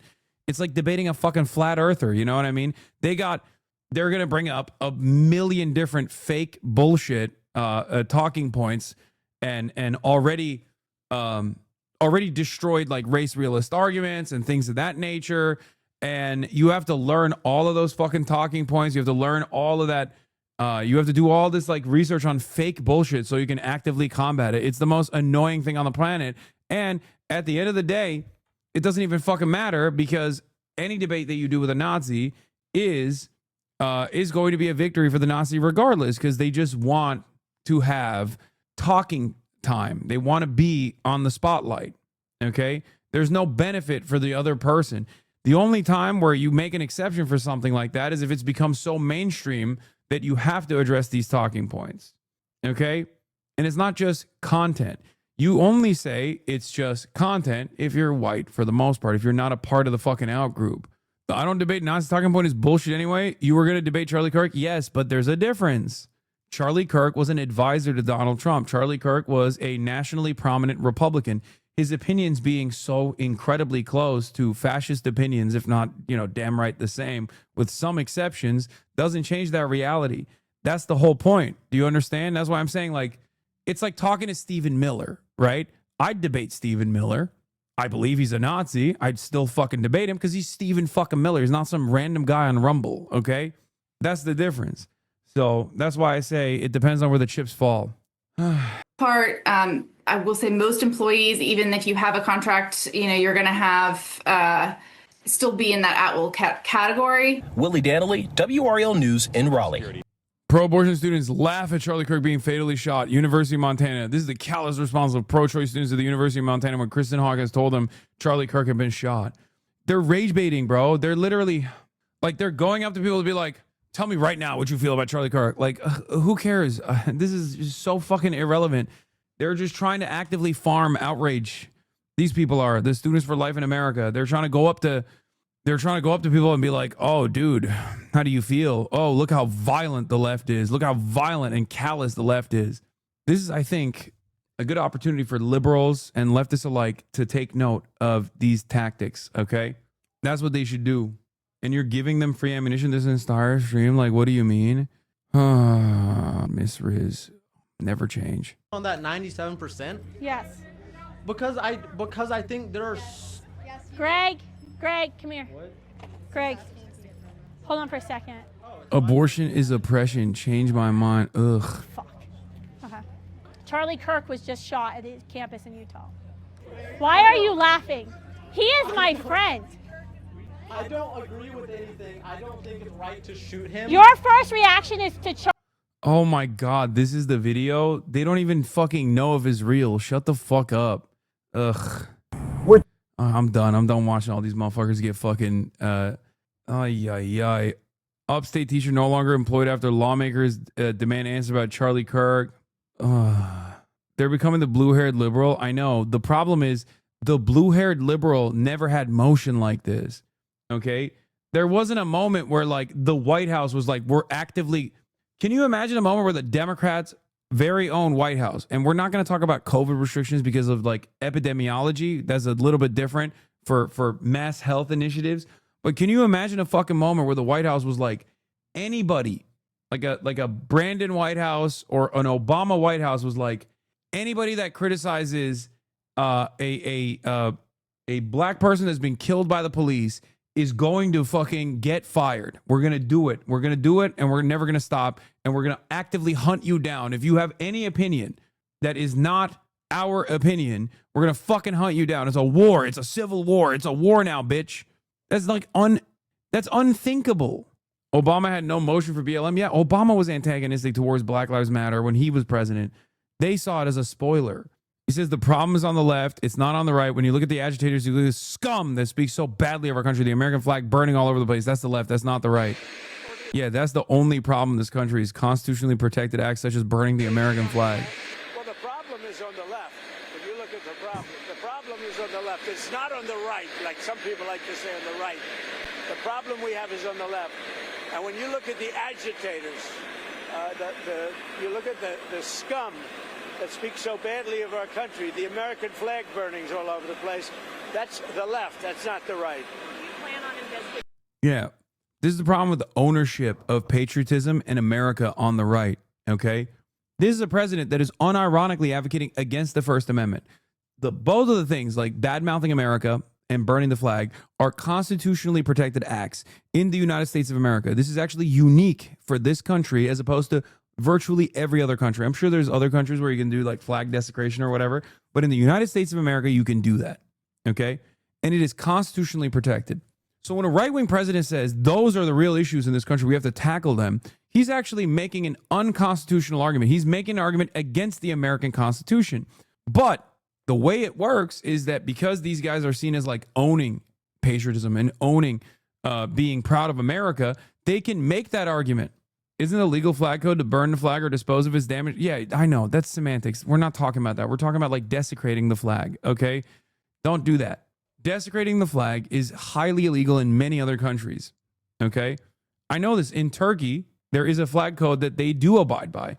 For the longest time, they wouldn't even let you fucking, like, there's no like Turkish flag underwear, for example. I'm sure there might be now. Maybe you can find some, but like, you can't do that. Like, in the same way that you can put the American flag on your butt, okay? Or if you were to like pull down a Turkish flag in Turkey, they beat your fucking ass. I can't speak for other countries, but like if someone in Turkey were to burn a flag, they'd probably kill you. And I don't think it's right, but that's the culture. And that's it's also a part of the reverence for the flag as well. It's like a more nationalistic thing that some countries do. Okay. Having said that, in America, we don't have those restrictions. Or if we do, we don't care about those restrictions. In Denmark, it's only legal to burn the Danish flag, but all others, it's illegal. Lol. Wait, that's awesome. This motherfucker's name is Hafday Hassan, bro. That's crazy. I take a little bit of time out, and they got chatters with the name Hafday Hassan. Y'all don't deserve me, bro. I swear to God. Part-time piker, that's true. It's very clear that they're using this as a Reichstag file. If someone on the left had been killed the same way, for a fact, no right-wing pundits would show this much understanding and grace. Whether you like Hassan or not, it's just a fact. Half day gone but not forgotten. Okay. There was some other stuff that I was going to talk about. Oh, yeah. We already covered this. Elon Musk has been like actively trying to get me banned off Twitch. And I feel like as the wealthiest motherfucker on the planet, he should probably, spend his time elsewhere. But nope. Just wondering if Amazon thinks it's okay to pay to promote someone he's paid by Twitch and Amazon who makes repeated calls for murder. I've been wondering that too, says Lolicon Avatar Chibi Reviews. There's a lot of documented evidence of what Hasan has been doing for a long time now. Thank you for calling this out. Isn't this like a CP advocate? I don't know anything about this person. Jamel Bowie from the New York Times had a very good take. Oh yeah, this was good. On the Charlie Kirk shooting before I move on to other topics on this page in these videos. And that is this question of what explains the rush to canonization among political commentators of many stripes in the wake of this killing, before we had any information about the shooter. Outside of Jamel Bowie, sometimes will just have a fucking banger take, okay? As long as it's not like Bernie related or Israel-Palestine related, stuff like that. Like this is right in the pocket, right in the wheelhouse. Or the motive or anything. This immediate rush to present Kirk as an exemplar of good faith discussion and dialogue. This immediate rush to treat him as something akin to a national hero. And I understand he was beloved by many millions of people. Was a figure who had wide influence. But I'm not sure that rushing to treat him, again, as a national hero, there was a suggestion to have him lie in state in the Capitol is necessarily appropriate, given the substance of his views. But I have a couple thoughts about this, about what explains it. The first thought is just fear, right? Kirk was doing something that a lot of us do, a lot of us in the business do. Go to college campuses, speak to audiences, have discussions, occasionally debates. He was killed doing something that a lot of us do. And so I think a lot of commentators can see themselves in that scenario, and it scares them quite a bit. I think related to that is a certain amount of class solidarity among many of America's professional political commentators. It's been striking. He's not wrong. He's right. I mean, I said this as well. He's not wrong. It's true. For a lot of pundits, for a lot of commentators, I would say I'm at least the exception, with the exception of Jamel Bowie as well, that recognizes that and openly says that. I said it. I told you I'm fucking way too close to this. That hasn't stopped me from offering an honest assessment of his work. But I think a lot of people who obviously don't give a fuck about his output, no, the problem here is a lot of commentary people, a lot of pundits, a lot of people who wrote about his legacy and stuff that straight up fucking whitewashed it, don't give a shit that he was like running around being like MLK's a bad dude. You know what I mean? Like, they don't get impacted in the same way. For them, fascism is just simply a nuisance. It's a aesthetic difference. Okay?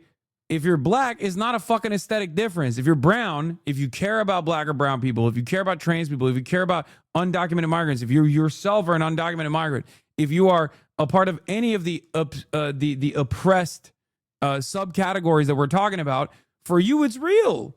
For you, you're like, what the fuck? You're just saying this guy's awesome? What do you mean this guy's awesome? He was not so awesome when I heard him. Have you not heard his takes? That's the question that is on everyone's mind when they see liberals fucking say this shit. When they go, what the fuck?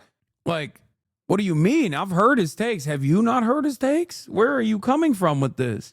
So for them, when they say like he was great, you know, we had disagreements, but he was a great guy. He was just trying to do debates. He was trying to do debates, blah, blah, blah, all this shit. Like when they say that, it comes across like either they're endorsing the statements, and even if they're not endorsing the statements, they simply are not impacted by said statements if normalized and if turned into, policy, which, by the way, it is right now. I mean, he was literally a close advisor to the Trump administration. To me, to read various people reflect on the relationship to Kirk and discover that all kinds of figures on the political spectrum chatted with him on a regular basis in group chats and texts and green rooms and that sort of thing. So, okay, I wouldn't agree with that part. That's not for me. I'd say. But one thing I do think is going on, especially among liberal media elites, is a sense that Kirk represented something authentic in the population, in the public, that they simply don't. I think there's a certain amount of embarrassment among a lot of professional liberals who do not see themselves as representing any kind of authentic grassroots tendency in the American public. Oof. They believe that about conservatism, however, and so I think there's a tendency to defer to representatives of conservatism as somehow representing the broad public in ways. Oof. He's right. Liberals do not have a real grassroots initiative. Ain't nobody is out here. And it's the monoculture. And I think that's part of the reason why there is no like real grassroots initiative to be like, keep things just the same, right? That's what happens when you dominate. That's what happens when you win. But also, as it stands, there is no motherfucker out there that is like, I am an abundist, okay? The only motherfuckers that are abundists, which is now the newest expression of like liberalism, are people who are either being paid to say that or people who have done too much Reddit, okay? And that is not a real movement. Abundists, like people who believe in abundance, like the Ezra Klein, Derek Thompson stuff. Do you not get what I'm saying here, chatters? Like, there is no real, like, class expression. There's no real class outrage. There's no real grassroots initiative that's backing, like, liberalism, especially mainstream liberalism in the way that we see it currently. There is, however, an equivalence on the left flank of American politics. It's just one that isn't oftentimes reflected on in positive terms by establishment liberals because it is antagonistic to establishment liberalism, which is leftism, populist, leftist, economic policies. People running around being like, I want healthcare, man. Shut the fuck up. Just give me healthcare. That's a real movement. There's real people out there that want it. Okay?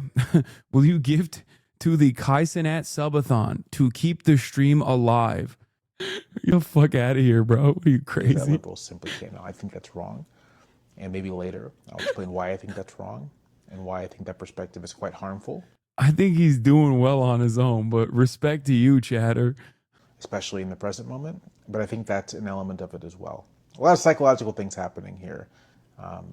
And there is a sincere, condemnation of violence. I think there's this other stuff going on as well. Okay. U.S. Attorney Haba, flags were ordered to be lowered by the President of the United States. Lower your flags. Bro, get the fuck out of here. These people they're out of their minds, man. I really hope this heavy-handed approach is at least causing some people to look differently, I really, really, really hope. People don't like me, Smart people don't like me, and they don't like what we talk about. Smart people don't. Okay, this got to be clipped weird, right? I mean, it's true. Smart people don't like them. That is true. Most people don't like them.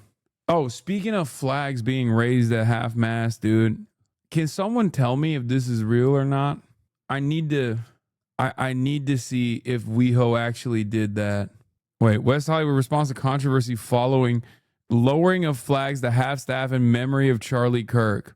The city of West Hollywood released an official statement following the controversy over its decision to lower flags to half-staff in memory of right-wing political commentator Charlie Kirk. Community members expressed outrage, particularly over the lowering of the transgender flag and progress flag at Matthew Shepard Square. Oh my God, it's real. I thought it was like maybe a parody. By the authority vested in me as the President of the United States, by the Constitution and the blah, blah, blah. That's like his statement. In a statement, the city of West Hollywood clarified that the action should not be interpreted as an expression of alignment with or endorsement of Kirk's political views or actions. The action was undertaken in accordance with the city's policy for recognitions and memorials, which acknowledges that the city follows the direction of the president in determining when flags in the city are flown at half-staff. It is real. That's crazy, bro. That's fucking insane. Yeah, I saw West Hollywood, WeHo City, lowering their pride flags to half-mast to honor racist, homophobic, transphobic podcast host who spent his life organizing this generation's Nazi use. Shameful, bizarre, and embarrassing. Yeah, I saw Gitmo McDonald's. Flags were lowered last night by order of the President Trump after the killing of Charlie Kirk and will stay at half-staff on this base in Southeast Cuba until sunset on Sunday. A proper American send-off where McDonald's lowers their flag at torture prison Guantanamo for you. I know the Chapa Boys use their dabbing on us when they talk about like how hard they flex about their pedophile connections, like to Jeffrey Epstein specifically. But I also see this as like them dabbing on us. You know what I mean? Where they're like, you're gonna have to fucking grieve and you're gonna have to do it publicly. And if you don't, you will get fired. And if I don't see you fucking crying, okay, I'm going to come and do something to you, okay? Just watch. Like, that's what it feels like. It feels like they're just, like, what is this? If anything but they're dabbing on us. It's so crazy, man. Oh, they were saying the same thing for this, too? I thought they were saying it for Jeffrey Epstein. They're basically flexing. Like, they're like, hey, oh, you don't like it? You don't like it? You don't want to honor this guy? Fuck you. You have to.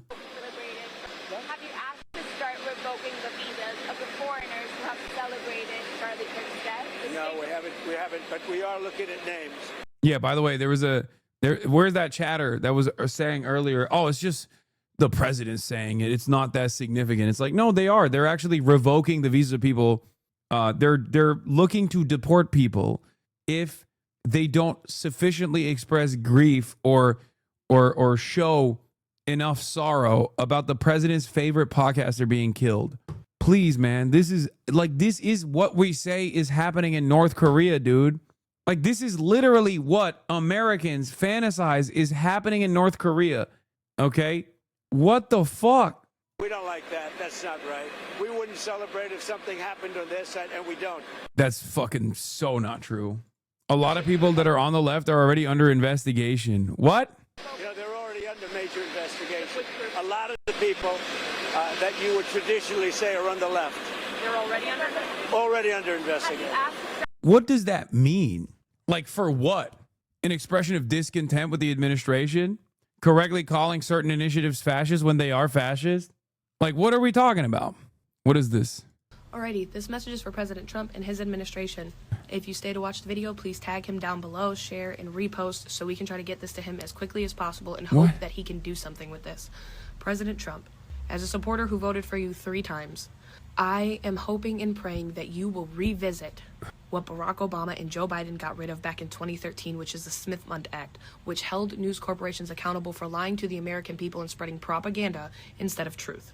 Bro, people with tongue rings vote MAGA? Also, how old was she in 2016? Like, I don't understand. Y'alternate is real? Bro, she has the poly look. How is that possible?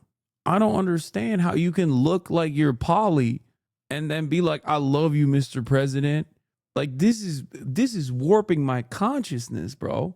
If you look like you're in a polyamorous relationship, sometimes experiencing bouts of ethical non-monogamy, okay, you can't be out here being like, I love Trump. I love the President Trump. He is the best president.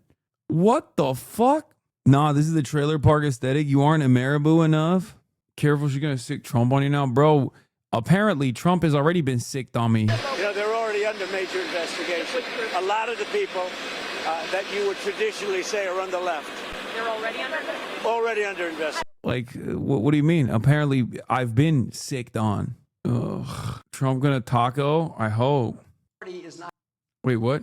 Oh, in Iowa, Senator Chris Van Hollen, one of my new faves, low key, criticized New York members of Congress who haven't endorsed Zohran Mamdani's candidacy for New York City mayor. This kind of spineless politics is what people are sick of, he says. They need to get behind him and get behind him now. Going to fix itself by itself. It's up to all of us. It's up to all of you. We need to start now shaping the future. That means winning the key races of 2025 by supporting our terrific Democratic nominees for governor in Virginia and New Jersey. It means in 2025, and it means supporting our Democratic nominee in New York City's mayoral race, Zohran Mamdani. He is focused on ensuring that people can afford to live in the place that they work. That should be our goal in New York City, Des Moines, and every town and city and place across the United States of America. Donald Trump and New York's financial elites see that as a threat. The idea that everybody who works in New York City should be able to afford to live in New York City. And they have mobilized to defeat him. Yet, many Democratic members of the Senate and House representing New York have stayed on the sidelines. That kind of spineless politics is what people are sick of. They need to get behind him and get behind him now. Anyway, two different Democrats responded to this. One I'll show you is the positive one. Kathy Hochul, 57th governor of New York. New York City deserves a mayor who will stand up to Donald Trump and make life more affordable for New Yorkers. That's Zohran Kwame Mamdani. So Kathy actually turned around and endorsed him in a New York Times op-ed piece. Hakeem Jeffries, on the other hand, said this. Following Senator Chris Van Hollen's criticism of Dem leadership for refusing to endorse Zohran Mamdani, Hakeem Jeffries' spokesman mocks Chris Van Hollen by going, Leader Hakeem Jeffries will have more to say about the general election well in advance of November 4th, said Justin Turmel, a spokesman for Mr. Jeffries. Meanwhile, confused New Yorkers are asking themselves the question, Chris Van who? Incredible work, sir. Incredible work. Great response. By the way, we were talking about like left-wing violence, right-wing violence. As the debate rages over left-wing versus right-wing violence, the DOJ yanked a research paper showing the right is clearly responsible for the deadliest attacks, far more than leftists or Islamic extremists. The page that hosted the study now redirects to the homepage. Kash Patel deleted the DOJ's very own research that showed that most domestic terror and radical extremism comes from the right. If you remember, this was a study conducted by the DOJ. Just so you understand. But, you know, guess we'll see that study in Valhalla too. Did you cover this video explaining groypers very well?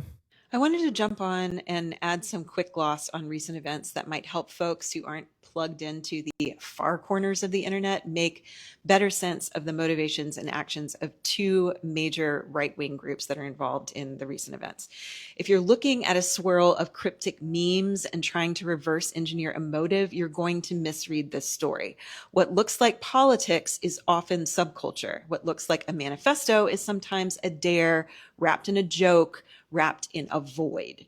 And two families on the right keep getting mashed together in coverage. There's the mainline far-right Christian nationalism, and then the groyper scene, especially its black-pilled accelerationists. They overlap in rhetoric and enemies, but they don't want the same future, and they don't use the internet in the same way. Groypers refers to a youth-driven online far-right scene that's associated with the America First brand, which is led by Nick Fuentes. Black pill comes from incel forums and signals fatalism. So no improvement in humanity is possible, and thereby despair is rational. Acceleration in extremist context means stoking crises to hasten societal collapse. You can think of this as builders versus burners. And so for Christian nationalism in its heart. Yes, they call themselves groypers. It's like an evolution beyond the original Pepe meme. It's like the fatter Pepe.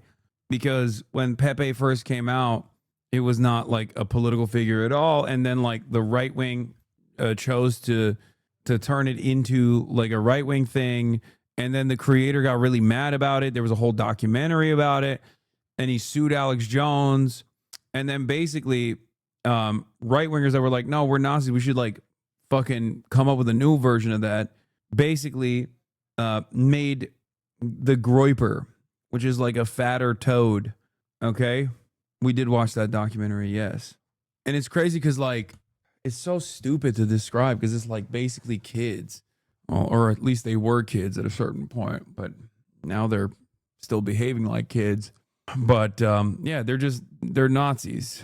That's it. They're neo-Nazis, and they're oftentimes self-described neo-Nazis. They obviously traffic in a lot of irony to make it seem as though they're just joking, but they are they're usually the first to openly state, as Nazis and neo-Nazis oftentimes do, their true opinions. Like, ask them about the Holocaust, ask them about Jews, and you'll very quickly figure out what their perspective is.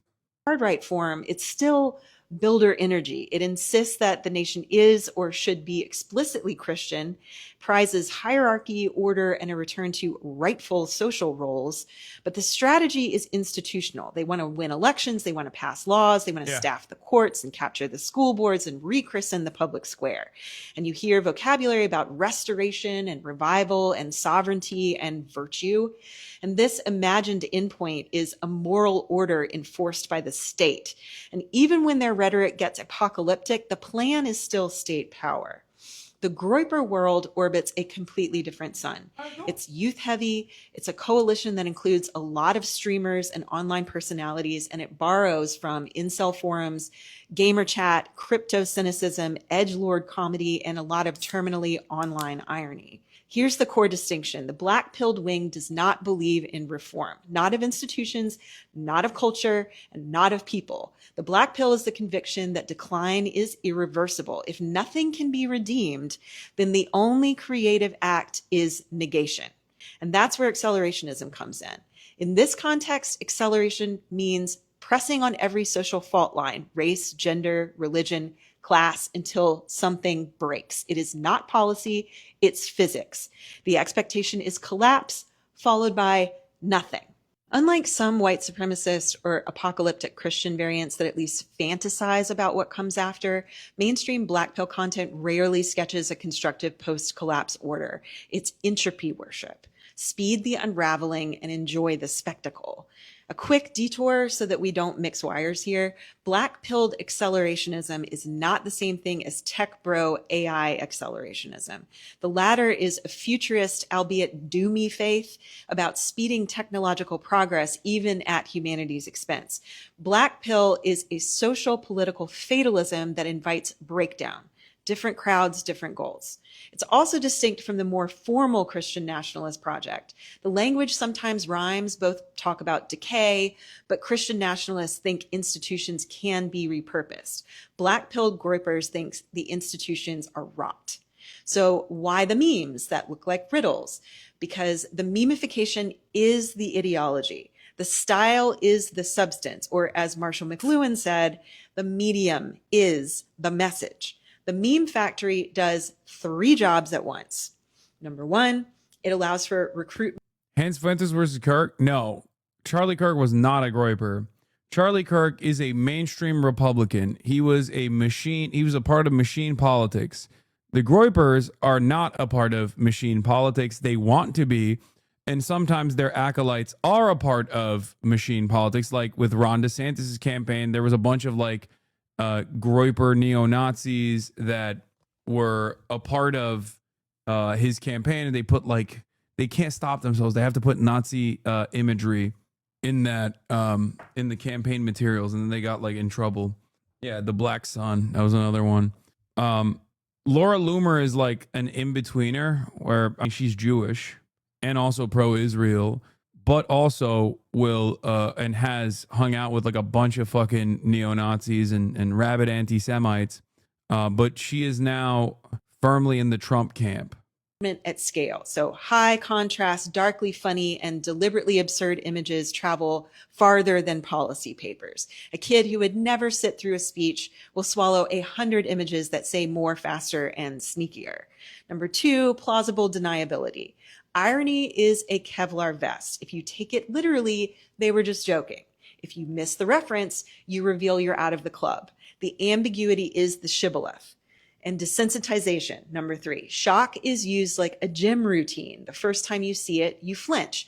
The 10th time, you smirk. By the 100th time, a position that once looked unthinkable has been normalized inside the in-group. That's why the aesthetics feel like a mashup of cartoon frogs and Wojaks and glitch art and millenarian doom and consumer culture parody. The mix says nothing matters, everything's a joke, nihilism is the punchline.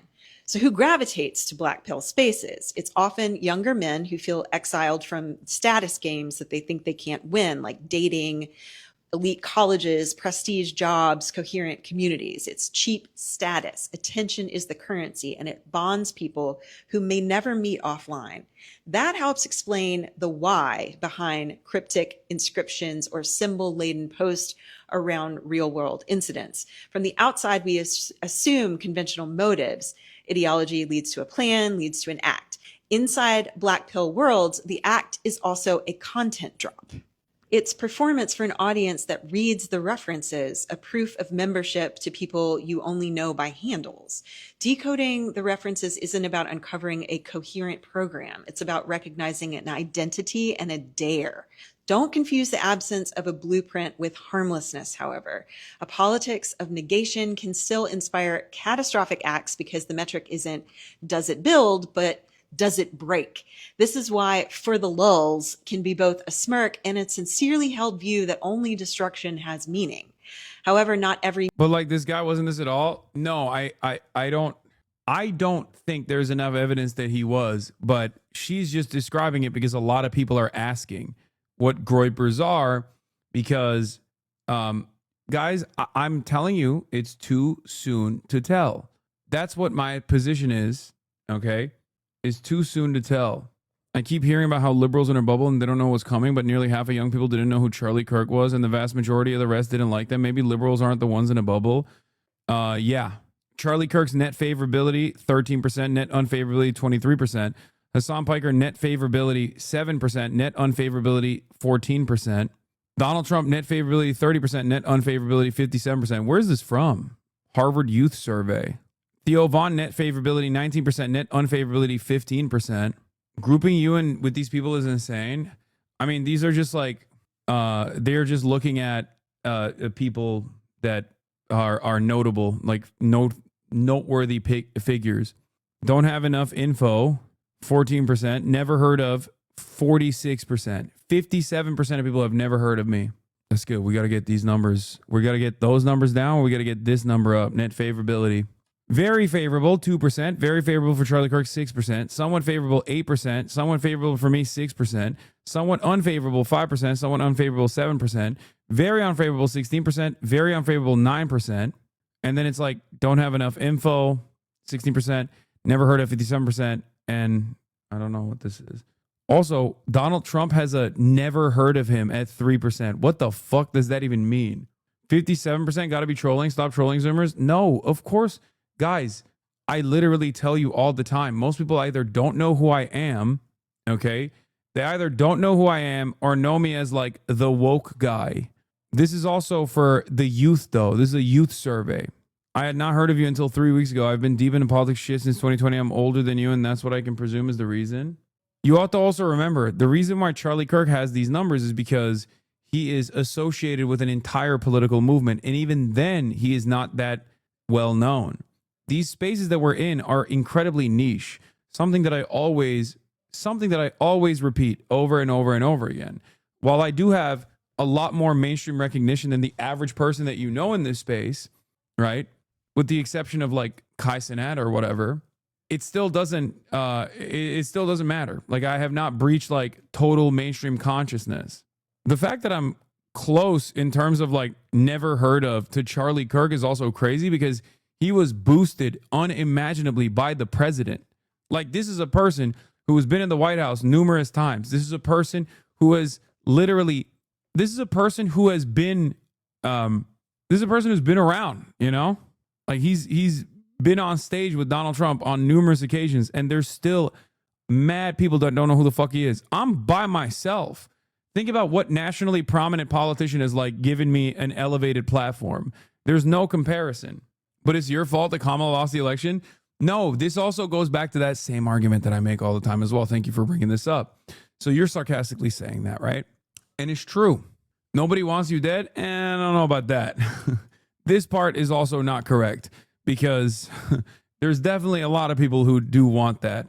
But listen, this is, you were joking, you were saying that sarcastically, but that's a good point.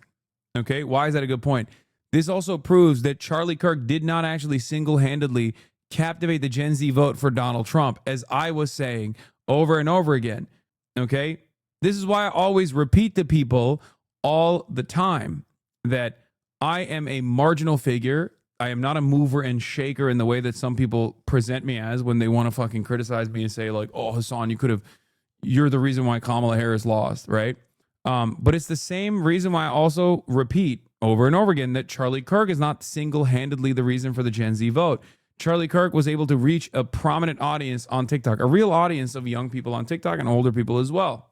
Okay? I'm sure if they were to look at older people, Charlie Kirk would probably have a lot more name recognition amongst older people. Okay? Whereas my numbers would diminish even further if we were to look at older people in general. Do you think certain opinion makers make a difference beyond their audience, a vanguard, if you will? Yes. I'll give you an area of impact. For example, when highlighting myself and many other of my friends on the left, highlight certain candidates, let's say in a crowded field, while we are not a force to be reckoned with, as opposed to like mainstream outlets in its broader influence, we do have a lot of activists in our base of support that go and extend a helping hand. So like, I'm sure it works in that regard. Like as far as like door knocking, as far as advocacy goes, as far as like getting the attention from the right kinds of people, especially when it works perfectly with Zohran Mamdani. But think about that. There's a mostly right-wing subreddit are lurking so I can see what they're saying when they think they're amongst friends. They were absolutely rooting for Hasan to be next. Yeah. It is hilarious, though. Is Alex Cooper the call her daddy girl? Yeah. This shows me that Kamala Harris should have probably come to me instead of Alex Cooper because I'm the only person on this list that's above her, at least. And also have, around the same recognition numbers here. Those are pretty good numbers for you for a Harvard survey. Yeah. And like, as opposed to Alex Cooper, I probably have more politically active people. This is why you say you can't grift to the left? Yes. There is no like institutional leg up that I can get as a leftist. That doesn't exist. Do you understand? Theo Vaughn is the only one more positive than negative. Yeah, I mean, it makes sense. Same with Joe Rogan at 20% net favorability, 34% net unfavorability, also makes sense. Elon Musk at 25% net favorability, 58% net unfavorability, also makes sense. My family didn't know who Charlie Kirk was, but now they seem to become his biggest fan. I had a falling out with them recently. That's what I mean. That's why it was like frustrating. What is this? This week. A state where guns aren't legal. It's a tragedy. He left behind a wife and 2 kids, which is how you know Israel didn't do it. All right, just say this. If you're gonna with the guy on everything, can you at least be a little more specific? If I like pudding pops, I'm not gonna be like, I didn't condone everything Cosby did. Okay, let me see if there's one more. Well, obviously, I mean, I think the prison felt worse versus Trump.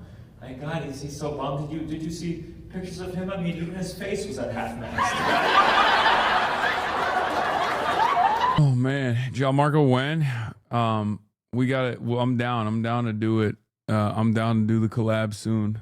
We gotta have him on Firan. I don't know what he's up to. He's just like traveling a lot. No, this one was better. Yeah, I mean, I'm not gonna do that much new material tonight.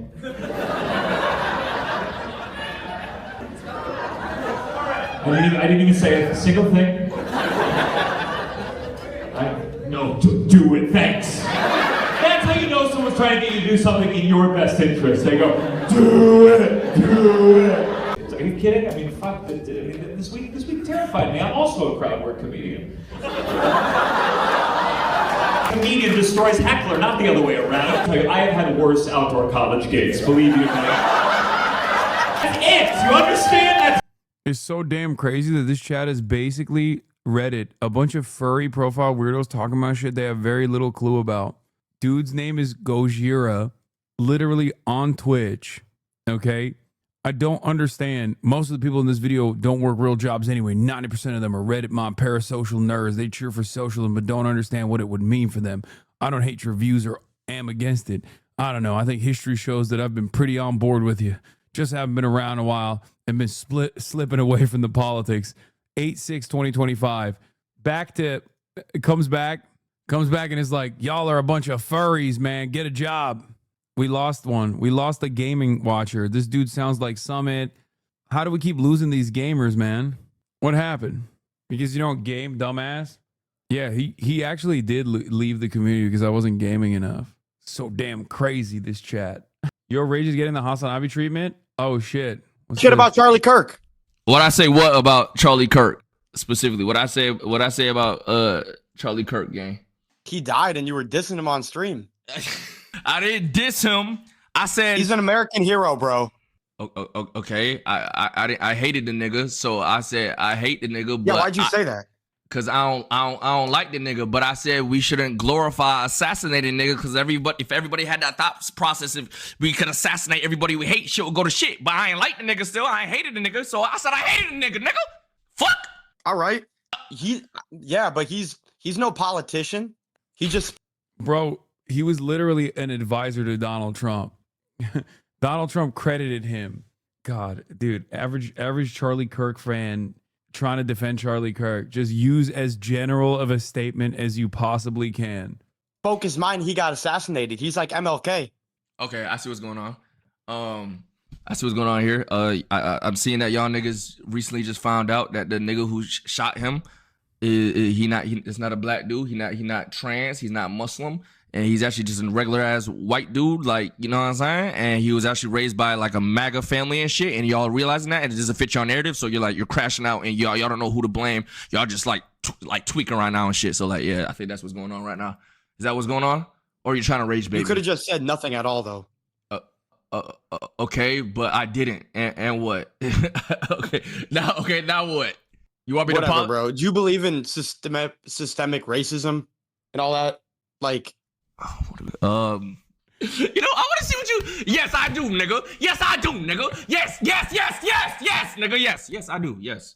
That makes no sense, bro. Everybody. Oh, damn. Well, owned, I guess. Everybody got the same opportunities. Black people got the same opportunity as white people in 2025. If you don't think that's true, I don't know what to tell you at this point. All right, explain the huge racial disparities in America right now. I'm talking like income, education, housing, all that shit. Explain that. He's got to be baiting, right? There's no way. I can't tell. I can never tell when someone is like doing that. Are they just like actually that dumb? Bruce drop him off too? Wait, what? You spew hate. That's what's going to come back to you, bro. The tongue is a very powerful thing, bro. I'm telling you. Bruce drop him off is back to streaming? Wait, when did he start streaming again? I'm telling you, tongue is a very powerful thing, bro. He had a Mao shirt on? Yes. It's a very powerful thing. What you spew comes back to you. I learned that too. It's a real thing now. Man, free Palestine, for real. It's people that die every day, nigga. Niggas die every day. Every day. Every day. On camera too. Bombs. I'm talking about bombs, nigga. So all that other shit, all that. You better watch your mouth with Bruce, otherwise D.O. Yarn will get on your ass. I was so sad when Bruce came at. Well, he didn't really come after me, but I was actually very disappointed when they were talking mad shit when he was at KIRK, and he was just like sitting there laughing because I had never said nothing bad about. I had nothing bad to say about Bruce at all. But I guess it's just it was the KIRK contract stipulation. Yeah. D.O. Yarn finna diss yo grandma. Watch out. Listen, man, like Yeah, prayers to him, but like, yeah, yeah, shit is crazy. This world is crazy. You stay prayed up, bro. You speak love into your heart, into the world. That was Bruce's cousin. Shit was AI. Oh, okay. I showed my Mormon Center Republican autistic dad your New York Times article. Please read my logs. That's a lot of qualifiers. Okay. He said, thank you for sending. Was interesting to read, even though I tend to generally disagree with his worldview. Not his observations of the difficulties of life in the U.S. and developed world for young people, which are real, but his implicit and explicit belief and subtle advocacy for socialism and other left-wing theories which have never worked and which cannot really be a viable solution. To me, he seems sort of like a left-wing version of Kirk. Both seem to traffic in some hateful characterizations of others who disagree. How did he get all of that from the New York Times article? I didn't even say nothing in the New York Times article like that. That's crazy. ChatGPT, who disagree with the reviews and both seem to enjoy stirring up contention and controversy at the expense of the full truth. As the notoriety that comes with this helps them build followers as part of their business model, still it was interesting to understand his way of thinking, which is articulately presented. It's understandable why some of his views are what they are, with Trump having moved the tone of the conversation so far into the realm of bullying and personal attacks on others. Did he ask Grok? Still, my dislike of what Trump does and most of how he does things have not made me wish for a far-left solution as Piker advocates, as that approach has a 100% record of failure except for bringing misery around the world whenever tried. I know many of your generation see the allure of what Piker envisions and like his interpretive worldview, though for me, it is not consistent with what I have observed about human nature or history in my lifetime. Still, I can see why he connects. You got timed out because you wrote so long. I showed your article to my gay uncle and he said you're great and a babe. Why he connects the dots the way he does. I hope your generation produces some new leaders of a flavor somewhere more in between Piker and Kirk. Thank you again for sending. Yeah, he just basically said, I love capitalism. And even though Hasan correctly identifies some of the numerous failures that have destroyed this upcoming generation's future, I still don't think this viable solution is an evolution away from capitalism. I showed your article to my Maoist third world is polyamorous uncle. He said you're a libtard. Sent it to my lib grandma, and she got mad when you criticized Israel and called you anti-Semitic. Good breakdown of the media language and whitewashing Kirk. Let's talk about Charlie Kirk. I want to highlight now for you what is going to be word gymnastics in the immediate future. What I mean by that is we are just going to look at the nouns some news outlets are using to explain who Kirk was. Because my prediction is, and the pattern that we see, is for those who they want to humanize, we start off with kind of nouns that have a... Like, I'm down with showcasing a person's worldview honestly, okay? Whether they're alive or after they pass, okay? Like, honestly, write about it earnestly. Charlie Kirk hated DEI. Say it like that. Use Republican terminology if you want to use it. Because people that know what that means will understand what you're saying. Okay? I think that's also a disservice, but I'll even take that as opposed to just not talking about his opinions at all. You know what I mean? Like, that's what's so fucking frustrating about this process is like we're making it seem like he was just a guy who wanted to hear people out.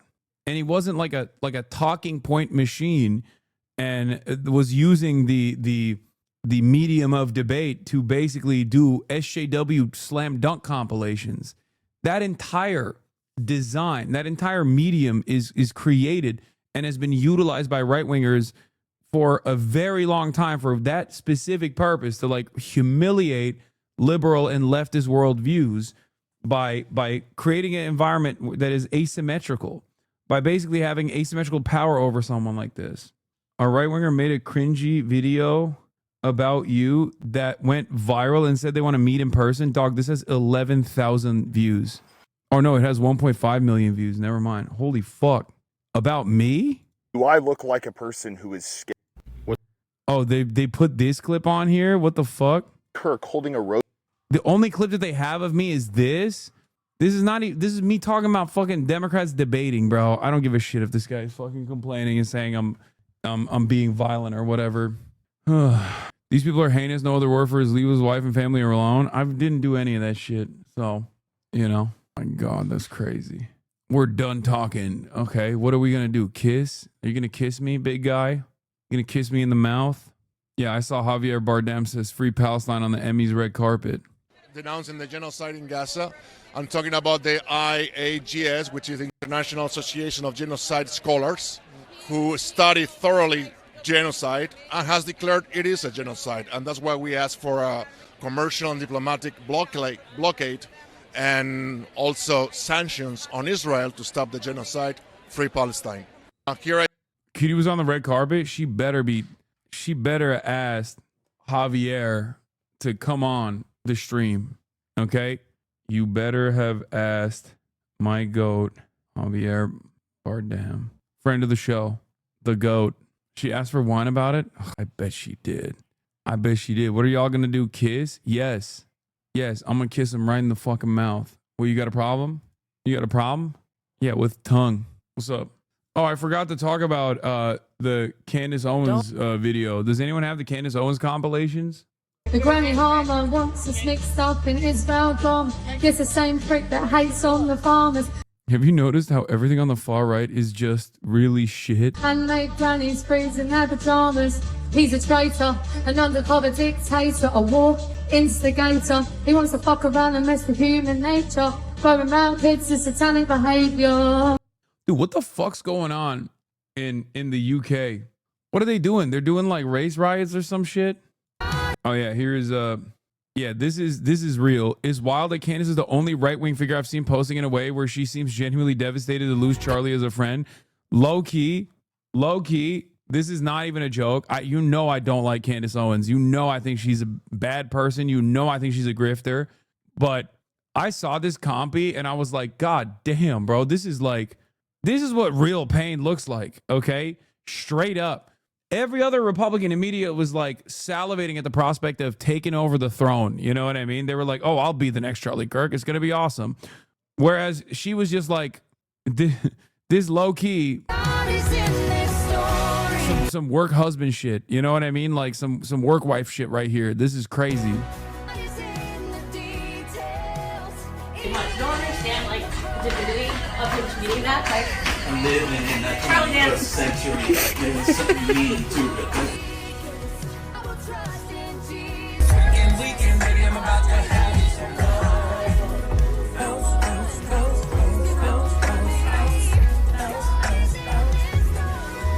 it's like murder.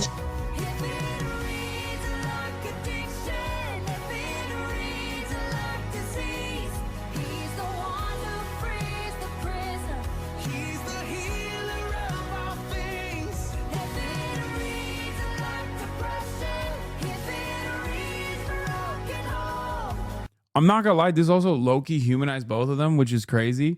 But it's just like they were just having fun, dude. They were just, I mean, what they were doing when they were roaming the country was still very bad. Okay, make no mistake, they were running around talking the same shit that they've been talking, right? But like, I guess the standard for like humanity is so low, like human emotion, showcasing real human emotion is so low online that like out of all the right wingers I've seen expressing like rage, performative rage in most circumstances, like Candace Owens literally was like seemingly crying real tears for this man, which is crazy because of like what he has said about black women in particular is just makes it a lot weirder.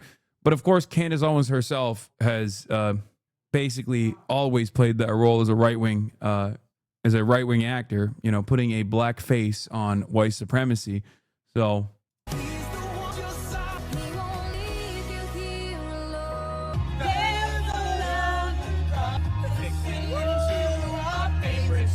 did they disagree on Israel? Was that the only issue? I mean, these guys are all, I don't know if they're like, do I think Candace Owens went from being an anti-Trump person who successfully sued the Connecticut Board of Education for being victim to an anti-black hate crime when she was in high school that led her to develop an eating disorder, to being one of Trump's biggest boosters and being one of the most vicious anti-black voices on the conservative sphere, basically overnight after she was plucked by first David Horowitz and then Ben Shapiro, and in the process, Charlie Kirk as well, getting boosted into becoming a prominent fixture of Republican commentary, conservative, reactionary beliefs. Do I believe that any of that is genuine? I don't know. I don't really care at this point because, like, I just value their output, right? And their output is just awful. These are people that these are people whose careers exploded alongside mine, obviously through very different, through a very different process. Like, they were boosted by pre-existing networks of influence on the right, as opposed to me just, like, I guess, getting the nepotism boost initially from the Young Turks, but then also finding prominence on my own after that. But, like, I don't know. This is just like this, like, what their true beliefs are, I will never know, most likely. But it also doesn't matter, because if you're a political commentator, your output is what matters. Will you ever stop debating for clicks and clips and look for middle ground? First of all, I don't even fucking debate that much, dumbass. You're arguing with a person that you've built up on your mind. Like, that's not me. Oh, you said, will we ever stop debating for clicks and clips and look for middle ground? No, the middle ground shit is bullshit. What do you mean middle ground? Okay. One side says we need to deport all Mexicans. The other side says we need to deport 0 Mexicans. What's the middle ground? 50% Mexicans deported? Middle ground is a pure fantasy for a lot of people that don't recognize that the Overton window keeps swinging wildly in the direction of the right, because it's always dumbass libtards who are like, let's find a middle ground. Let's find a middle ground. Some things you won't compromise on. Okay, how many babies should we kill in Gaza? How many children should we kill in Gaza? Is there a middle ground? Is there an acceptable middle ground? Trying to find a middle ground as though this is trying to find bipartisan compromise for purely the sake of bipartisanship alone is what got us into this mess to begin with. Just have your worldview, have your opinions, and fight for them like hell. That's it. Can you explain the potential trans roommate thing? We don't know enough yet, but it seems like one of the suspects' roommates was trans, and she's been cooperating with the authorities ever since she found out. Oh yeah, this was a great post. I did see this. My grandfather used to say Magda Goebbels made a great strudel, and I never knew what it meant until after he died. My grandmother explained some magazine did a fluff interview with Magda Goebbels a few years before World War II that included her strudel recipe, and my grandfather, who hated the Nazis with the passion of 10,000 sons, thought it was an example of the media sanitizing evil people, and he would use the phrase when someone asked him to overlook a bad person doing bad things and focus on the good. Like, this isn't like DC versus Marvel, you know, agree to disagree. There are plenty of things where you can find some kind of middle ground, okay? But there are plenty of issues where I think if you were to honestly think about it, you just would not be in agreement with the middle ground. The example I gave you is apt for you to comprehend, right? There is something that you care about, that you understand, something that pertains to your humanity, okay? Not just the way you see the world, but like literally who you are as a person, right? That you obviously would be a little uncomfortable with if people were just discussing whether or not it was valid or not. And the reality of the matter is, for a lot of people, a lot of white people especially, whiteness is such a powerful force, a powerful socio-political construct that they just like, they never see themselves in that situation. It's rarely ever discussed in those terms. And also, there's never really been a historic equivalent in terms of like taking away white people's rights on the virtue of whiteness. Not to say that this is a good thing anyway. I'm not saying that, but that just simply has not existed. And that's precisely the reason why a lot of people are much more comfortable talking about another man's timeline for justice.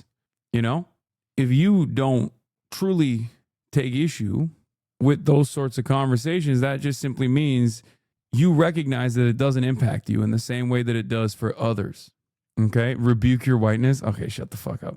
Shooter was a big JBP fan? No, it wasn't the shooter. The trans lover Reddit account posted on trans-related topics, but also a bunch of right-wing subs, including Jordan Peterson and 4chan Green Text. No, that wasn't... Lancelot, from what I understand, is not the shooter's account, but it's actually the roommate's account, right? Yeah. This is the shooter's roommate. Shooter's trans roommate. Yeah, bunch of right-wing subs, including Jordan Peterson, 4chan Green Text, talks about how he was not political but defensive of America and how he was against political party boxes and comment on destroying woke kids. I think, I'm going to be honest. First of all, we don't, I think the preferred pronouns are she. Okay.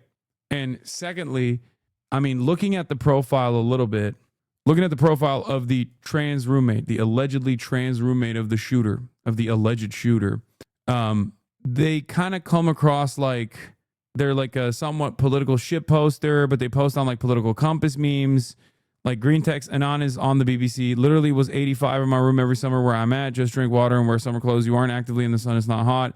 But political compass memes means like this person is also brain rotted by politics, but in usually like a neoliberal direction.